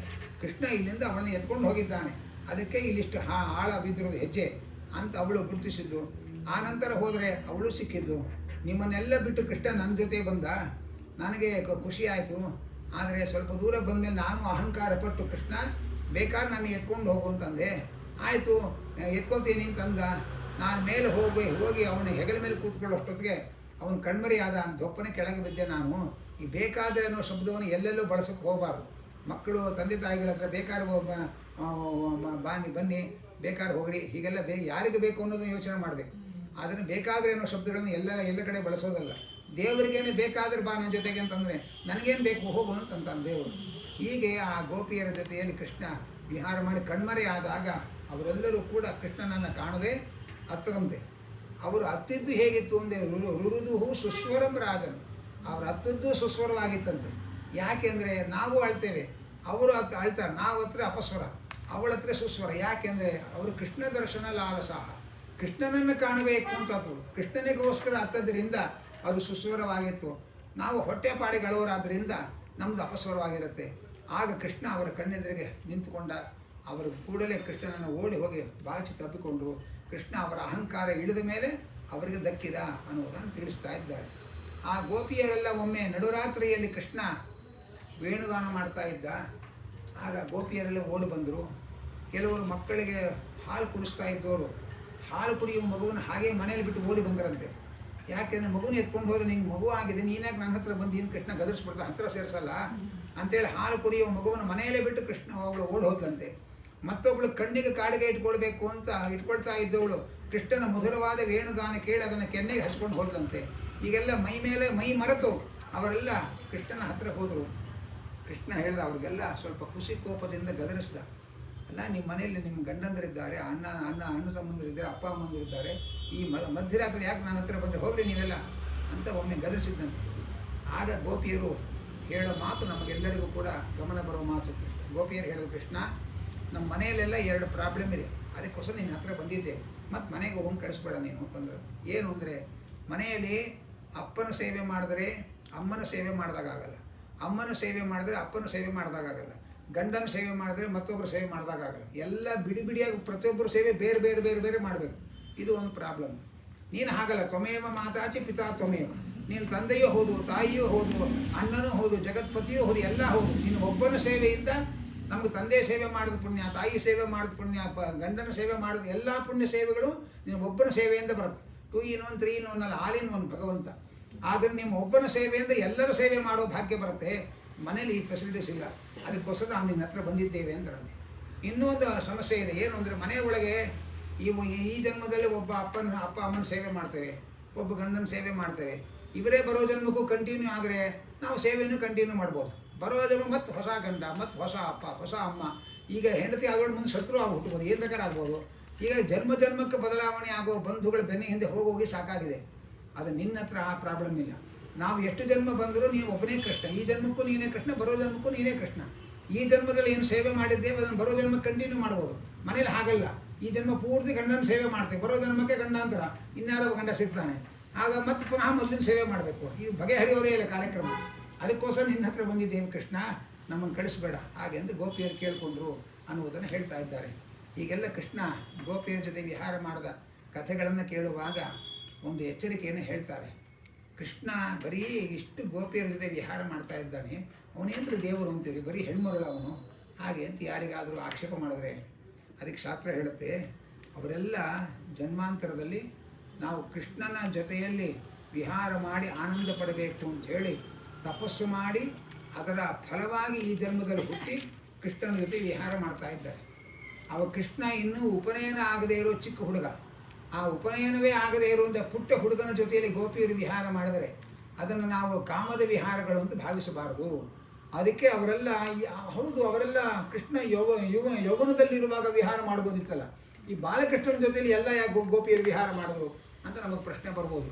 ಅದಕ್ಕೆ ಹೇಳ್ತಾರೆ, ಅವರ ಯೋಚನೆ ಮಾಡ್ತಾರೆ, ಕೃಷ್ಣನಿಗೆ ಉಪನಯನ ಆದರೆ ಕಠಿಣವಾದ ಬ್ರಹ್ಮಚರ್ಯ ವ್ರತ ಪಾಲಿಸ್ತಾನೆ, ಆಗ ಯಾವ ಹೆಣ್ಣುಗಳನ್ನ ಹತ್ತಿರ ಸೇರಿಸಲ್ಲ ಅವನು. ಅದಕ್ಕೆ ಏನಿದ್ರು ಅವನು ಉಪನಯನ ಮಾಡೋಕ್ಕೆ ಮುಂಚೆಯೇ ನಮಗೆ ಅವನ ಜೊತೆ ವಿಹಾರ ಮಾಡೋಕ್ಕೆ ಅವಕಾಶ. ಉಪನಯನ ಆಗೋಯ್ತು ಅಂದರೆ ಅವನು ಕಠಿಣವಾಗಿ ಬ್ರಹ್ಮಚಾರಿ ಆಗಿಬಿಡ್ತಾನೆ, ನಮ್ಮನ್ನು ಹತ್ತಿರ ಸೇರಿಸಲ್ಲ ಅಂತ ಹೇಳಿಯೇ ಅವರು ಯೋಚನೆ ಮಾಡಿ ಕೃಷ್ಣನಿಗೆ ಉಪನಯನಕ್ಕೂ ಮುಂಚೆ ನಾವು ಅವನ ಜೊತೆ ವಿಹಾರ ಮಾಡಬೇಕು ಅಂತಲೇ ತಪಸ್ಸು ಮಾಡಿ ಬಂದವರವರು ಅನ್ನುವುದನ್ನು ಇಲ್ಲಿ ತಿಳಿಸ್ತಾ ಇದ್ದಾರೆ. ಇಷ್ಟೆಲ್ಲ ಆಗ್ತಾ ಇರುವಾಗ ಮಧ್ಯದಲ್ಲಿ ಅನೇಕ ವೃಷಭಾಸುರ, ಅರಿಷ್ಟಾಸುರ, ಹೀಗೆಲ್ಲ ಅನೇಕ ಶಂಖಚೂಡಾಸುರ, ಈಗ ಅನೇಕ ಅಸುರರು ಬರ್ತಾರೆ. ಅವರೆಲ್ಲ ಕೆಲವರು ಪಾರ್ವತಿ ವರವನ್ನು ಪಡೆದ ಅವಧ್ಯರಾದವರು, ಕೆಲವರು ಷಣ್ಮುಖನ ವರ ಪಡೆದ ಅವಧ್ಯರಾದವರು, ಕೆಲವರು ಗಣಪತಿಯ ವರವನ್ನು ಪಡೆದ ಅವಧ್ಯರಾದವರು, ಕೆಲವರು ಶಿವನ ವರದಿಂದ ಅವಧ್ಯರಾದವರು. ಆ ಎಲ್ಲ ಅಸುರರನ್ನು ಕೃಷ್ಣ ಸಂಹಾರ ಮಾಡಿ ಅವರೆಲ್ಲರಿಗಿಂತ ನಾವು ಸರ್ವೋತ್ತಮ ಅನ್ನೋದನ್ನು ಮನಗಾಣಿಸಿದ್ದಾನೆ. ಇಷ್ಟೆಲ್ಲ ಆಗ್ತಾ ಇರುವಾಗ ನಾರದರು ಕಂಸನ ಮನೆಗೆ ಬಂದರು. ಕಂಸನ ಮನೆಗೆ ಬಂದು ಹೇಳಿದ್ರು, ಕಂಸ, ನೀನು ಕಳುಹಿಸಿದ ದೈತ್ಯರನ್ನೆಲ್ಲ ಕೊಲ್ತಾ ಇದ್ದಾನೆ ಒಬ್ಬ ಕೃಷ್ಣ ಅಂತ, ಅವನೇ ನಿನ್ನ ದೇವಕಿಯ 8ನೇ ಮಗ. ನಿನ್ನ ಮಥುರಾ ಪಟ್ಟಣದ ಕಾರಾಗೃಹದಲ್ಲೇ ಹುಟ್ಟಿದ್ದವನು. ರಾತ್ರೋರಾತ್ರಿ ವಸುದೇವ ಆ ಮಗುನ ಕರ್ಕೊಂಡೋಗಿ ನಂದಗೋಕುಲಕ್ಕೆ ಬಿಟ್ಟು ಅಲ್ಲಿದ್ದು ಹೆಣ್ಣು ಮಗುನ ಇಲ್ಲಿ ತಂದರು. ನಿಂಗೆ ವಿಷಯವೇ ಗೊತ್ತಿಲ್ಲ ಅಂಥೇಳಿ ಅವ್ನು ಗೊತ್ತಿಲ್ಲದವ್ರ ಜನ್ಮ ರಹಸ್ಯವನ್ನೆಲ್ಲ ಅವನ ಮುಂದೆ ಹೋಗಿ ನಾರದರು ಎಲ್ಲ ಓಪನ್ ಸೀಕ್ರೆಟ್ ಅಂತಾರಲ್ಲ, ಹಾಗೆಲ್ಲವನ್ನು ಕೂಡ ರಹಸ್ಯವನ್ನೆಲ್ಲ ಬಿಚ್ಚಿಟ್ಟಿದ್ದಾರೆ. ಕಂಸನಿಗೆ ನಾರದರು ಎಂಥ ಸ್ಫೋಟಕವಾದ ರಹಸ್ಯ ನನಗೆ ಹೇಳಿದ್ದಾರೆ ಅಂತನಿಸಿ, ಹಾಗಾದರೆ ಆ ಅಕ್ರೂರನನ್ನು ಕರೆದ. ಕೃಷ್ಣ ಬಲರಾಮರನ್ನು ನಮ್ಮ ನಾಡದ್ದು ಬಿಲ್ಲು ಹಬ್ಬ ಮಾಡ್ತೇವೆ, ಶಿವಧನುಸ್ಸಿಗೆ ಹಬ್ಬ ಮಾಡ್ತೇವೆ. ಆ ಬಿಲ್ಲು ಹಬ್ಬಕ್ಕೆ ಕೃಷ್ಣ ಬಲರಾಮರನ್ನು ಕರ್ಕೊಂಡು ಬರಬೇಕು, ನೀವು ಯಾದವರಿಗೆಲ್ಲ ಬರಕ್ಕೆ ಹೇಳಿ, ಗೋಪಾಲಕರಿಗೆಲ್ಲ ಬರಕ್ಕೆ ಹೇಳಬೇಕು. ಅವ್ರನ್ನ ಬಿಲ್ಲು ಹಬ್ಬದ ನೆಪದಲ್ಲಿ ಕರೆಸಿ ನಾನು ಅವ್ರನ್ನ ಕೊಲ್ತೇನೆ ಹಾಗೆ ಅಂತ ಹೇಳಿ ತೀರ್ಮಾನ ಮಾಡ್ದ. ಅಕ್ರೂರನನ್ನು ಕರ್ಕೊಂಬರಕ್ಕೆ ಹೇಳ್ದ. ಅಕ್ರೂರ ಅಂದ್ಕೊಂಡ, ಕಂಸನಿಗೆ ಗೊತ್ತಿಲ್ಲದೆ ಅವನದೇ ಆಗಿರೋ ಒಂದು ಒಳ್ಳೆಯ ಕೆಲಸ ಅಂದರೆ ನನಗೆ ಕೃಷ್ಣ ದರ್ಶನ ಭಾಗ್ಯ ಸಿಗುತ್ತೆ ಈಗ ಅಂಥೇಳಿ ಬೆಳಗಿನ ಜಾವ ಎದ್ದು ಬೇಗ ರಥದಲ್ಲಿ ಹೋಗಿ ಸಂಜೆಯ ಸಮಯಕ್ಕೆ ಅವನು ಅಲ್ಲಿ ಹೋಗಿ ಸೇರಿದ, ಗೋಕುಲಕ್ಕೆ ಹೋಗಿ ಸೇರಿದರೆ ಆಗ ಇನ್ನೇನು ಮನೆಗೆ ಹೋಗಬೇಕು. ಅದರ ಮುಂದೆ ಮಣ್ಣಿನ ರಸ್ತೆ, ಆ ರಸ್ತೆಯಲ್ಲಿ ಕೃಷ್ಣ ಬಲರಾಮರ ಅಷ್ಟೊತ್ತು ಆಟ ಆಡಿ ಓಡಾಡಿಕೊಂಡು ಮನೆಗೆ ಹೋಗಿದ್ದಾರೆ. ಸಂಜೆ ಆಯಿತು ಅಂತ ಮನೆಗೆ ಹೋಗಿದ್ದಾರೆ. ಆ ಮಣ್ಣಿನ ರಸ್ತೆಯಲ್ಲಿ ಕೃಷ್ಣ ಓಡಾಡದ ಹೆಜ್ಜೆಯ ಗುರುತುಗಳಿತ್ತು. ಆ ರಥದಲ್ಲಿ ಕೂತಿದ್ದ ಅಕ್ರೂರ ಕೃಷ್ಣನ ಆ ಹೆಜ್ಜೆಯ ಗುರುತು ನೋಡಿ, ಇಕೋ ನೋಡಿ ರಂಗನಾಥನ ಪುಟ್ಟ ಪಾದವ ಅಂತ ಹೇಳಿ ರಥದಿಂದ ಧುಮುಕಿ ಭಗವಂತನ ಪವಿತ್ರ ಪಾದಸ್ಪರ್ಶವಾದ ಪಾಂಸುವಿನ ಮೇಲೆ ಹೊರಳಾಡಿ ಮೈ ರೋಮಾಂಚನಗೊಂಡಿದ್ದಾನೆ. ಅಲ್ಲಿಂದ ಕೃಷ್ಣ ಬಲರಾಮನ ಮನೆಗೆ ಹೋದ. ಅವರಿಗೆ ಕಂಸನ ದುಷ್ಟ ಉದ್ದೇಶವನ್ನೆಲ್ಲ ಹೇಳ್ದ. ರಾತ್ರಿಯೆಲ್ಲ ಅವರ ಅಪ್ಪ ಅಮ್ಮನ ಬಗ್ಗೆ, ಮಥುರಾ ಪಟ್ಟಣದ ಬಗ್ಗೆ ಎಲ್ಲ ಕೃಷ್ಣ ಮಾತಾಡ್ತಾ ಇದ್ದಾನೆ. ಯಾರಿಗೂ ಗೋಪಿಯರಿಗೆ ರಾತ್ರಿ ಅಕ್ರೂರ ಬಂದಿದ್ದು ಗೊತ್ತಾಗಲಿಲ್ಲ. ಆ ಗೋಕುಲದ ಹೆಣ್ಣುಮಕ್ಕಳಿಗೆಲ್ಲ ಒಂದು ದುರಭ್ಯಾಸ ಇತ್ತು. ಏನು ಅಂದರೆ ಬೆಳಗಿನ ಜಾವ ಬೇಗ ಹೇಳೋದು. ಹಾಗಾಗಿ ಮರುದಿವಸ ಬೆಳಗ್ಗೆ ಬೇಗ ಎದ್ದಿದ್ದಾರೆ ಅವರು. ಏನು ಕೃಷ್ಣನ ಮನೆ ಮುಂದೆ ರಥ ನಿಂತಿದೆಯಲ್ಲ, ಏನು ರಥ, ಯಾರು ಬಂದರು, ಏನು ಸಮಾಚಾರ ಎಲ್ಲ ತನಿಖೆ ಮಾಡಿದ್ದಾರೆ. ಹೆಣ್ಮಕ್ಳೆಲ್ಲ ಸೇರಿ ತನಿಖೆ ಮಾಡಿದ್ಮೇಲೆ ಗೊತ್ತಾಗದೇ ಇರುತ್ತೇನು. ಹಾಗಾಗಿ ಅಕ್ರೂರ ಬಂದು ಕರ್ಕೊಂಡು ಹೋಗ್ಲಿಕ್ಕೆ ಬಂದಿದ್ದಾನೆ ಅಂತ ತೀರ್ಮಾನ ಆಯಿತು. ಆಗ ಇವರೆಲ್ಲ ಯೋಚನೆ ಮಾಡಿದ್ರು, ಕೃಷ್ಣನ ಜೊತೆಯಲ್ಲಿ ಮಧುರವಾಗಿ ವಿಹಾರ ಮಾಡಿಕೊಂಡು ಇಡೀ ದಿವಸವನ್ನು ಒಂದು ಕ್ಷಣವಾಗಿ ನಾವು ಕಳೀತಾ ಇದ್ವಿ. ಇಂಥ ಕೃಷ್ಣನನ್ನು ನಮ್ಮಿಂದ ದೂರ ಮಾಡೋಕ್ಕೆ ಈ ಅಕ್ರೂರ ಬಂದಿದ್ದಾನೆ. ಇವನಿಗೆ ಯಾರು ಅಕ್ರೂರ ಅಂತ ಹೆಸರಿಟ್ಟಿದ್ದಾರೆ, ಮಹಾಕ್ರೂರ. ಕೃಷ್ಣನ ವಿರಹ ದುಃಖವನ್ನು ನಮಗೆ ಕೊಡ್ತಾ ಇದ್ದಾನೆ ಅಂತೆಲ್ಲ ಅಂದುಕೊಂಡ್ರು. ಕೃಷ್ಣ ತಾನು ಹೊರಟಿದ್ದಾನೆ. ಕೆಲವು ಹೆಣ್ಮಕ್ಳು ಮಾತಾಡ್ಕೊಂಡ್ರು, ಇನ್ನು ನಮ್ಗೆ ಕೃಷ್ಣ ಸಿಗಲ್ಲ. ಯಾಕೆ ಅಂದರೆ ಕೃಷ್ಣ ಮಥುರಾ ಪಟ್ಟಣಕ್ಕೆ ಹೋಗ್ತಾ ಇದ್ದಾನೆ. ಈ ಪಟ್ಟಣದ ಹುಡುಗಿಯರು ಹುಡುಗರನ್ನ ಬಹಳ ಬೇಗ ಬಲೆಗೆ ಹಾಕ್ಕೊಂಡ್ಬಿಡ್ತಾರಂತೆ. ಪಟ್ಟಣದ ಹುಡುಗಿಯರ ಭಿನ್ನಾಣಗಳಿಗೆ ಬಲಿಯಾದ ಮೇಲೆ ಕೃಷ್ಣ ನಮ್ಮಂತಹ ಹಳ್ಳಿ ಹುಡುಗಿಯರನ್ನ ಎಲ್ಲಿ ನೆನೆಸ್ಕೊಳ್ತಾನೆ ಅಂತೆಲ್ಲ ಪರಿಪರಿಯಾಗಿ ಮಾತಾಡ್ಕೊಳ್ತಾ ಇದ್ದಾರೆ. ಕೃಷ್ಣ ಯೋಚನೆ ಮಾಡಬೇಡಿ, ಮತ್ತೆ ಬರ್ತೇನೆ ಅಂತ ಹೇಳಿ ಕೃಷ್ಣ ಅವನಷ್ಟಕ್ಕೆ ಅವನು ಹೋದ. ಹೋಗುವಾಗ ಮಧ್ಯಾಹ್ನ ಕಾಲ ಬಂತು. ಆಗ ಯಮುನಾ ನದಿ ತೀರ ಅಕ್ರೂರ ಹೇಳಿದ, ಕೃಷ್ಣ ಸ್ವಲ್ಪ ಹೊತ್ತು ಕೂತ್ಕೊಂಡ್ರು, ನಾನು ಸಂಧ್ಯಾವನೆ ಮಾಡ್ಕೊಂಡು ಬರ್ತೇನೆ ಹಾಗೆ ಅಂತಂದ. ದೇವರನ್ನೇ ಸ್ವಲ್ಪ ಹೊತ್ತು ಕೂತ್ಕೋ, ಸಂಧ್ಯಾವನೆ ಮಾಡ್ತೇನೆ ಅಂತ ಕೂಡಿಸಿದ ಭೂಪರಮ್ಮ ಅಕ್ರೂರ. ಕೃಷ್ಣ ಕೂತ್ಕೊಂಡ. ನಮಗೆ ಕೃಷ್ಣ ಅಕ್ಕದಲ್ಲೂ ಸಿಕ್ಕಿಲ್ಲ, ಪಕ್ಕದಲ್ಲೂ ಸಿಕ್ಕಿಲ್ಲ. ಧೈರ್ಯವಾಗಿ ಸಂಧ್ಯಾವನೆ ಬಿಟ್ಟಿದ್ದೇವೆ ಅಂದರೆ ನಮಗಿರೋಷ್ಟು ಧೈರ್ಯ ಪಾಪ ಅಕ್ರೂರನಿಗೆ ಇರಲಿಲ್ಲ. ಹಾಗಾಗಿ ದೇವರೇ ಪಕ್ಕದಲ್ಲಿ ಕೂತ್ಕೊಂಡ್ರು, ಒಂದು ನಿಮಿಷ ಕೂತ್ಕೊಂಡು ಸಂಧ್ಯಾವನೆ ಮಾಡ್ಕೊಂಡು ಬರ್ತೇನೆ ಅಂತ ಹೋದ ಅಕ್ರೂರ. ಹೋಗಿ ಯಮುನಾ ನದಿಯಲ್ಲಿ ಮುಳುಗಿದರೆ ಅಲ್ಲೂ ಕೃಷ್ಣ ಬಲರಾಮರು ಕಂಡು. ಓಹ್, ಅವರು ಸ್ನಾನಕ್ಕೆ ಬಂದಿದ್ದಾರೆ ಅಂತ ನೋಡ್ದ. ಅವರು ಅಲ್ಲೇ ರಥದಲ್ಲೇ ಕೂತಿದ್ದಾರೆ. ಮತ್ತೆ ಮುಳುಗಿದರೆ ಅನಂತ ಪದ್ಮನಾಭನ ದರ್ಶನ. ಆ ನಮ್ಮ ಯಮುನಾ ನದಿಯ ಒಳಗೆ ಅಕ್ರೂರನಿಗೆ ಆಯಿತು. ಅವನು ಶೇಷದೇವರ ಮಂತ್ರವನ್ನು ಜಪ ಮಾಡಿ ಸಿದ್ಧಿ ಮಾಡಿಕೊಂಡಿದ್ದ ಅಕ್ರೂರ. ಪ್ರತಿನಿತ್ಯವೂ ಅವನಿಗೆ ಶೇಷದೇವರ ದರ್ಶನ ಆಗ್ತಾ ಇತ್ತಂತೆ. ಇವತ್ತು ಶೇಷದೇವರೇ ಬಲರಾಮನಾಗಿ ತನ್ನ ಪಕ್ಕದಲ್ಲಿ ಕೂತಿದ್ದಾರೆ, ಶೇಷಶಾಹಿಯೇ ಕೃಷ್ಣನಾಗಿ ತನ್ನ ಪಕ್ಕದಲ್ಲಿ ಕೂತಿದ್ದಾರೆ. ಇವತ್ತು ಅವನಿಗೆ ಶೇಷ ದರ್ಶನ ಅಲ್ಲ, ವಿಶೇಷ ದರ್ಶನ ಆಯಿತು. ಅವನ ಪಾಲಿಗೆ ಅಶೇಷ ದರ್ಶನ ಆಯಿತು. ಆ ಅನಂತ ಪದ್ಮನಾಭನನ್ನು ನೀರಿನಲ್ಲಿ ಮುಳುಗಿ ನೋಡ್ತಾ ಮೈ ಮರೆತಾ ಅನಂತರ ಆ ಕೃಷ್ಣನನ್ನು ಕರ್ಕೊಂಡು ಹೋಗಬೇಕಲ್ಲ, ಅದಕ್ಕೋಸ್ಕರ ಆನೆಗೆ ಮುಗಿಸಿ ಕೃಷ್ಣನನ್ನು ಕರ್ಕೊಂಡು ಹೋಗಿ ಇನ್ನೇನು ಮಥುರಾ ಪಟ್ಟಣದ ಹತ್ತಿರದಲ್ಲಿರುವಾಗ ಉಳಿದವರೆಲ್ಲ ಅಲ್ಲಿಗೆ ಬಂದು ಸೇರಿದ್ರು. ಕೃಷ್ಣ ಹೇಳ್ದ, ನನ್ನನ್ನು ಇಲ್ಲೇ ಬಿಟ್ಬಿಡು, ನೀನು ರಥ ತೊಗೊಂಡು ಹೋಗು, ನಾನು ಇವ್ರ ಜೊತೆ ನಡ್ಕೊಂಡು ಮಥುರಾ ಪಟ್ಟಣ ಪ್ರವೇಶ ಮಾಡ್ತೀನಿ ಅಂತ ಹೇಳ್ದ. ಕೃಷ್ಣನಿಗೆ ಅಕ್ರೂರನಿಗೆ ಬಹಳ ಬೇಜಾರಾಯಿತು. ಇಷ್ಟು ಹೊತ್ತು ಯಾರೂ ಇಲ್ಲ, ಕೃಷ್ಣ ಬಲರಾಮರು ಅಕ್ರೂರ ಇಷ್ಟೇ. ಭಗವಂತನ ಜೊತೆಯಲ್ಲಿ ಇಷ್ಟು ಏಕಾಂತವಾಗಿ ಇಷ್ಟು ದೂರ ಪ್ರಯಾಣ ಮಾಡೋ ಭಾಗ್ಯ ಯಾರಿಗೆ ಸಿಗುತ್ತೆ? ಬೆಳಗಿನ ಸಾಯಂಕಾಲ ತನಕ ಸ್ವಾಮಿಗಳ ಜೊತೆಗೆ ಕಾರಲ್ಲಿ ಕೂತ್ಕೊಂಡು ಪಾದ ಪೂಜೆಗೆಲ್ಲ ಕರ್ಕೊಂಡು ಹೋಗಿ ಆಯ್ತಪ್ಪ ನೀನು ಹೋಗು ಅಂತಂದರೆ ಆ ಭಾವುಕರಿಗೆ ಏನು ಅನಿಸುತ್ತೆ? ಹಾಗೆ ಕೃಷ್ಣನ ಜೊತೆಯಲ್ಲೇ ಓಡಾಡಿದಂತಹ ಅಕ್ರೂರನಿಗೆ ಬಹುಶಃ ಗೋಪಿಯರೆಲ್ಲ ಶಾಪ ಕೊಟ್ಟಿದ್ದಾರೆ. ನಮಗೆ ಕೃಷ್ಣನನ್ನು ನಮ್ಮಿಂದ ದೂರ ಮಾಡಿದ್ದು, ನಿನಗೂ ಕೃಷ್ಣನಿಂದ ದೂರ ಆಗೋ ಯೋಗ ಬರಲಿ ಅಂತ ಹೇಳಿ ಶಾಪ ಕೊಟ್ಟರೋ ಏನೋ ಹಾಗೆಂತ ಅಂದುಕೊಂಡು ಕೃಷ್ಣನ ಮಾತಿಗೆ ಬೆಲೆ ಕೊಟ್ಟು ಹೋಗ್ತಾ ಇದ್ದಾನೆ. ಮರುದಿವಸ ಕೃಷ್ಣ ಅನಂತರ ಮಥುರಾ ಪಟ್ಟಣದ ರಾಜಮಾರ್ಗದಲ್ಲಿ ಪ್ರವೇಶ ಮಾಡ್ತಾ ಇದ್ದಾನೆ. ಮಥುರಾ ಪಟ್ಟಣದ ಪಟ್ಟಣಿಗರಿಗೆಲ್ಲ ಕೃಷ್ಣನ ವಿಚಾರ ಕೇಳಿದರೆ ಹೊರತು ಕೃಷ್ಣನನ್ನು ನೋಡಿರಲಿಲ್ಲ. ಹಾಗಾಗಿ ಎಲ್ಲರೂ ಕೂಡ ಕೃಷ್ಣನನ್ನು ನೋಡಲಿಕ್ಕೆ ಅಂತ ನೆರೆದಿದ್ದಾರೆ. ಆ ಕೃಷ್ಣ ಒಳಗೆ ಬರುವಾಗ ಒಬ್ಬ ಅಗಸ ಕಂಸನ ಹೊಸ ಬಟ್ಟೆಗಳಿಗೆ ಬಣ್ಣ ಹಾಕಿ ತೆಗೆದುಕೊಂಡು ಹೋಗ್ತಾ ಇದ್ದ. ಕೃಷ್ಣ ಅಗಸನಲ್ಲಿ ಆ ಬಟ್ಟೆಗಳು ಕೊಡು ನನಗೆ ಹಾಗೆ ಅಂತಂದ. ಅಗಸ ಹೇಳ್ದ, ಇದು ರಾಜರ ವಸ್ತ್ರಗಳು, ನಿಮಗೆಲ್ಲ ಉಡೋ ಯೋಗ್ಯತೆ ಇಲ್ಲ ಹಾಗೆ ಅಂತಂದ. ಆ ಕೃಷ್ಣ ಅವನ ಶಿರಚ್ಛೇದ ಮಾಡಿ ಆ ಬಟ್ಟೆ ಗಂಟು ಕಸಿದುಕೊಂಡು ಆ ಬಟ್ಟೆ ತನ್ನ ಪರಿವಾರದವರಿಗೆಲ್ಲ ಕೊಟ್ಟು ಇನ್ನು ತಾನೂ ಹಾಕ್ಕೊಂಡ. ಇನ್ನೂ ಬಟ್ಟೆ ಉಳಿತು. ನಮ್ಮ ಸೋದರ ಮಾವ ಕಂಸ ಅವನು ಸ್ವಾಗತದ ಏರ್ಪಾಡು ಪೂರ್ತಿ ಮಾಡದೆ ಹೋದರೂ ಪರವಾಗಿಲ್ಲ, ನಾವೇ ಮಾಡ್ಕೊಂಡು ಹೋಗ್ತೇವೆ ಅಂತ ಹೇಳಿ ಉಳಿದ ಬಟ್ಟೆಗಳನ್ನು ನಡಿಮಡಿ ಹಾಸಿಕೊಂಡು ಪ್ರಯಾಣ ಮಾಡ್ತಾ ಇದ್ದಾನೆ.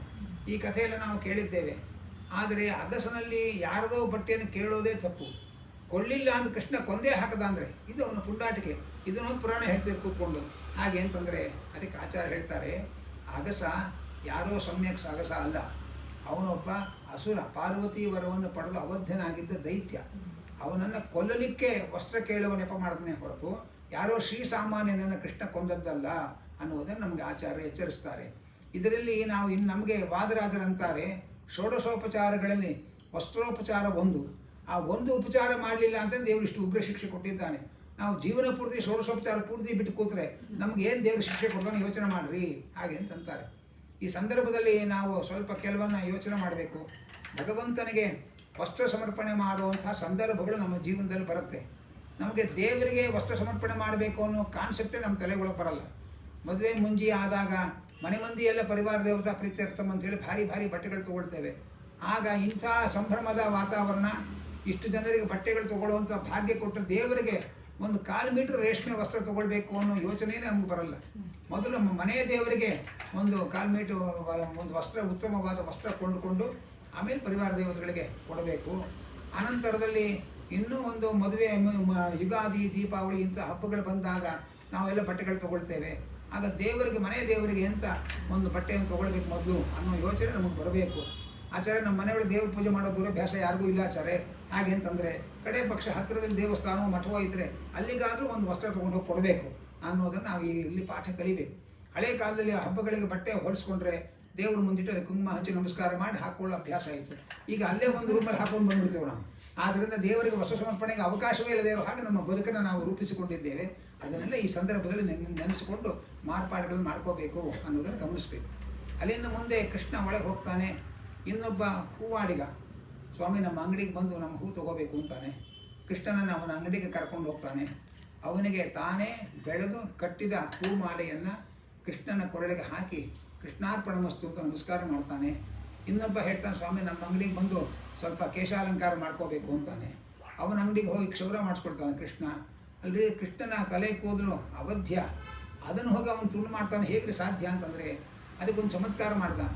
ಇಷ್ಟು ಹೊತ್ತು ಅವನ ತಲೆ ಕೂದಲು ಇಷ್ಟುದ್ದ ಕಾಣಿಸ್ತಾ ಇತ್ತು. ಇವನು ತಲೆ ಕೂದಲು ಕಾಣಿಸೋದು ಕಡಿಮೆ ಮಾಡ್ದ, ಜನರಿಗೆ ಬೇರೆ ಕೂದಲು ಸೃಷ್ಟಿ ಮಾಡಿ ಉದುರಿಸ್ದ. ಅವನಿಗೆ ಕ್ಷೌರ ಮಾಡಿದ ತೃಪ್ತಿ, ಇವನು ಮಾಡಿಸ್ಕೊಂಡು ತೃಪ್ತಿ. ಹೀಗೆ ಅವನ ಕೇಶಾಲಂಕಾರ ಸೇವೆಯನ್ನು ಸ್ವೀಕಾರ ಮಾಡ್ದ. ಇವರಿಬ್ಬರು ಮಹಾನುಭಾವರು ಯಾರು ಅಂದರೆ ಇವರಿಬ್ಬರು ವೈಕುಂಠ ಲೋಕದಲ್ಲಿ ಭಗವಂತನಿಗೆ ನಿತ್ಯ ಹೂವಿನ ಸಮರ್ಪಣೆ ಮಾಡೋ ಕೆಲಸದೊಬ್ಬ, ಇನ್ನೊಬ್ಬ ಕೇಶ ಅಲಂಕಾರ ಮಾಡೋ. ಭಗವಂತ ತಾನು ಕೃಷ್ಣನಾಗ ಅವತಾರ ಮಾಡ್ತೇನೆ ಅಂತ ಸಂಕಲ್ಪ ಮಾಡಿದಾಗ ನಮಗೂ ಕೂಡ ನೀನು ಕೃಷ್ಣಾವತಾರ ಕಾಲದಲ್ಲಿ ಸೇವೆ ಮಾಡೋಕ್ಕೆ ಅವಕಾಶ ಕೊಡು ಅಂತ ಕೇಳ್ಕೊಂಡ್ರಂತೆ. ಅದಕ್ಕೆ ನೀವು ಮಥುರಾ ಪಟ್ಟಣದಲ್ಲಿ ಬಂದು ಅಂಗಡಿ ಇಡಿ, ನಾನೇ ಒಂದು ದಿವಸ ಬರ್ತೇನೆ ಅಂತ ಹೇಳಿದ್ದ. ಹಾಗಾಗಿ ನಾವು ಯಾವ ವೃತ್ತಿಯಲ್ಲಿ ಬದುಕ್ತೇವೆ ಆ ವೃತ್ತಿಯಿಂದಲೇ ಭಗವಂತನ ಸೇವೆ ಹೇಗೆ ಮಾಡಬಹುದು ಅನ್ನುವುದನ್ನು ಪರಮಾತ್ಮ ತೋರಿಸ್ತಾ ಇದ್ದಾನೆ. ಜೊತೆಯಲ್ಲಿ ಪ್ರತಿನಿತ್ಯ ನಾವು ದೇವರಲ್ಲಿ ನಮ್ಮ ಸೇವೆ ತಗೊಂಡು ದೇವರಲ್ಲಿ ಪ್ರಾಮಾಣಿಕವಾಗಿ ನಾವು ಭಕ್ತಿಯನ್ನು ಕೇಳಿಕೊಂಡ್ರೆ ನಮಗೆ ಒಂದು ಅವಕಾಶ ಮೀಸಲಿಟ್ಟು ನಮ್ಮ ಸೇವೆ ತಗೋತಾನೆ ದೇವರು ಅನ್ನೋ ಸತ್ಯವನ್ನು ನಾವು ಈ ಸಂದರ್ಭ ಗಮನಿಸಬೇಕು. ಅಲ್ಲಿಂದ ಆ ಕುಬ್ಜೆ ಬಂದಿದ್ದಾಳೆ. ಅವಳು ಗಂಧವನ್ನು ತೆಗೆದುಕೊಂಡು ಹೋಗ್ತಾ ಇದ್ದವಳು ಕೃಷ್ಣನನ್ನು ನೋಡಿ ಆ ಪರಿಮಳ ಭರಿತವಾದ ಗಂಧವನ್ನು ಕೃಷ್ಣನಿಗೆ ಸಮರ್ಪಣೆ ಮಾಡಿದ್ಳು. ಕೃಷ್ಣ ಆ ಗಂಧವನ್ನು ಮೈಗೆಲ್ಲ ಹಚ್ಚಿಕೊಂಡ. ಅವಳ ದೇಹ 3 ಕಡೆ ವಕ್ರವಾಗಿತ್ತು. ಅವಳ ಕಾಲ ಹೆಬ್ಬೆರಳ ಮೇಲೆ ತನ್ನ ಹೆಬ್ಬೆರಳನ್ನು ಒತ್ತಿ ಅವಳ ಗಲ್ಲಕ್ಕೆ ಕೈ ಕೊಟ್ಟು ಅವಳ ದೇಹವನ್ನು ನೇರ ಮಾಡಿ ಅವಳಿಗೆ ಅದ್ಭುತವಾದ ಸೌಂದರ್ಯವನ್ನು ಕೊಟ್ಟ. ಅವಳಿಗೆ ದೇಹ ವಕ್ರವಾಗಿತ್ತು, ಬುದ್ಧಿ ನೇರವಾಗಿತ್ತು. ನಮಗೆ ದೇಹ ನೇರವಾಗಿದೆ, ಬುದ್ಧಿ ವಕ್ರವಾಗಿದೆ. ನಾವು ದೇವರಿಗೆ ಪ್ರತಿನಿತ್ಯ ಗಂಧ ಅರ್ಪಣೆ ಮಾಡಬೇಕಾದ್ರೆ ನಮ್ಮ ಬುದ್ಧಿ ವಕ್ರ ಬುದ್ಧಿ ಇದೆಯಪ್ಪ, ಪರಿಹಾರ ಮಾಡೋದು ಕೇಳ್ಕೊಂಡು ದೇವರಿಗೆ ಗಂಧ ಇಟ್ಟರೆ ನಮಗೂ ನೇರವಾದ ಬುದ್ಧಿ ಬರುತ್ತೆ ಅನ್ನೋದನ್ನು ನಾವಿಲ್ಲಿ ಗಮನಿಸಬೇಕು. ಅಲ್ಲಿಂದ ಶಿವಧನುಸ್ಸಿಟ್ಟಂತಹ ಸ್ಥಳಕ್ಕೆ ಹೋದ ಕೃಷ್ಣ ಆ ಶಿವಧನುಸ್ಸನ್ನು ಎತ್ತಿ ಬಗ್ಗಿಸಿ ಹಗ್ಗ ಕಟ್ಟುವಾಗ ಆ ಶಿವಧನುಸ್ಸು ಭಂಗ ಆಯಿತು. ಆ ಶಿವಧನುಸ್ಸು ಭಂಗ ಆದ ಶಬ್ದ ಅರಮನೆಯಲ್ಲಿ ಕೂತಿದ್ದ ಕಂಸನ ಎದೆಗೆ ಬಡಿದು ಅವನು ಬೆಚ್ಚಿ ಬಿದ್ದು ಅವತ್ತೇ ಉರುಳಿ ಬಿದ್ದ. ಮರುದಿವಸದ ಕಾರ್ಯಕ್ರಮಕ್ಕೆ ಅವತ್ತೇ ನಾಂದಿ ಆಯಿತು ಅವನಿಗೆ. ಮತ್ತೆ ಮರುದಿವಸ ಭಾರಿ ದೊಡ್ಡ ರಂಗಸ್ಥಳ ಏರ್ಪಾಡು ಮಾಡಿದ್ದಾನೆ. ಹೊರಗಡೆ ಒಂದೊಂದು ಹೆಜ್ಜೆಗೂ ಕೃಷ್ಣನನ್ನು ಸಂಹಾರ ಮಾಡೋದಕ್ಕೆ ಏರ್ಪಾಡು ಮಾಡಿಕೊಂಡಿದ್ದಾನೆ. ಕೃಷ್ಣ ಬಲರಾಮರು ಬಂದರು. ಆ ಕುವಲಯಾಪೀಡ ಅನ್ನೋ ಒಂದು ದೊಡ್ಡ ಆನೆ ದೈತ್ಯ ಮಾವುತ ಅವರಿಬ್ಬರನ್ನು ಸಂಹಾರ ಮಾಡಿ ಆ ಉದ್ದವಾದ ಆನೆಯ ದಂತಗಳನ್ನು ಕಿತ್ತುಕೊಂಡು ಹೆಗಲ ಮೇಲೆ ಇಟ್ಟುಕೊಂಡು ರಂಗಪ್ರವೇಶ ಮಾಡ್ತಾ ಇದ್ದಾರೆ. ಅಲ್ಲಿ ಅನೇಕ ಜನ ಚಾಣೂರ ಮುಟ್ಟಿಕರು ಅಂತ ಅನೇಕ ಮಲ್ಲರು ಅವರೆಲ್ಲ ಖುಷಿಗೋಸ್ಕರ ನಾವು ಯುದ್ಧ ಮಾಡೋಣ ಅಂತ ಕೃಷ್ಣನಿಗೆ ಜೊತೆ ಯುದ್ಧ ಮಾಡಿದ್ರು. ಆ ಮಲ್ಲ ಯುದ್ಧ ಮಾಡಿ ಅವರಿಬ್ಬರನ್ನು ಅನಾಮತ್ತು ಎತ್ತಿ ಗರ ತಿರುಗಿಸಿ ನೆಲಕ್ಕೆ ಅಪ್ಪಳಿಸಿ ಹಾಕಿದರು. ಆ ಚಾಣೂರು ಮುಷ್ಟಿಕರನ್ನು ಗರಗರ ತಿರುಗಿಸಿ ನೆಲಕ್ಕೆ ಹಾಕಿದರೆ ಯಾರೂ ಮೇಲಕ್ಕೆ ಏಳಲೇ ಇಲ್ಲ, ಅಲ್ಲೇ ಹರೆಯನು ಅಂತಾಗಿದ್ದಾರೆ ಅವರು. ಆಗ ವಾದಿರಾಜರಂತಾರೆ, ಎಲ್ಲಿಗಾದರೂ ಪ್ರಯಾಣ ಮಾಡುವಾಗ ಈಡ್ಗಾಯಿ ನೀವಾಳಿಸಿ ಹಾಕೋರು ಅಂತಾರೆ. ಹಾಗೆ ಕಂಸ ತಮಸ್ಸಿಗೆ ಪ್ರಯಾಣ ಮಾಡ್ತಾ ಇದ್ದಾನೆ. ಅದಕ್ಕೆ ಅವನ ಕಂಸನ ತಮಸ್ಸಿನ ಪ್ರಯಾಣ ನಿರ್ವಿಘ್ನವಾಗಿ ನೆರವೇರಲಿ ಅಂತ ಹೇಳಿ ಚಾಣೂರ ಮುಷ್ಟಿಕಾಂತ 2 ಈಡ್ಗಾಯಿ ಹೊಡೆದಿದ್ದಾರೆ ಇವರು ಹಾಗೆಂತ ವಾದಿರಾಜರು ಆ ಸಂದರ್ಭವನ್ನು ವರ್ಣನೆ ಮಾಡ್ತಾರೆ. ಅಲ್ಲಿಂದ 20 ಅಕ್ಷೋಹಿಣಿ ಸೈನ್ಯವನ್ನು ಕಂಸ ಕೃಷ್ಣನ ಮೇಲೆ ಪ್ರಯೋಗ ಮಾಡ್ತಾನೆ. ಅದನ್ನೆಲ್ಲ ಸಂಹಾರ ಮಾಡಿ ಕೃಷ್ಣ ಎತ್ತರದ ಮಂಚದ ಮೇಲಿರುವ ಕಂಸನ ಬಳಿಗೆ ಹೋಗಿ ಅವನ ತಲೆ ಕಿರೀಟವನ್ನು ಉರುಳಿಸಿ ಅವನ ತಲೆಮುಡಿಗೆ ಕೈ ಹಾಗೆ ದರ ಎಳೆದು ತಂದು ರಂಗಸ್ಥಳ ಮಧ್ಯ ಕಂಸನನ್ನು ಕುಕ್ಕಿ ನಾಶ ಮಾಡ್ತಾನೆ. ಅವನ ಪ್ರೆಸ್ಟೀಜ್ಗೆ ಇವನೇ ಕುಕ್ಕರಾದ ಕೃಷ್ಣ.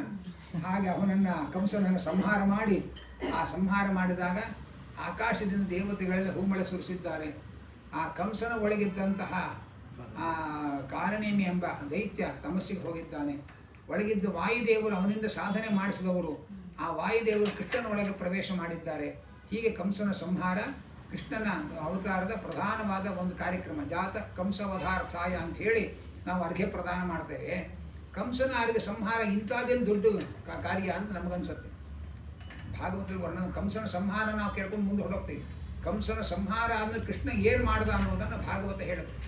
ಕಂಸನ ದೌರ್ಜನ್ಯಕ್ಕೆ ಹೆದರಿ ಆ ಮಥುರಾ ಪಟ್ಟಣದ ಮೂಲ ನಿವಾಸಿಗಳೆಲ್ಲ ದಿಕ್ಕಾಪಾಲಾಗಿ ಊರು ಮನೆ ಮಠ ಎಲ್ಲ ಬಿಟ್ಟು ಎಲ್ಲೆಲ್ಲೋ ಹೊರಟೋಗಿದ್ರು ಪಾಪ ಅವರು. ಕೃಷ್ಣ ಕಂಸನನ್ನು ಸಂಹಾರ ಮಾಡಿ ಉಗ್ರಸೇನಿಗೆ ಪಟ್ಟಾಭಿಷೇಕ ಮಾಡಿ ಮಥುರಾ ಪಟ್ಟಣದ ಮೂಲ ನಿವಾಸಿಗಳನ್ನೆಲ್ಲ ವಾಪಸ್ ಕರೆದು ಅವರಿಗೆಲ್ಲ ಪುನರ್ವಸತಿ ಯೋಜನೆಯನ್ನು ಕಲ್ಪಿಸಿ ಅವರವರು ಕಳೆದುಕೊಂಡಿದ್ದ ಆಸ್ತಿಯನ್ನೆಲ್ಲ ಅವರಿಗೆ ಕೊಟ್ಟು ಅವರಿಗೆ ಬದುಕಲಿಕ್ಕೆ ಬೇಕಾದ ಆರ್ಥಿಕ ವ್ಯವಸ್ಥೆಯನ್ನು ರಾಜನಿಂದ ಕೊಡಿಸಿ ಇವತ್ತೇನು ಕಾಶ್ಮೀರದ ಸಮಸ್ಯೆಯನ್ನು ಪರಿಹಾರ ಮಾಡಿದ್ರಲ್ಲ ಅದನ್ನು ಮೊದಲು ಮಾರ್ಗದರ್ಶನ ಮಾಡುವವನು ಕೃಷ್ಣ. ಇವತ್ತು ಭಯೋತ್ಪಾದಕರಿಗೆ ಹೆದರಿ ಕಾಶ್ಮೀರದ ಜನರೆಲ್ಲ ದಿಕ್ಕಾಪಾಲಾಗಿ ಓಡಿದ ಹಾಗೆ ಕಂಸನ ದೌರ್ಜನ್ಯದಿಂದ ಮಥುರಾ ಪಟ್ಟಣದ ಮೂಲ ನಿವಾಸಿಗಳೆಲ್ಲ ಓಡಿ ಹೋಗಿದ್ದರು. ಕೃಷ್ಣ ಕಂಸನನ್ನು ಸಂಹಾರ ಮಾಡಿ ಅವರಿಗೆಲ್ಲ ಮತ್ತೆ ಪುನರ್ವಸತಿ ವ್ಯವಸ್ಥೆಯನ್ನು ಕಲ್ಪಿಸಿಕೊಟ್ಟು ಅವರಿಗೆಲ್ಲ ಬದುಕಿಗೆ ಆಸರೆ ಕೊಟ್ಟು ಅವರವರ ಆಸ್ತಿಗಳನ್ನೆಲ್ಲ ಅವರಿಗೆ ವಾಪಸ್ ಕೊಟ್ಟು ಬದುಕಲಿಕ್ಕೆ ಬೇಕಾದ ಆರ್ಥಿಕ ಬೆಂಬಲವನ್ನು ಅವರಿಗೆ ಕೊಟ್ಟು ಹೊಸ ನಾಗರಿಕತೆಯನ್ನು ಸೃಷ್ಟಿ ಮಾಡಿ ಪ್ರಜೆಗಳನ್ನು ರಕ್ಷಣೆ ಮಾಡ್ದ. ಇದು ಜಾತಕ ಕಂಸ ವಧಾರ್ಥಯ ಅನ್ನೋ ಹಿಂದಿರತಕ್ಕಂಥ ಕೃಷ್ಣನ ಮಹಿಮೆ ಅನ್ನುವುದನ್ನು ತಿಳಿಸ್ತಾ ಇದ್ದಾರೆ. ಯಾವಾಗ ಕಂಸನ ಸಂಹಾರ ಆಯಿತು ಆನಂತರದಲ್ಲಿ ಕೃಷ್ಣನಿಗೆ ಉಪನಯನ ಆಯಿತು. ಸಾಂದೀಪಿನಿ ಗುರುಕುಲದಲ್ಲಿ ಉಪನಯನ ಮಾಡಿಸ್ಕೊಂಡು 64 ದಿವಸ ವಾಸ ಮಾಡಿ 64 ವಿದ್ಯೆಗಳನ್ನು ಅವರಿಂದ ಉಪದೇಶ ಪಡೆದ ವಿಡಂಬನೆ ಮಾಡಿದ. ಆನಂತರ ಮೃತನಾಗಿದ್ದ ಗುರುಪುತ್ರನನ್ನು ತಂದು ಗುರುದಕ್ಷಿಣೆ ಕೊಟ್ಟ. ಆ ಕಂಸನ ಹೆಂಡತಿಯರು ಅಸ್ಥಿಪ್ರಾಸ್ತಿಯರು ಅಂತ ಅವರು ಜರಾಸಂಧನ ಹೆಣ್ಮಕ್ಕಳು.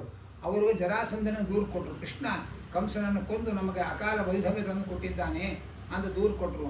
ಸೇಡು ತೀರಿಸ್ಕೊ ಅಂತ ಹೇಳಿದರು. ಜರಾಸಂಧ 17 ಬಾರಿ 23 ಅಕ್ಷೌಹಿಣಿ ಸೈನ್ಯ ಕಟ್ಟಿಕೊಂಡು ದೊಡ್ಡ ಮಗಧ ದೇಶ, ಇವತ್ತಿನ ಬಿಹಾರವೇ ಅವತ್ತಿನ ಮಗಧ ದೇಶ, ಆ ಮಗಧ ದೇಶದ ರಾಜನಾದ ಜರಾಸಂಧ ಪುಟ್ಟ ಮಥುರಾ ಪಟ್ಟಣದ ಮೇಲೆ 17 ಬಾರಿ ಆಕ್ರಮಣ ಮಾಡಿದ.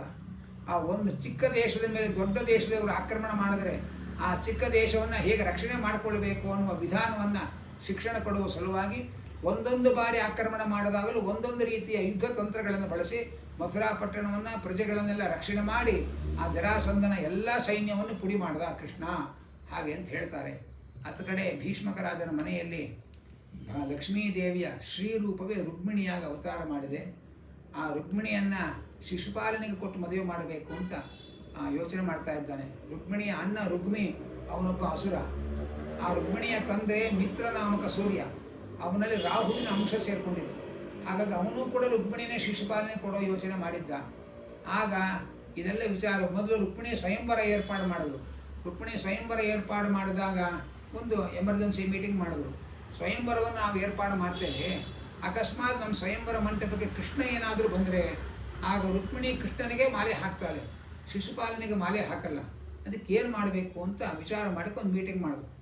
ಕೊನೆಯಲ್ಲಿ ಮೀಟಿಂಗಲ್ಲಿ ಒಂದು ತೀರ್ಮಾನ ಆಯಿತು. ಏನಂದರೆ ನಮ್ಮ ಪಕ್ಷದವರಿಗೆಲ್ಲ ವಿಪ್ ಜಾರಿ ಮಾಡಿ ಎಲ್ಲರೂ ಬಂದು ಕೂತ್ಬಿಡ್ಬೇಕು, ಒಂದು ಆಸನ ಖಾಲಿ ಇರಬಾರ್ದು. ಕೃಷ್ಣ ಬಂದಾಗ ಅವನಿಗೆ ಆಸನವೇ ಇರಬಾರ್ದು. ಹಾಗೆ ನಾವು ಪೂರ್ವ ಯೋಜನೆ ಮಾಡಿಕೊಂಡು ಕೃಷ್ಣನಿಗೆ ಆಸನ ಕೊಡದೇ ಇದ್ದರೆ ಅವಮಾನ ಆಗಿ ಕೃಷ್ಣ ವಾಪಸ್ ಹೊರಟೋಗ್ತಾನೆ. ಆಮೇಲೆ ರುಕ್ಮಿಣಿ ಕೈಯಲ್ಲಿ ಮಾಲೆ ಶಿಶುಪಾಲನಿಗೆ ಹಾಕ್ಸೋಣ ಅಂತ ವಿಚಾರ ಮಾಡಿದ್ರು. ಕೃಷ್ಣನಿಗೆ ಆಸನ ಕೊಡದೆ ಅವಮಾನ ಮಾಡಬೇಕು ಅಂತ ಇವರೆಲ್ಲ ಮೀಟಿಂಗ್ ಮಾಡ್ತಾ ಇರಬೇಕಾದ್ರೆ ಅದೇ ಕಾಲಕ್ಕೆ ಆಕಾಶದಲ್ಲಿ ಕೃಷ್ಣ ಗರುಡನ ಹೆಗಲೇರಿ ಅದೇ ಮಾರ್ಗವಾಗಿ ಹಾದು ಹೋದ. ಆ ಕೃಷ್ಣ ಕುಳಿತ ಗರುಡನ ರೆಕ್ಕೆಯ ಗಾಳಿಗೆ ಈ ಬಹಿರಂಗ ಸಭೆಯಲ್ಲಿ ಕೂತವರೆಲ್ಲ ಅವರವರ ಆಸನಗಳಿಂದ ಅಷ್ಟು ದೂರ ಹಾರಿ ಬಿದ್ದರು. ಕೃಷ್ಣನಿಗೆ ಆಸನ ಕೊಡದೆ ಅವಮಾನ ಮಾಡಬೇಕು ಅಂದರೆ ನಮಗೆ ನಮ್ಮ ಆಸನ ಭದ್ರ ಇಲ್ಲ ಅನ್ನುವುದನ್ನು ಅವರಿಗೆಲ್ಲ ಮನಗಾಣಿಸಿದ ಕೃಷ್ಣ. ಕೊನೆಗೆ ಯೋಚನೆ ಮಾಡಿದ್ರು, ಯಾಕೋ ಇದು ಡೇಂಜರ್ ಇದು, ಆದರೆ ಸ್ವಯಂವರವನ್ನೇ ಕ್ಯಾನ್ಸಲ್ ಮಾಡೋಣ, ನೇರವಾಗಿ ರುಕ್ಮಿಣಿ ಶಿಶುಪಾಲ ವಿವಾಹ ಏರ್ಪಾಡು ಮಾಡೋಣ ಅಂಥೇಳಿ ಸ್ವಯಂವರದ ಆಮಂತ್ರಣವನ್ನೆಲ್ಲ ಮೂಲೆಗೆ ಹಾಕಿ ರುಕ್ಮಿಣಿ ಶಿಶುಪಾಲ ಆಮಂತ್ರಣ ಪತ್ರಿಕೆ ಬೇರೆ ಪ್ರಿಂಟ್ ಮಾಡಿಸಿ ಯೋಚನೆ ಮಾಡಿದ್ರು. ಆದರೂ ಕೃಷ್ಣ ಏನಾದರೂ ಬಂದು ಹುಡುಗಿನೇ ಹಾಸ್ಕೊಂಡು ಹೊಡೋರು ಏನು ಮಾಡಬೇಕು? ಅದಕ್ಕೆ ಮೊದಲು ಕೃಷ್ಣನನ್ನು ಮುಗಿಸಬೇಕು, ಆಮೇಲೆ ಮದುವೆ ಮಾಡಬೇಕು ಅಂತ ತೀರ್ಮಾನ ಮಾಡಿದ್ರು. ಯಾರು ಮುಗಿಸಬೇಕು? ಎಲ್ಲ 17 ಬಾರಿ ದಂಡೆತ್ತಿ ದಂಡವಾಗಿ ಹೋಗಿದ್ದಾನೆ ಜರಾಸಂಧ, ಇನ್ಯಾರು ಆಕ್ರಮಣ ಮಾಡಬೇಕು? ಆಗ ಕಾಲಯವನ ಅಂತ ಒಬ್ಬ ಇದ್ದ ಮಹಾ ಅಸುರ, ಅವನಲ್ಲಿ 3 ಕೋಟಿ ಸಂಖ್ಯೆಯ ಸೈನ್ಯ ಇತ್ತು. ಅವನ ಸಹಾಯ ಪಡೆದು ಮಥುರಾ ಪಟ್ಟಣದಲ್ಲಿ ಮುತ್ತಿಗೆ ಹಾಕಬೇಕು ಅಂತ ತೀರ್ಮಾನ ಮಾಡಿದರು. ಆಗ ಕೃಷ್ಣ ಪರಮಾತ್ಮ ಆ ಕಾಲಯವನನ ಸೈನ್ಯ ಆಕ್ರಮಣ ಮಾಡಿದಾಗ ಮಥುರಾ ಪಟ್ಟಣದ ಎಲ್ಲ ನಿವಾಸಿಗಳಿಗೆ ಒಂದು ಕ್ಷಣ ನೀವು ಕಣ್ಣು ಮುಚ್ಚಿ ಅಂತಂದ. ಅವರೆಲ್ಲ ಕಣ್ಣು ಮುಚ್ಚಿದರು. ಕಣ್ಣು ತೆರೆಯುವಷ್ಟೊತ್ತಿಗೆ ಅಷ್ಟು ಜನ ದ್ವಾರಕೆಯಲ್ಲಿದ್ದರು. ಮಥುರಾ ಪಟ್ಟಣದಲ್ಲಿ ಬರೀ ಯುದ್ಧ ಮಾಡುವ ಯೋಧರು ಬಿಟ್ಟರೆ ಒಬ್ಬ ಪ್ರಜೆಗಳೂ ಇಲ್ಲ. ಇಂಥ ಯೋಗ ಚಮತ್ಕಾರ ಮಾಡಿ ಆ ಎಲ್ಲ ಸೈನ್ಯವನ್ನು ಪುಡಿ ಮಾಡಿ ಮುಂದೆ ಆ ಮುಚುಕುಂದನ ಗುಹಾ ಪ್ರವೇಶ ಮಾಡಿ ಮುಚುಕುಂದನಿಂದ ಅವನನ್ನು ಎಬ್ಬಿಸಲಿಕ್ಕೆ ಹೋಗಿ ಕಾಲೆಯವನ ಸಾಯುವಂತೆ ಏರ್ಪಾಡು ಮಾಡಿದ. ಇತ್ತ ಕಡೆ ರುಕ್ಮಿಣಿ ರುಕ್ಮಿಣಿ ವಿವಾಹದ ಏರ್ಪಾಡು ಆಗ್ತಾ ಇದೆ. ಆಗ ಕೃಷ್ಣ ಅಲ್ಲಿಗೆ ಬರ್ತಾ ಇದ್ದಾನೆ. ರುಕ್ಮಿಣಿ ಯೋಚನೆ ಮಾಡಿದ್ಲು, ನಾನು ಸುಮ್ಮನೆ ಕೂತರೆ ನನ್ನ ಮನಸ್ಸಿನ ಅಭಿಲಾಷೆಗಳನ್ನು ಕೃಷ್ಣನಿಗೆ ಮುಂದೆ ನಿವೇದನೆ ಮಾಡಿಕೊಳ್ಳದೆ ಹೋದರೆ ನನ್ನನ್ನು ಶಿಶುಪಾಲನಿಗೆ ಕಟ್ಟಿಬಿಡ್ತಾರೆ ಇವರು ಅಂಥೇಳಿ ರುಕ್ಮಿಣಿ ಒಂದು ಪತ್ರವನ್ನು ಬರೆದು ಆ ಬ್ರಾಹ್ಮಣರ ಮೂಲಕ ರುಕ್ಮಿಣಿ ತಲುಪಿಸಿದ್ದಾರೆ. ಕೃಷ್ಣ ಅವರ ಮನೆಯ ಪಡಸಾಲೆಯಲ್ಲಿ ಉಯ್ಯಾಲೆಯಲ್ಲಿ ಕೂತಿದ್ದ. ಅಲ್ಲಿ ಹೊರಗಡೆ ಕಾಂಪೌಂಡ್ ಬಾಗಿಲು ತೆಕ್ಕೊಂಡು ಬ್ರಾಹ್ಮಣರು ಬಂದರು. ಅದನ್ನು ನೋಡಿದ ಕೂಡಲೇ ಉಯ್ಯಾಲೆಯಿಂದ ಧುಮುಕಿ ಓಡಿ ಹೋಗಿ ಅವರನ್ನು ಕೈ ಹಿಡಿದು ಕರ್ಕೊಂಡು ಬಂದು ಅವರನ್ನು ಉಯ್ಯಾಲೆಯಲ್ಲಿ ಕೂಡಿಸಿ ಅವರ ಪಾದ ಪೂಜೆ ತಾನು ಮಾಡಿ ಆ ಪಾದೋದಕ ತಾನು ತಲೆ ಮೇಲೆ ಹಾಕ್ಕೊಂಡು ಬಂದು ಸಮಾಚಾರ ಏನು ಅಂತ ಅವರನ್ನು ಉಪಚಾರ ಮಾಡಿದಂತೆ. ಅವರಂದರು ನಮೋ ಬ್ರಹ್ಮಣ್ಯ ದೇವಾಯ ಅಂತ ನಾವು ಅಂತೀವಪ್ಪ, ನೀನು ಬ್ರಾಹ್ಮಣರನ್ನು ಹೇಗೆ ಸತ್ಕರಿಸಬೇಕು ಅಂತ ನೀನು ಆಚರಣೆ ಮಾಡಿ ತೋರಿಸಿದ್ದಿ, ನೀನು ಸರ್ವೋತ್ತಮನಾದ ಸ್ವಾಮಿ ಅಂತ ನಮಸ್ಕಾರ ಮಾಡಿದ್ರು. ಆನಂತರ ಪತ್ರವನ್ನು ರುಕ್ಮಿಣಿ ಕೊಟ್ಟಿದ್ದಾಳೆ ಅಂತ ಕೊಟ್ಟರು. ಅದಕ್ಕೆ ಕೃಷ್ಣ ಹೇಳಿದ ನೀವೇ ಓದ್ರಿ ಪರವಾಗಿಲ್ಲ ಅಂತಂದ. ಕೃಷ್ಣ ಅವರು ಬ್ರಾಹ್ಮಣರು ಹೇಳಿದ್ರು, ಮದುವೆ ಆಗೋ ಹುಡುಗಿ ತನ್ನ ಪ್ರಿಯತಮನಿಗೆ ಮದುವೆಗೆ ಮುಂಚೆ ಕಳಿಸಿದ ಪತ್ರ ಇದು, ನಾನು ಹೇಗೆ 3ನೇನು ಓದಲಿ ಹಾಗೆ ಅಂತ ಸಂಕೋಚಪಟ್ಟರು. ಕೃಷ್ಣ ಹೇಳ್ದ, ಬೇರೆ ಯಾರೋ ಹುಡುಗಿ ಕಾಗದ ಬರೆದ್ರೆ ಅದು ಬರೀ ಪ್ರೇಮ ಪತ್ರ, ನಮ್ಮ ರುಕ್ಮಿಣಿ ಬರೆದರೆ ಅವಳ ಪ್ರೇಮಕ್ಕೆ ಭಕ್ತಿಯ ಫ್ರೇಮ್ ಇರುತ್ತೆ, ಓದ್ರಿ ಪರವಾಗಿಲ್ಲ ಅಂತಂದ. ಆಗ ಆ ಬ್ರಾಹ್ಮಣರು ಓದಕ್ಕೆ ಶುರು ಮಾಡಿದ್ರು. ಅದರೊಳಗೆ ಏನು ಬರೆದಿದೆ ಅನ್ನೋದನ್ನು ವಾದಿರಾಜರು ಅವರದೇ ಒಂದು ಶೈಲಿಯಲ್ಲಿ ಹೇಳ್ತಾರೆ. ಭಾಗವತು ಅದನ್ನು ವರ್ಣನೆ ಮಾಡುತ್ತೆ. ಹೇ ಭುವನ ಸುಂದರ, ನಿನ್ನ ಭುವನ ಸುಂದರವಾದ ಗುಣಗಳನ್ನು ನನ್ನ ಮನೆಗೆ ಬರುವ ಬಂಧುಗಳೆಲ್ಲ ವರ್ಣನೆ ಮಾಡಿ ಅದನ್ನು ಕೇಳಿ ನಾನು ನಿನ್ನನ್ನೇ ಸ್ವೀಕಾರ ಮಾಡಬೇಕು ಪತಿಯಾಗಿ ಅಂತ ಅಂದುಕೊಂಡಿದ್ದೇನೆ. ಆದ್ದರಿಂದ ನೀನು ಬಂದು ನನ್ನನ್ನು ಸ್ವೀಕಾರ ಮಾಡಬೇಕು. ಸಿಂಹಕ್ಕೆ ಮೀಸಲಾದ ಬಲಿಯನ್ನು ನರಿಗಳು ಕೊಂಡೊಯ್ಯಬಾರದು. ಅದಕ್ಕೆ ನಿನಗೇ ಮೀಸಲಾದವಳು ನಾನು, ನೀನೇ ಬಂದು ನನ್ನನ್ನು ಕರ್ಕೊಂಡು ಹೋಗಬೇಕು. ಅರಮನೆ ಒಳಗಿರೋಳನ್ನ ನಾನೇ ಕರ್ಕೊಂಡು ಹೋಗಲಿ ಅಂತ ಯೋಚನೆ ಮಾಡಬೇಡ. ನಾಡಿದ್ದು ಅಂಬಿಕಾ ದೇವಸ್ಥಾನಕ್ಕೆ ನನ್ನನ್ನು ಮೆರವಣಿಗೆಯಲ್ಲಿ ಕರ್ಕೊಂಡು ಹೋಗ್ತಾರೆ ಮನೆಯಿಂದ ಹೊರಗೆ, ಆಗ ಬಂದು ನೀನು ನನ್ನನ್ನು ಅಪಹಾರ ಮಾಡ್ಕೊಂಡು ಹೋಗು ಅಂತ ಎಲ್ಲ ಬರೆದಿದ್ದಾಳೆ. ಇವತ್ತಿನ ಹುಡುಗರ ಭಾಷೆಯಲ್ಲಿ ಹೇಳೋದಾದರೆ ಎಲ್ಲಿ ಅಪಹರಿಸ್ಕೊಂಡು ಹೋಗಬೇಕು ಅಂತ ಸ್ಕೆಚ್ ಬರೆದು ಕಳಿಸಿದ್ದಾಳೆ ರುಕ್ಮಿಣಿ ಅಂತ ಭಾಷೆ ಬಳಸಬೇಕಾಗತ್ತೆ. ವಾದಿರಾಜರು ಅವರದೇ ಆದ ಶೈಲಿಯಲ್ಲಿ ಒಂದು ಚಮತ್ಕಾರವಾಗಿ ಹೇಳ್ತಾರೆ. ರುಕ್ಮಿಣಿ ಏನು ಕಾಗದ ಬರೆದಿದ್ದಾಳೆ, ಕೃಷ್ಣ ನನ್ನ ಮನಸ್ಸು ಅನ್ನುವ ಬೃಂದ ನಿನ್ನ ಪಾದ ಕಮಲದಲ್ಲಿ ಆಸಕ್ತವಾಗಿದೆ, ಅದರಿಂದ ನೀನೇ ನನ್ನನ್ನು ಸ್ವೀಕಾರ ಮಾಡಬೇಕು. ಕೃಷ್ಣ ಹೇಳಿದ, ನನ್ನನ್ನೇ ಮದುವೆ ಮಾಡ್ಕೋಬೇಕು ನಿನಗೆ ಯಾಕೆ ಎಷ್ಟು ಹಠ? ಚತುರ್ಮುಖ ಬ್ರಹ್ಮದೇವರು ಮದುವೆ ಮಾಡ್ಕೋ, ನಾಳೆ ನಮ್ಮ ಯಜಮಾನಕ್ಕೆ 4 ತಲೆ ಅಂತ ಹೇಳ್ಕೊಬೋದು ನೀನು ಎಲ್ಲರಿಗರಿಗೆ ಹಾಗೆ ಅಂತ ಕೃಷ್ಣ ಕೇಳ್ದ. ಅದಕ್ಕೆ ರುಕ್ಮಿಣಿ ಹೇಳ್ತಾಳೆ, ನನ್ನ ಕಣ್ಣೆದುರಿಗೆ ನಿನ್ನ ನಾಭಿ ಕಮಲದಲ್ಲೇ ಹುಟ್ಟಿದವನು ಅವನು ನನ್ನ ಮಗ, ಅವನನ್ನು ನಾನು ಹೇಗೆ ಮದುವೆ ಮಾಡ್ಕೊಳ್ಳಿ? ಬೇಡ, ಶಿವನನ್ನು ಮದುವೆ ಮಾಡ್ಕೋ, ಒಂದು ಕಣ್ಣು ಎಕ್ಸ್ಟ್ರಾ ಇದೆ ಹಾಗೆ ಅಂತ ಕೃಷ್ಣ ಹೇಳ್ತಾನೆ. ಅದಕ್ಕೆ ರುಕ್ಮಿಣಿ ಹೇಳ್ತಾಳೆ, ನನ್ನ ಮೊಮ್ಮಗ ನನ್ನ ಅಜ್ಜಿ ಮದುವೆ ಮಾಡ್ಕೊಳಕ್ಕಾಗತ್ತೇನಪ್ಪ? ಸಾಧ್ಯ ಇಲ್ಲ. ಬೇಡ, ಹೆಣ್ಮಕ್ಕಳಿಗೆ ಮುತ್ತು ರತ್ನ ಹವಳ ಅಂದರೆ ಬಹಳ ಆಸೆ. ರತ್ನಾಕರ ಅಂತ ಸಮುದ್ರಕ್ಕೆ ಹೆಸರು. ಸಮುದ್ರ ರಾಜನನ್ನೇ ಮದುವೆ ಮಾಡಿಕೊಂಡ್ರೆ ಕೇಳಿದಾಗಲೇ ಬೊಗಸೆ ತುಂಬ ಮುತ್ತು ಹವಳ ತಂದುಕೊಡ್ತಾನೆ, ಅವನನ್ನೇ ಮದುವೆ ಮಾಡ್ಕೋ ಅಂದ ಕೃಷ್ಣ. ಅದಕ್ಕೆ ರುಕ್ಮಿಣಿ ಹೇಳ್ತಾಳೆ, ನಾನು ಹುಟ್ಟಿದ್ದೆ ಸಮುದ್ರ, ನಮ್ಮ ಅಪ್ಪ ಅವರು, ಆದರೆ ನನ್ನ ಅಪ್ಪ ನನ್ನ ಮಗಳು ಮದುವೆ ಮಾಡ್ಕೊಳಕ್ಕಾಗಲ್ಲ. ಬೇಡ, ಚಂದ್ರ ಮಹಾಸುಂದರ, ಚಂದ್ರನನ್ನು ಮದುವೆ ಮಾಡ್ಕೋ ಹಾಗೆ ಅಂತ ಕೃಷ್ಣ ಹೇಳ್ದ. ಅವಳಂತಾಳೆ, ಶಶಿ ಸೋದರ, ಸಮುದ್ರ ಮಥನ ಆದಾಗ ನನ್ನ ಜೊತೆ ಹುಟ್ಟಿದವನು ಅವನು ಚಂದ್ರ. ಆ ಕಾಲಕ್ಕಿನ್ನೂ ಸಹೋದರಿ ವಿವಾಹ ಶುರುವಾಗಿರಲಿಲ್ಲ, ಆದ್ದರಿಂದ ಅದೂ ಆಗಲ್ಲ ಹಾಗೆ ಅಂತಂದು. ಬೇಡ, ಮನ್ಮಥ ಮಹಾಸುಂದರ, ಮನ್ಮಥನನ್ನು ಮದುವೆ ಮಾಡ್ಕೋ ಅಂತ ಕೃಷ್ಣ ಹೇಳ್ದ. ಅವಳಂದು ಮನ್ಮಥನನ್ನು ನೋಡಿದ್ರೆ ಕೈ ಮುಗಿದು ನಿಂತಿದ್ದಾನಮ್ಮ, ನೀ ಬೇಗ ಮದುವೆ ಮಾಡ್ಕೊಂಡು ನಿನ್ನ ಮಗನಾಗ ಹುಟ್ಟಬೇಕು, ಕಾಯ್ತಾ ಇದ್ದೇನೆ ನಾನು ಅಂತ ಮನ್ಮಥ ಕೈ ಮುಗಿದು ಕಾಯ್ತಾ ಇದ್ದಾನೆ. ಅಂಬಾ ಅಹಂ ಸಕಲಸ್ಯ ಚ, ನಾನು ಎಲ್ಲರಿಗೂ ತಾಯಿಯಾಗಿರೋದ್ರಿಂದ ನನ್ನ ಕೈ ಹಿಡಿಯುವ ಯೋಗ್ಯತೆ ಇರೋ ಭೂಪತಿ ಗಂಡು ಕೃಷ್ಣ ನೀವೊಬ್ಬನೇ, ಅದನ್ನು ನೀನೇ ಸ್ವೀಕಾರ ಮಾಡಬೇಕು. ಅದಕ್ಕೆ ಇನ್ನೊಂದು ಮಾತು ಹೇಳ್ತಾಳೆ, ಮದುವೆ ಆಗುವ ಹೆಣ್ಮಕ್ಕಳು ತಾನು ದೀರ್ಘ ಸುಮಂಗಲಿ ಆಗಬೇಕು ಅಂತ ಬಯಸ್ತಾರೆ. ಯಾರನ್ನು ಮದುವೆ ಮಾಡಿಕೊಂಡ್ರೆ ನಾನು ದೀರ್ಘ ಸುಮಂಗಲಿ ಆಗ್ತಾನೆ ಅಂತ ನೋಡಿದೆ, ನಿನ್ನನ್ನು ಎಲ್ಲರೂ ಅಚ್ಯುತಾಯ ನಮಃ ಅನಂತಾಯ ನಮಃ ಅಂತ ಕೊಂಡಾಡ್ತಾರೆ. ಅಚ್ಯುತ ಅಂದರೆ ಚ್ಯುತಿ ಇಲ್ಲದೆ ಇರೋನು ಅಂತ ಅರ್ಥ. ಹಾಗಾದ್ರೆ ನಿನ್ನನ್ನು ಮದುವೆ ಮಾಡಿಕೊಂಡ್ರೆ ನನ್ನ ಸೌಮಂಗಲ್ಯಕ್ಕೆ ಚ್ಯುತಿ ಇರಲ್ಲ ಅಂತ ಅಂದ್ಕೊಂಡು ನಾನು ನಿನ್ನನ್ನೇ ವರಿಸಿದ್ದೇನೆ ಅಂತ ರುಕ್ಮಿಣಿ ಹೇಳ್ತಾಳೆ. ಅದಕ್ಕೆ ಕೃಷ್ಣ ಹೇಳ್ದ, ಹಾಗೆಲ್ಲ ಏನಿಲ್ಲ, ನನಗೂ ನಾಶ ಇದೆ, ತುಂಬ ತಡವಾದ ನಾಶ ಆಗೋದ್ರಿಂದ ಸುಮ್ಮನೆ ಅಚ್ಯುತ ಅಂತ ಕರೀತಾರಷ್ಟೇ ಎಂದು ಕೃಷ್ಣ. ಅದಕ್ಕೆ ಇಲ್ಲೆಲ್ಲ ಹಾಗಿದ್ರೆ ಬ್ರಹ್ಮದೇವರು ಬಹಳ ತಡವಾಗಿ ನಾಶ ಆಗೋದು, ಅವ್ರನ್ನೂ ಅಚ್ಯುತ ಅಂತ ಕರಿಬೇಕಾಗಿತ್ತು, ಅವರನ್ನು ಯಾರು ಅಚ್ಯುತ ಅಂತ ಕರೆಯಲ್ಲ, ಅದು ನಿಜವಾದ ಅಚ್ಯುತ ನೀನೇ ಅಂತ ರುಕ್ಮಿಣಿ ಹೇಳ್ತಾಳೆ. ಮತ್ತು ಕೃಷ್ಣ ಹೇಳ್ತಾನೆ, ಹಾಗಲ್ಲ, ನನ್ನ ದೇಹಕ್ಕೆ ನಾಶ ಇದೆ, ಸ್ವರೂಪಕ್ಕೆ ನಾಶ ಇಲ್ಲ, ಆದ್ದರಿಂದ ಅಚ್ಯುತ ಅಂತ ಅಂತಾರೆ ಸುಮ್ಮನೆ, ದೇಹಕ್ಕೆ ನನಗೂ ನಾಶ ಇದೆ ಅಂತ ಕೃಷ್ಣ ಹೇಳ್ದ. ರುಕ್ಮಿಣಿ ಹೇಳ್ತಾರೆ, ಹಾಗಾದರೆ ಎಲ್ಲ ಜೀವರಿಗೂ ಅಚ್ಯುತ ಅಂತ ಕರಿಬೇಕಾಗಿತ್ತು, ಯಾವ ಜೀವರ ಸ್ವರೂಪಕ್ಕೂ ನಾಶ ಇಲ್ಲ, ಶರೀರಕ್ಕೆ ಮಾತ್ರ ನಾಶ. ಆದ್ದರಿಂದ ಹಾಗಲ್ಲ, ಚತುರ್ವಿಧ ನಾಶರಹಿತ, ಶರೀರಕ್ಕೂ ನಾಶ ಇಲ್ಲ, ನಿನ್ನ ವ್ಯಕ್ತಿತ್ವಕ್ಕೂ ನಾಶ ಇಲ್ಲ, ಅಂತಹ ಪರಮ ಅಚ್ಯುತ ನೀನೇ. ಅಚ್ಯುತರಾವ್ ಒಂದು ಹೆಸರಿಟ್ಕೊಂಡಿರ್ತಾರೆ, ವೈಕುಂಠ ಸಮಾರಾಧನೆ ಹೋಗಿರ್ತೇವೆ ನಾವು, ಅವ್ರು ಎಂಥ ಅಚ್ಯುತರಾವ್ ಹೇಳಿದ್ರು. ಆದ್ದರಿಂದ ಇಂಥ ಅಚ್ಯುತರಾವ್ ಪ್ರಯೋಜನ ಇಲ್ಲ ನಮಗೆ, ನೀನು ಪರಮ ಅಚ್ಯುತ, ನಿನ್ನನ್ನು ವಿವಾಹ ಮಾಡಿಕೊಂಡ್ರೆ ನನ್ನ ಸೌಮಂಗಲ್ಯಕ್ಕೆ ಭಂಗವೇ ಬರಲ್ಲ, ಅದಕ್ಕೆ ನಾನು ನಿನ್ನನ್ನೇ ಮದುವೆ ಮಾಡ್ಕೊಂಡು ತೀರ್ಮಾನ ಮಾಡಿದ್ದೇನೆ ಅಂತ ರುಕ್ಮಿಣಿ ಹೇಳ್ತಾಳೆ. ಆ ಬ್ರಾಹ್ಮಣರು ಪತ್ರ ಓದಿ ಮುಗಿದ ಕೂಡಲೇ ಕೃಷ್ಣ ಓಡಿ ಬಂದು ಆ ಬ್ರಾಹ್ಮಣರ ಎರಡೂ ಕೈಗಳನ್ನು ಗಟ್ಟಿಯಾಗಿ ಹಿಡಿದು ಕುಲುಕ್ತಾನೆ. ವಾದರಾಜರಂದರು ಪತ್ರ ತಂದವರ ಪಾಣಿಗ್ರಹಣವೇ ಮಾಡಿದ ಮೇಲೆ ಕೃಷ್ಣ ಪತ್ರ ಬರೆದವರು ಪಾಣಿಗ್ರಹಣ ಮಾಡದೇ ಮಾಡೇ ಮಾಡ್ತಾನೆ ಹಾಗೆ ಅಂತ ಇದ್ದಾರೆ. ಅತ್ತ ಕಡೆ ರುಕ್ಮಿಣಿ ಸಾಕ್ಷಾತ್ ಮಹಾಲಕ್ಷ್ಮಿ ಆದರೂ ಕೂಡ ಸಾಮಾನ್ಯ ಹೆಣ್ಣಿನ ಹಾಗೆ ಯೋಚನೆ ಮಾಡ್ತಾ ಇದ್ದಾಳೆ. ನಾನೇನೋ ಪತ್ರ ಬರೆದು ಕಳಿಸ್ದೆ, ಇದುವರೆಗೂ ಬ್ರಾಹ್ಮಣರು ಬರಲಿಲ್ಲ, ಉತ್ತರ ಏನೂ ಗೊತ್ತಾಗಲಿಲ್ಲ. ನಾನು ಪತ್ರ ಏನೋ ಬರೆದೆ, ಆ ಪತ್ರ ನೋಡಿಯೇ ಈ ಹುಡುಗಿ ಮದುವೆಗೆ ಮುಂಚೆನೇ ಇಷ್ಟು ಜೋರು, ನಾಳೆ ಮದುವೆ ಮಾಡ್ಕೊಂಡ್ರೆ ಏನು ಗತಿ ಅಂತ ಅಂದ್ಕೊಂಡ್ಬಿಟ್ಟು ಏನೋ ಕೃಷ್ಣ ಹಾಗೆಂತೆಲ್ಲ ಯೋಚನೆ ಮಾಡ್ತಾ ಇದ್ದಾಳೆ. ಯೋಚನೆ ಮಾಡ್ತಾ ನನ್ನ ಪಾಲಿಗೆ ನನ್ನ ಅಣ್ಣನೇ ಶತ್ರು, ನಮ್ಮ ತಂದೆಯೇ ಶತ್ರುವಾಗಿದ್ದಾರೆ, ಒಲ್ಲದ ಮದುವೆ ಮಾಡ್ತಾ ಕೂತಿದ್ದಾರೆ ಅಂತೇಳಿ ಕಣ್ಣು ಮುಚ್ಚಿ ಕಣ್ಣೀರು ಹನಿ ಹಾಕ್ತಾ ಇದ್ದಾಳೆ. ಅಷ್ಟರಲ್ಲಿ ಏನೋ ಶಬ್ದ ಕೇಳಿಸ್ತು. ಏನು ಅಂತ ಕಣ್ಣು ಬಿಟ್ಟರೆ ದೂರದಲ್ಲೇ ಬ್ರಾಹ್ಮಣರು ಬಂದರು. ಅವರು ಅಲ್ಲಿಂದನೇ ಇವತ್ತಿನ ರಾಜಕಾರಣಿಗಳಾಗಿ ಹೀಗೆ ಅಂದ್ಕೊಂಡೇ ಬಂದರು, ನಿನ್ನ ಕೆಲಸ ಸಫಲ ಆಗಿದೆ ಹಾಗೆ ಅಂತಂದು ಭಾಳ ಖುಷಿಯಾಯಿತು. ಖುಷಿಯಾದಾಗ ಇಂತಹ ಸಂತೋಷದ ಸಮಾಚಾರ ಹೇಳಿದವ್ರಿಗೆ ಏನಾದರೂ ಬಹುಮಾನ ಕೊಡಬೇಕು ಅಂತ ಅನ್ನಿಸ್ತು. ಸುತ್ತಲೂ ಬೇಕಾದಷ್ಟು ಬೆಳ್ಳಿ ಬಂಗಾರ ರತ್ನ ಎಲ್ಲ ಇತ್ತು. ರುಕ್ಮಿಣಿ ಹೇಳ್ತಾಳೆ, ನನ್ನನ್ನು ಕೃಷ್ಣ ಬಂದು ಕರ್ಕೊಂಡು ಹೋಗ್ತಾನೆ ಅಂತ ನೀವು ಹೇಳಿದ್ರಲ್ಲ, ಈ ಸಂತೋಷದ ಸುದ್ದಿಗೆ ಇಲ್ಲಿ ಇರುವ ಯಾವ ವಸ್ತುಗಳು ಉಡುಗೊರೆಯಾಗಿ ಕೊಡೋಕ್ಕೆ ಯೋಗ್ಯ ಅಲ್ಲ. ನಾನೊಂದು ಭಕ್ತಿಯಿಂದ ನಮಸ್ಕಾರ ಮಾಡಿಬಿಡ್ತೀನಿ ಬ್ರಾಹ್ಮಣರು, ಇದಕ್ಕಿಂತ ಜಾಸ್ತಿ ನನಗೇನು ಮಾಡೋಕ್ಕಾಗಲ್ಲ ಅಂತ ರುಕ್ಮಿಣಿ ಹೇಳ್ತಾ ಇದ್ದಾಳಂತೆ.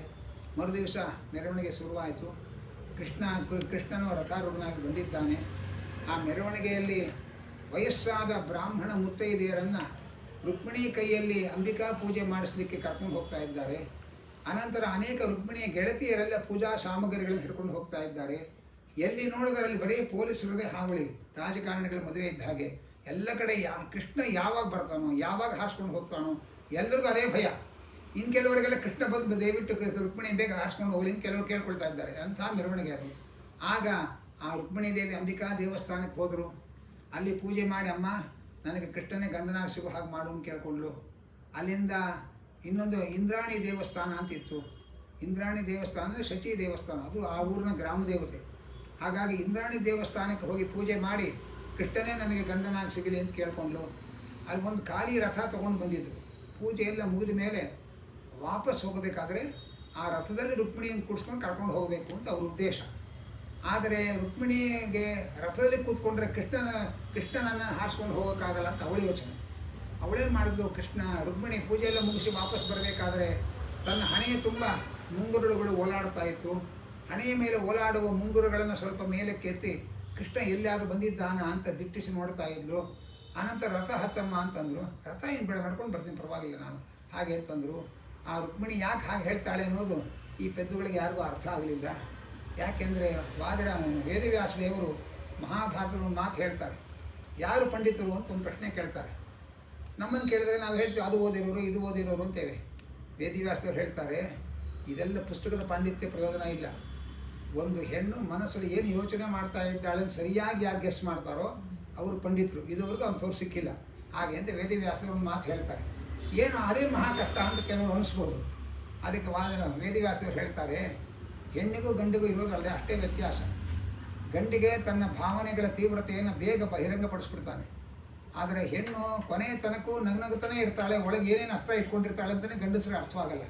ಅವನು ಕಾಂಪೌಂಡ್ ಬಾಗಿಲು ತೆಗೆದಾಗಲೇ ಅಡುಗೆ ಮನೆ ಒಳಗಡೆ ಹೆಂಡತಿ ಇವತ್ತು ಯಜಮಾನ್ ಯಾಕೋ ಕೋಪಿಸ್ಕೊಂಡು ಬರ್ತಾ ಇದ್ದಾರೆ ಅಂತ ಅಲ್ಲೇ ಗೆಸ್ ಮಾಡ್ತಾಳೆ. ಆದರೆ ಮುಂದಿನ ಕ್ಷಣದಲ್ಲಿ ಭಯಾನಕವಾದ ಸಂಕಲ್ಪ ಮಾಡಿದ್ರೆ ಹಿಂದಿನ ಕ್ಷಣದವರೆಗೆ ನಗ್ನಗುತ್ತಾ ಇರುವಂತಹ ಒಂದು ಕೆಪಾಸಿಟಿ ಅದು ಹೆಣ್ಣಿಗೆ ಮೀಸಲು. ಅದು ವೇದವ್ಯಾಸದೇವರು ಹೇಳಿದ್ರೆ ನಾವು ಧೈರ್ಯವಾಗಿ ಹೇಳ್ಬೋದು. ಹಾಗೆ ರುಕ್ಮಿಣಿ ದೇವಿ ಮನಸ್ಸಲ್ಲಿ ಏನು ಆಲೋಚನೆ ಇದೆ ಇವ್ರಿಗೆ ಯಾರಿಗೂ ಅರ್ಥವೇ ಆಗಲಿಲ್ಲ. ಏನೋ ಪಾಪ ನಡ್ಕೊಂಡ್ಬರ್ಬೇಕು ಅಂತ ಆಸೆ ಒಳಗೆ ಅಂತ ಅಂದ್ಕೊಂಡ್ರು. ಆ ನಂತರ ನಡೆದುಕೊಂಡು ಬರ್ತಾ ಇದ್ದಾಳೆ. ಕೃಷ್ಣ ನನ್ನ ತಡೀಬೇಕು ಅಂಥೇಳಿ ಇವರೆಲ್ಲರೂ ಕೂಡ ಆಯುಧಗಳು ಹಿಡ್ಕೊಂಡು ನಿಂತಿದ್ದಾರೆ. ವಾದರಾಜರಂದರು, ಮನ್ಮಥ ಯೋಚನೆ ಮಾಡ್ದ, ನಮ್ಮಮ್ಮನನ್ನು ನಮ್ಮಪ್ಪ ಕರ್ಕೊಂಡು ಹೋಗೋದನ್ನು ತಡೆಯಬೇಕು ಅಂತ ಇವರೆಲ್ಲ ಬಂದಿದ್ದಾರೆ, ಇವರಿಗೆಲ್ಲ ತಕ್ಕ ಶಾಸ್ತಿ ಮಾಡಬೇಕು ಅಂಥೇಳಿ ಮನ್ಮಥ ಅಲ್ಲಿದ್ದ ಎಲ್ಲ ಸೈನಿಕರ ಮೇಲೆ ತನ್ನ 5 ಬಾಣವನ್ನು ಪ್ರಯೋಗ ಮಾಡ್ದ. ಅವರೆಲ್ಲ ರುಕ್ಮಿಣಿಯ ಸೌಂದರ್ಯವನ್ನೇ ನೋಡ್ತಾ ನಿಂತರೆ ಹೊರತು ಕೃಷ್ಣ ಬಂದ ರುಕ್ಮಿಣಿಯನ್ನು ಅನಾಮತ್ತು ಎತ್ಕೊಂಡ, ರಥದಲ್ಲಿ ಕೂಡಿಸಿಕೊಂಡ, ಅಷ್ಟು ದೂರ ಹೋದ.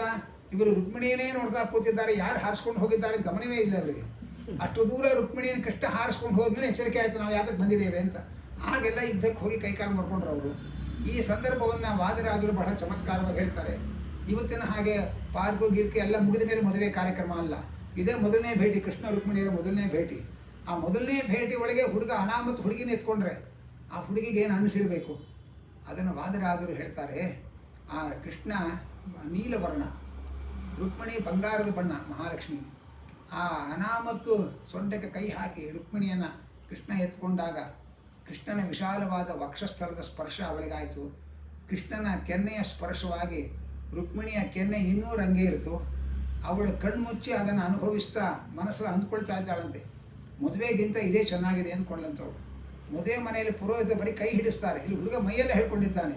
ಪಾಣಿಗ್ರಹಣಾತ್ ಅಧಿಕಮ್ಮೇನೇ ಕೃತಾರ್ಥ, ಮದುವೆ ಮನೆಯ ಪಾಣಿಗ್ರಹಣಕ್ಕಿಂತ ಈ ಕಾಯಗ್ರಹಣವೇ ಬಹಳ ಮೋಜಾಗಿದೆ ಅಂತ ಅವಳು ಮನಸಾರ ಅದನ್ನು ಆಸ್ವಾದನೆ ಮಾಡಿದ್ಲು ಅಂತ ವಾದರಾಜರು ಹೇಳ್ತಾರೆ. ಅಲ್ಲಿಂದ ಮುಂದೆ ಕೃಷ್ಣ ಇವ್ರನ್ನೆಲ್ಲ ಯುದ್ಧ ಮಾಡಕ್ಕೆ ಬಂದವರನ್ನೆಲ್ಲ ಹೊಡೆದು ಆ ರುಕ್ಮಿಣಿಯನ್ನು ವಿಕಾರಗೊಳಿಸಿ ದ್ವಾರಕೆಗೆ ಕರ್ಕೊಂಡು ಹೋದ. ದ್ವಾರಕೆಗೆ ಕರ್ಕೊಂಡು ಹೋಗಿ ಹೇಳ್ದ ಅವರು ಅಲ್ಲಿರೋರಿಗೆ, ನೀವು ಬೇಗ ಮದುವೆ ಮಾಡಿರಿ ಅಂತಂದ. ಅಲ್ಲಪ್ಪ ಹುಡುಗಿ ಕಡೆಯವರೇ ಬಂದಿಲ್ವಲ್ಲ ಅಂದು ಹಾರಿಸ್ಕೊಂಡ್ರೆ ಹುಡುಗಿ ಕಡೆಯವರು ಯಾರು ಬರ್ತಾರೆ, ಅಥವಾ ಬೇಗ ಮದುವೆ ಮಾಡಿ ಹೊತ್ತಾಯಿತು ಹಾಗೆ ಅಂತಂದ. ಆದರೆ ಅವ್ರು ಬಿಡಲಿಲ್ಲ, ಹುಡುಗಿ ಕಡೆಯವರು ಬೇಕಲ್ಲಪ್ಪ, ಅದಕ್ಕೋಸ್ಕರ ದ್ವಾರಿಕಾ ನಿವಾಸಿಗಳು 2 ಭಾಗ ಆದವು. ನಾವೆಲ್ಲ ಹುಡುಗಿ ಕಡೆಯವರು, ನೀವೆಲ್ಲ ಹುಡುಗನ ಕಡೆಯವರು ಅಂತ 2 ಭಾಗ ಮಾಡಿಕೊಂಡ್ರು. ಯಾವಾಗ ರುಕ್ಮಿಣಿ ಕಡೆಯವರು ಅಂತ ಒಂದು ಗುಂಪಾಯಿತು, ಅವರೆಲ್ಲ ಅಂದರು ಕೃಷ್ಣನ ಮಠ ಸುಲಭವಾಗಿ ನಮ್ಮ ಹುಡುಗಿನ ಕೊಡೋಕ್ಕಾಗಲ್ಲ, ನಮ್ದು ಕೆಲವೆಲ್ಲ ಕರಾರುಗಳಿದೆ, ಆ ಕರಾರುಗಳಿಗೆ ಒಪ್ಪಿದ್ರೆ ಹುಡುಗಿನ ಕೊಡ್ತೇವೆ ಅಂತ ಶುರು ಮಾಡೋದು. ಆರಿಸ್ಕೊಂಬಂದಿದ್ದು ಇವನು ಕರಾರು ಹಾಕೋರು ಇವರು. ಏನು ಕರಾರು ಆಯ್ತು ಹೇಳ್ರಿ ಇಂದ.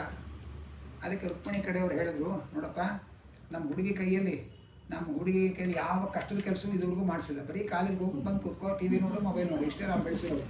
ಹಾಗಾಗಿ ನಮ್ಮ ನಾಳೆ ಮದುವೆ ಮಾಡಿಕೊಂಡು ರಾಶಿ ಕೆಲಸ ನಮ್ಮ ಹುಡುಗಿ ಕೈಯಲ್ಲಿ ಮಾಡಿಸ್ಬಾರ್ದು, ನಮ್ಮ ಹುಡುಗಿಗೇನು ಕಷ್ಟ ಕೊಡಬಾರ್ದು, ಕೆಲಸ ಮಾಡಿಸ್ಬಾರ್ದು, ಹಾಗಿದ್ರೆ ಹುಡುಗಿನ ಕೊಡ್ತೇವೆ ಹಾಗೆ ಅಂತಂದರು.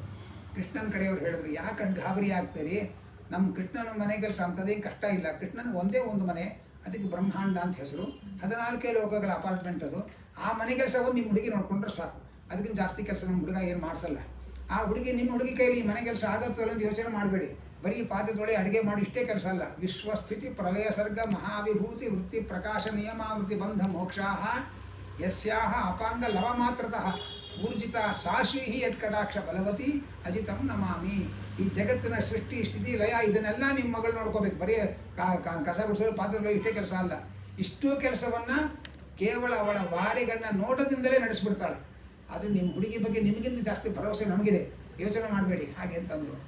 ಆನಂತರ ಇನ್ನೂ ಒಂದು ಕರಾರು ಅಂದರು, ಏನು ಅಂದರೆ ನಾವು ನಮ್ಮ ಹುಡುಗಿನ ಯಾವತ್ತೂ ಬೈದಿಲ್ಲ, ಗದರಿಸಿಲ್ಲ, ಬಹಳ ಪ್ರೀತಿಯಿಂದ ಬೆಳೆಸಿದ್ದೇವೆ, ನಾಳೆ ಮದುವೆ ಮಾಡ್ಕೊಂಡು ನೀನು ನಮ್ಮ ಹುಡುಗಿಯನ್ನು ಬೈಯೋದೆಲ್ಲ ಮಾಡಬಾರ್ದಪ್ಪ, ಗದರಿಸೋದೆಲ್ಲ ಮಾಡಬಾರ್ದು ಅಂತಂದರು. ಯಾಕೆಂದರೆ ಈ ಅನ್ಬ್ಯಾಲೆನ್ಸ್ ಮೈಂಡೆಡ್ ಹುಡುಗರು ಇರ್ತಾರೆ, ಅವರು ಆಫೀಸಲ್ಲಿ ಬಾಸ್ ಬೈದ್ರು ಅಂತ ಹೆಂಡತಿ ಮೇಲೆ ರೇಗಾಡೋರು, ಹೆಂಡತಿ ತಲೆ ಕೆಡಿಸಿದ್ರು ಅಂತ ಅಲ್ಲಿ ಹೋಗಿ ಕೆಲಸವ್ರ ಮೇಲೆ ರೇಗಾಡೋದು, ಇಂಥ ಅನ್ಬ್ಯಾಲೆನ್ಸ್ ಮೈಂಡೆಡ್ ಹುಡುಗರು ಇರ್ತಾರೆ.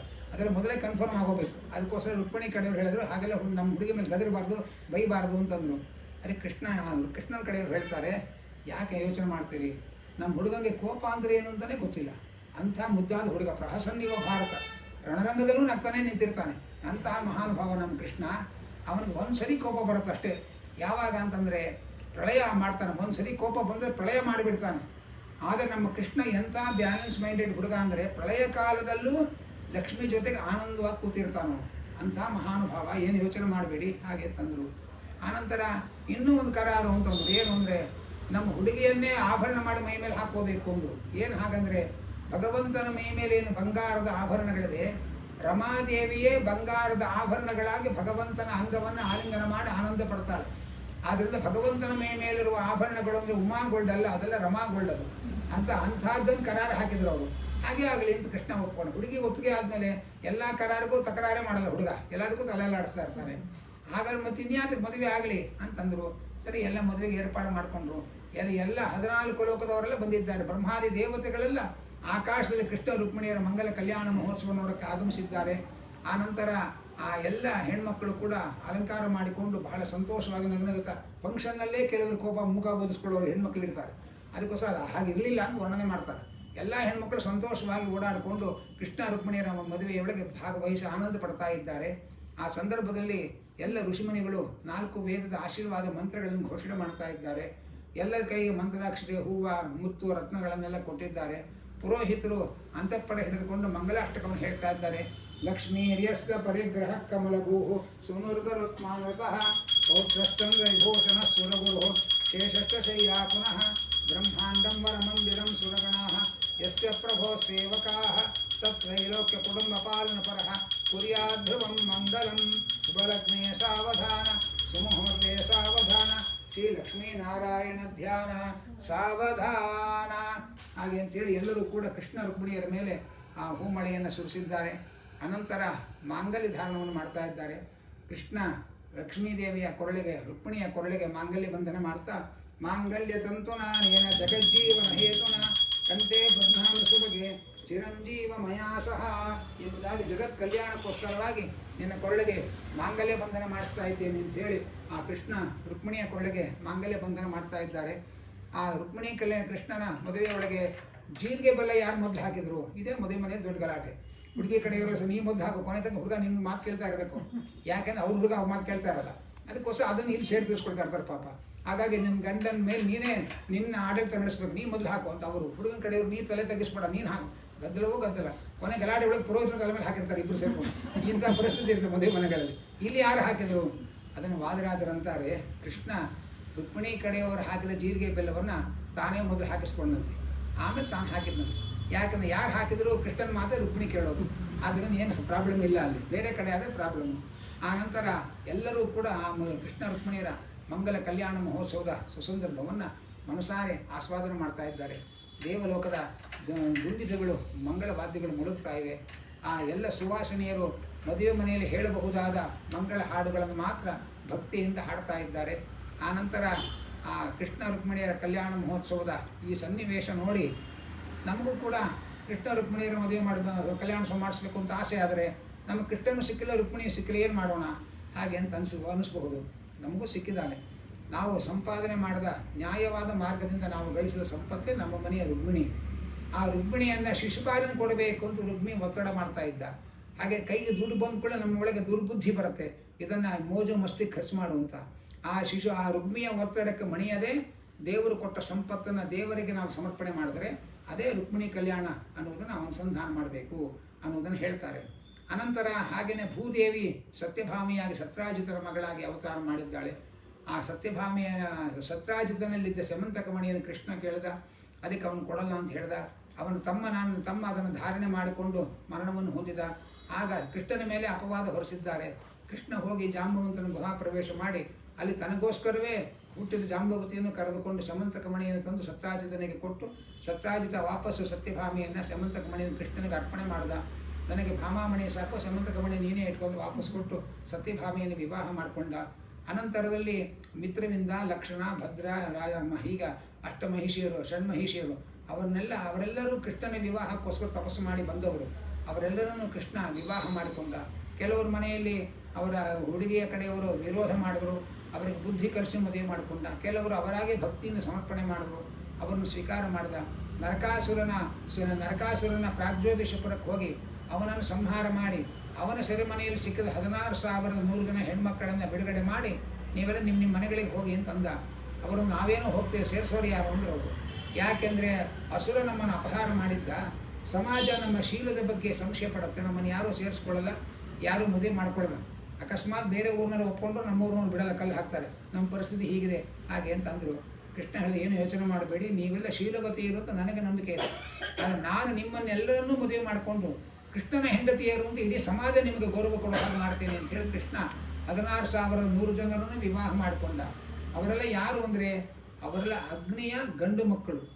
ಕೃಷ್ಣನಿಗೆ ಹೆಂಡತಿಯರಾಗಬೇಕು ಅಂತ ಅವರು ತಪಸ್ಸು ಮಾಡಿ ಹೆಣ್ಣಾಗಿ ಹುಟ್ಟಿ ಬದ್ರಿನಾರಾಯಣ ಕುರಿತು ತಪಸ್ಸು ಮಾಡಿ ಕೃಷ್ಣನ ಹೆಂಡತಿಯರಾಗೋ ಭಾಗ್ಯ ಪಡೆದಿದ್ದರವರು ಅನ್ನೋದನ್ನು ಶಾಸ್ತ್ರದಲ್ಲಿ ಹೇಳ್ತಾರೆ. ಈಗ 16,108 ಜನರನ್ನು ಕೃಷ್ಣ ವಿವಾಹ ಮಾಡಿಕೊಂಡ್ರು. ಅನಾದಿ ಬ್ರಹ್ಮಚಾರಿ ಅಂತ ಅನಾದಿ ಬ್ರಹ್ಮಚಾರಿ ಅಂತ ಅನಿಸ್ಕೊಂಡಿದ್ದಾನೆ. ಒಬ್ಬೊಬ್ಬರನ್ನ ಮದುವೆ ಮಾಡ್ಕೊಂಡವರೇ ಒದ್ದಾಡ್ತಾ ಇರ್ತಾರೆ ಪಾಪ. ಕೃಷ್ಣ ಇಷ್ಟು ಜನರನ್ನು ಮದುವೆ ಮಾಡ್ಕೊಂಡೆ, ಅವನ ಪರಿಸ್ಥಿತಿ ಏನಿದೆಯೋ ಹೇಗಿದೆಯೋ ನೋಡಬೇಕು ಅಂತ ನಾರದರಿಗೆ ಪುರ್ಸುತ್ತಾಯಿತು. ಒಮ್ಮೆ ನಾರದರು ಒಬ್ಬರ ಮನೆಗೆ ಬಂದರು. ಕೃಷ್ಣ ಸಂಧ್ಯಾವನೆ ಮಾಡ್ತಾ ಇದ್ದ. ಅವನ ಹೆಂಡತಿ ದೇವ್ರ ಪೂಜೆಗೆಲ್ಲ ಅಣಿ ಮಾಡ್ತಾ ಇದ್ಲು. ಅಲ್ಲೆಲ್ಲ ಸತ್ಕಾರ ಸ್ವೀಕಾರ ಮಾಡಿದ್ರು. ಇನ್ನೊಬ್ಬರ ಮನೆಗೆ ಹೋದರು. ಕೃಷ್ಣ ಪೂಜೆ ಮಾಡ್ತಾ ಇದ್ದ. ಹೆಂಡತಿ ಎಲ್ಲ ನೈವೇದ್ಯಕ್ಕೆ ಇಟ್ಟಿದ್ಲು. ಮತ್ತೊಬ್ಬರ ಮನೆಗೆ ಹೋದರು.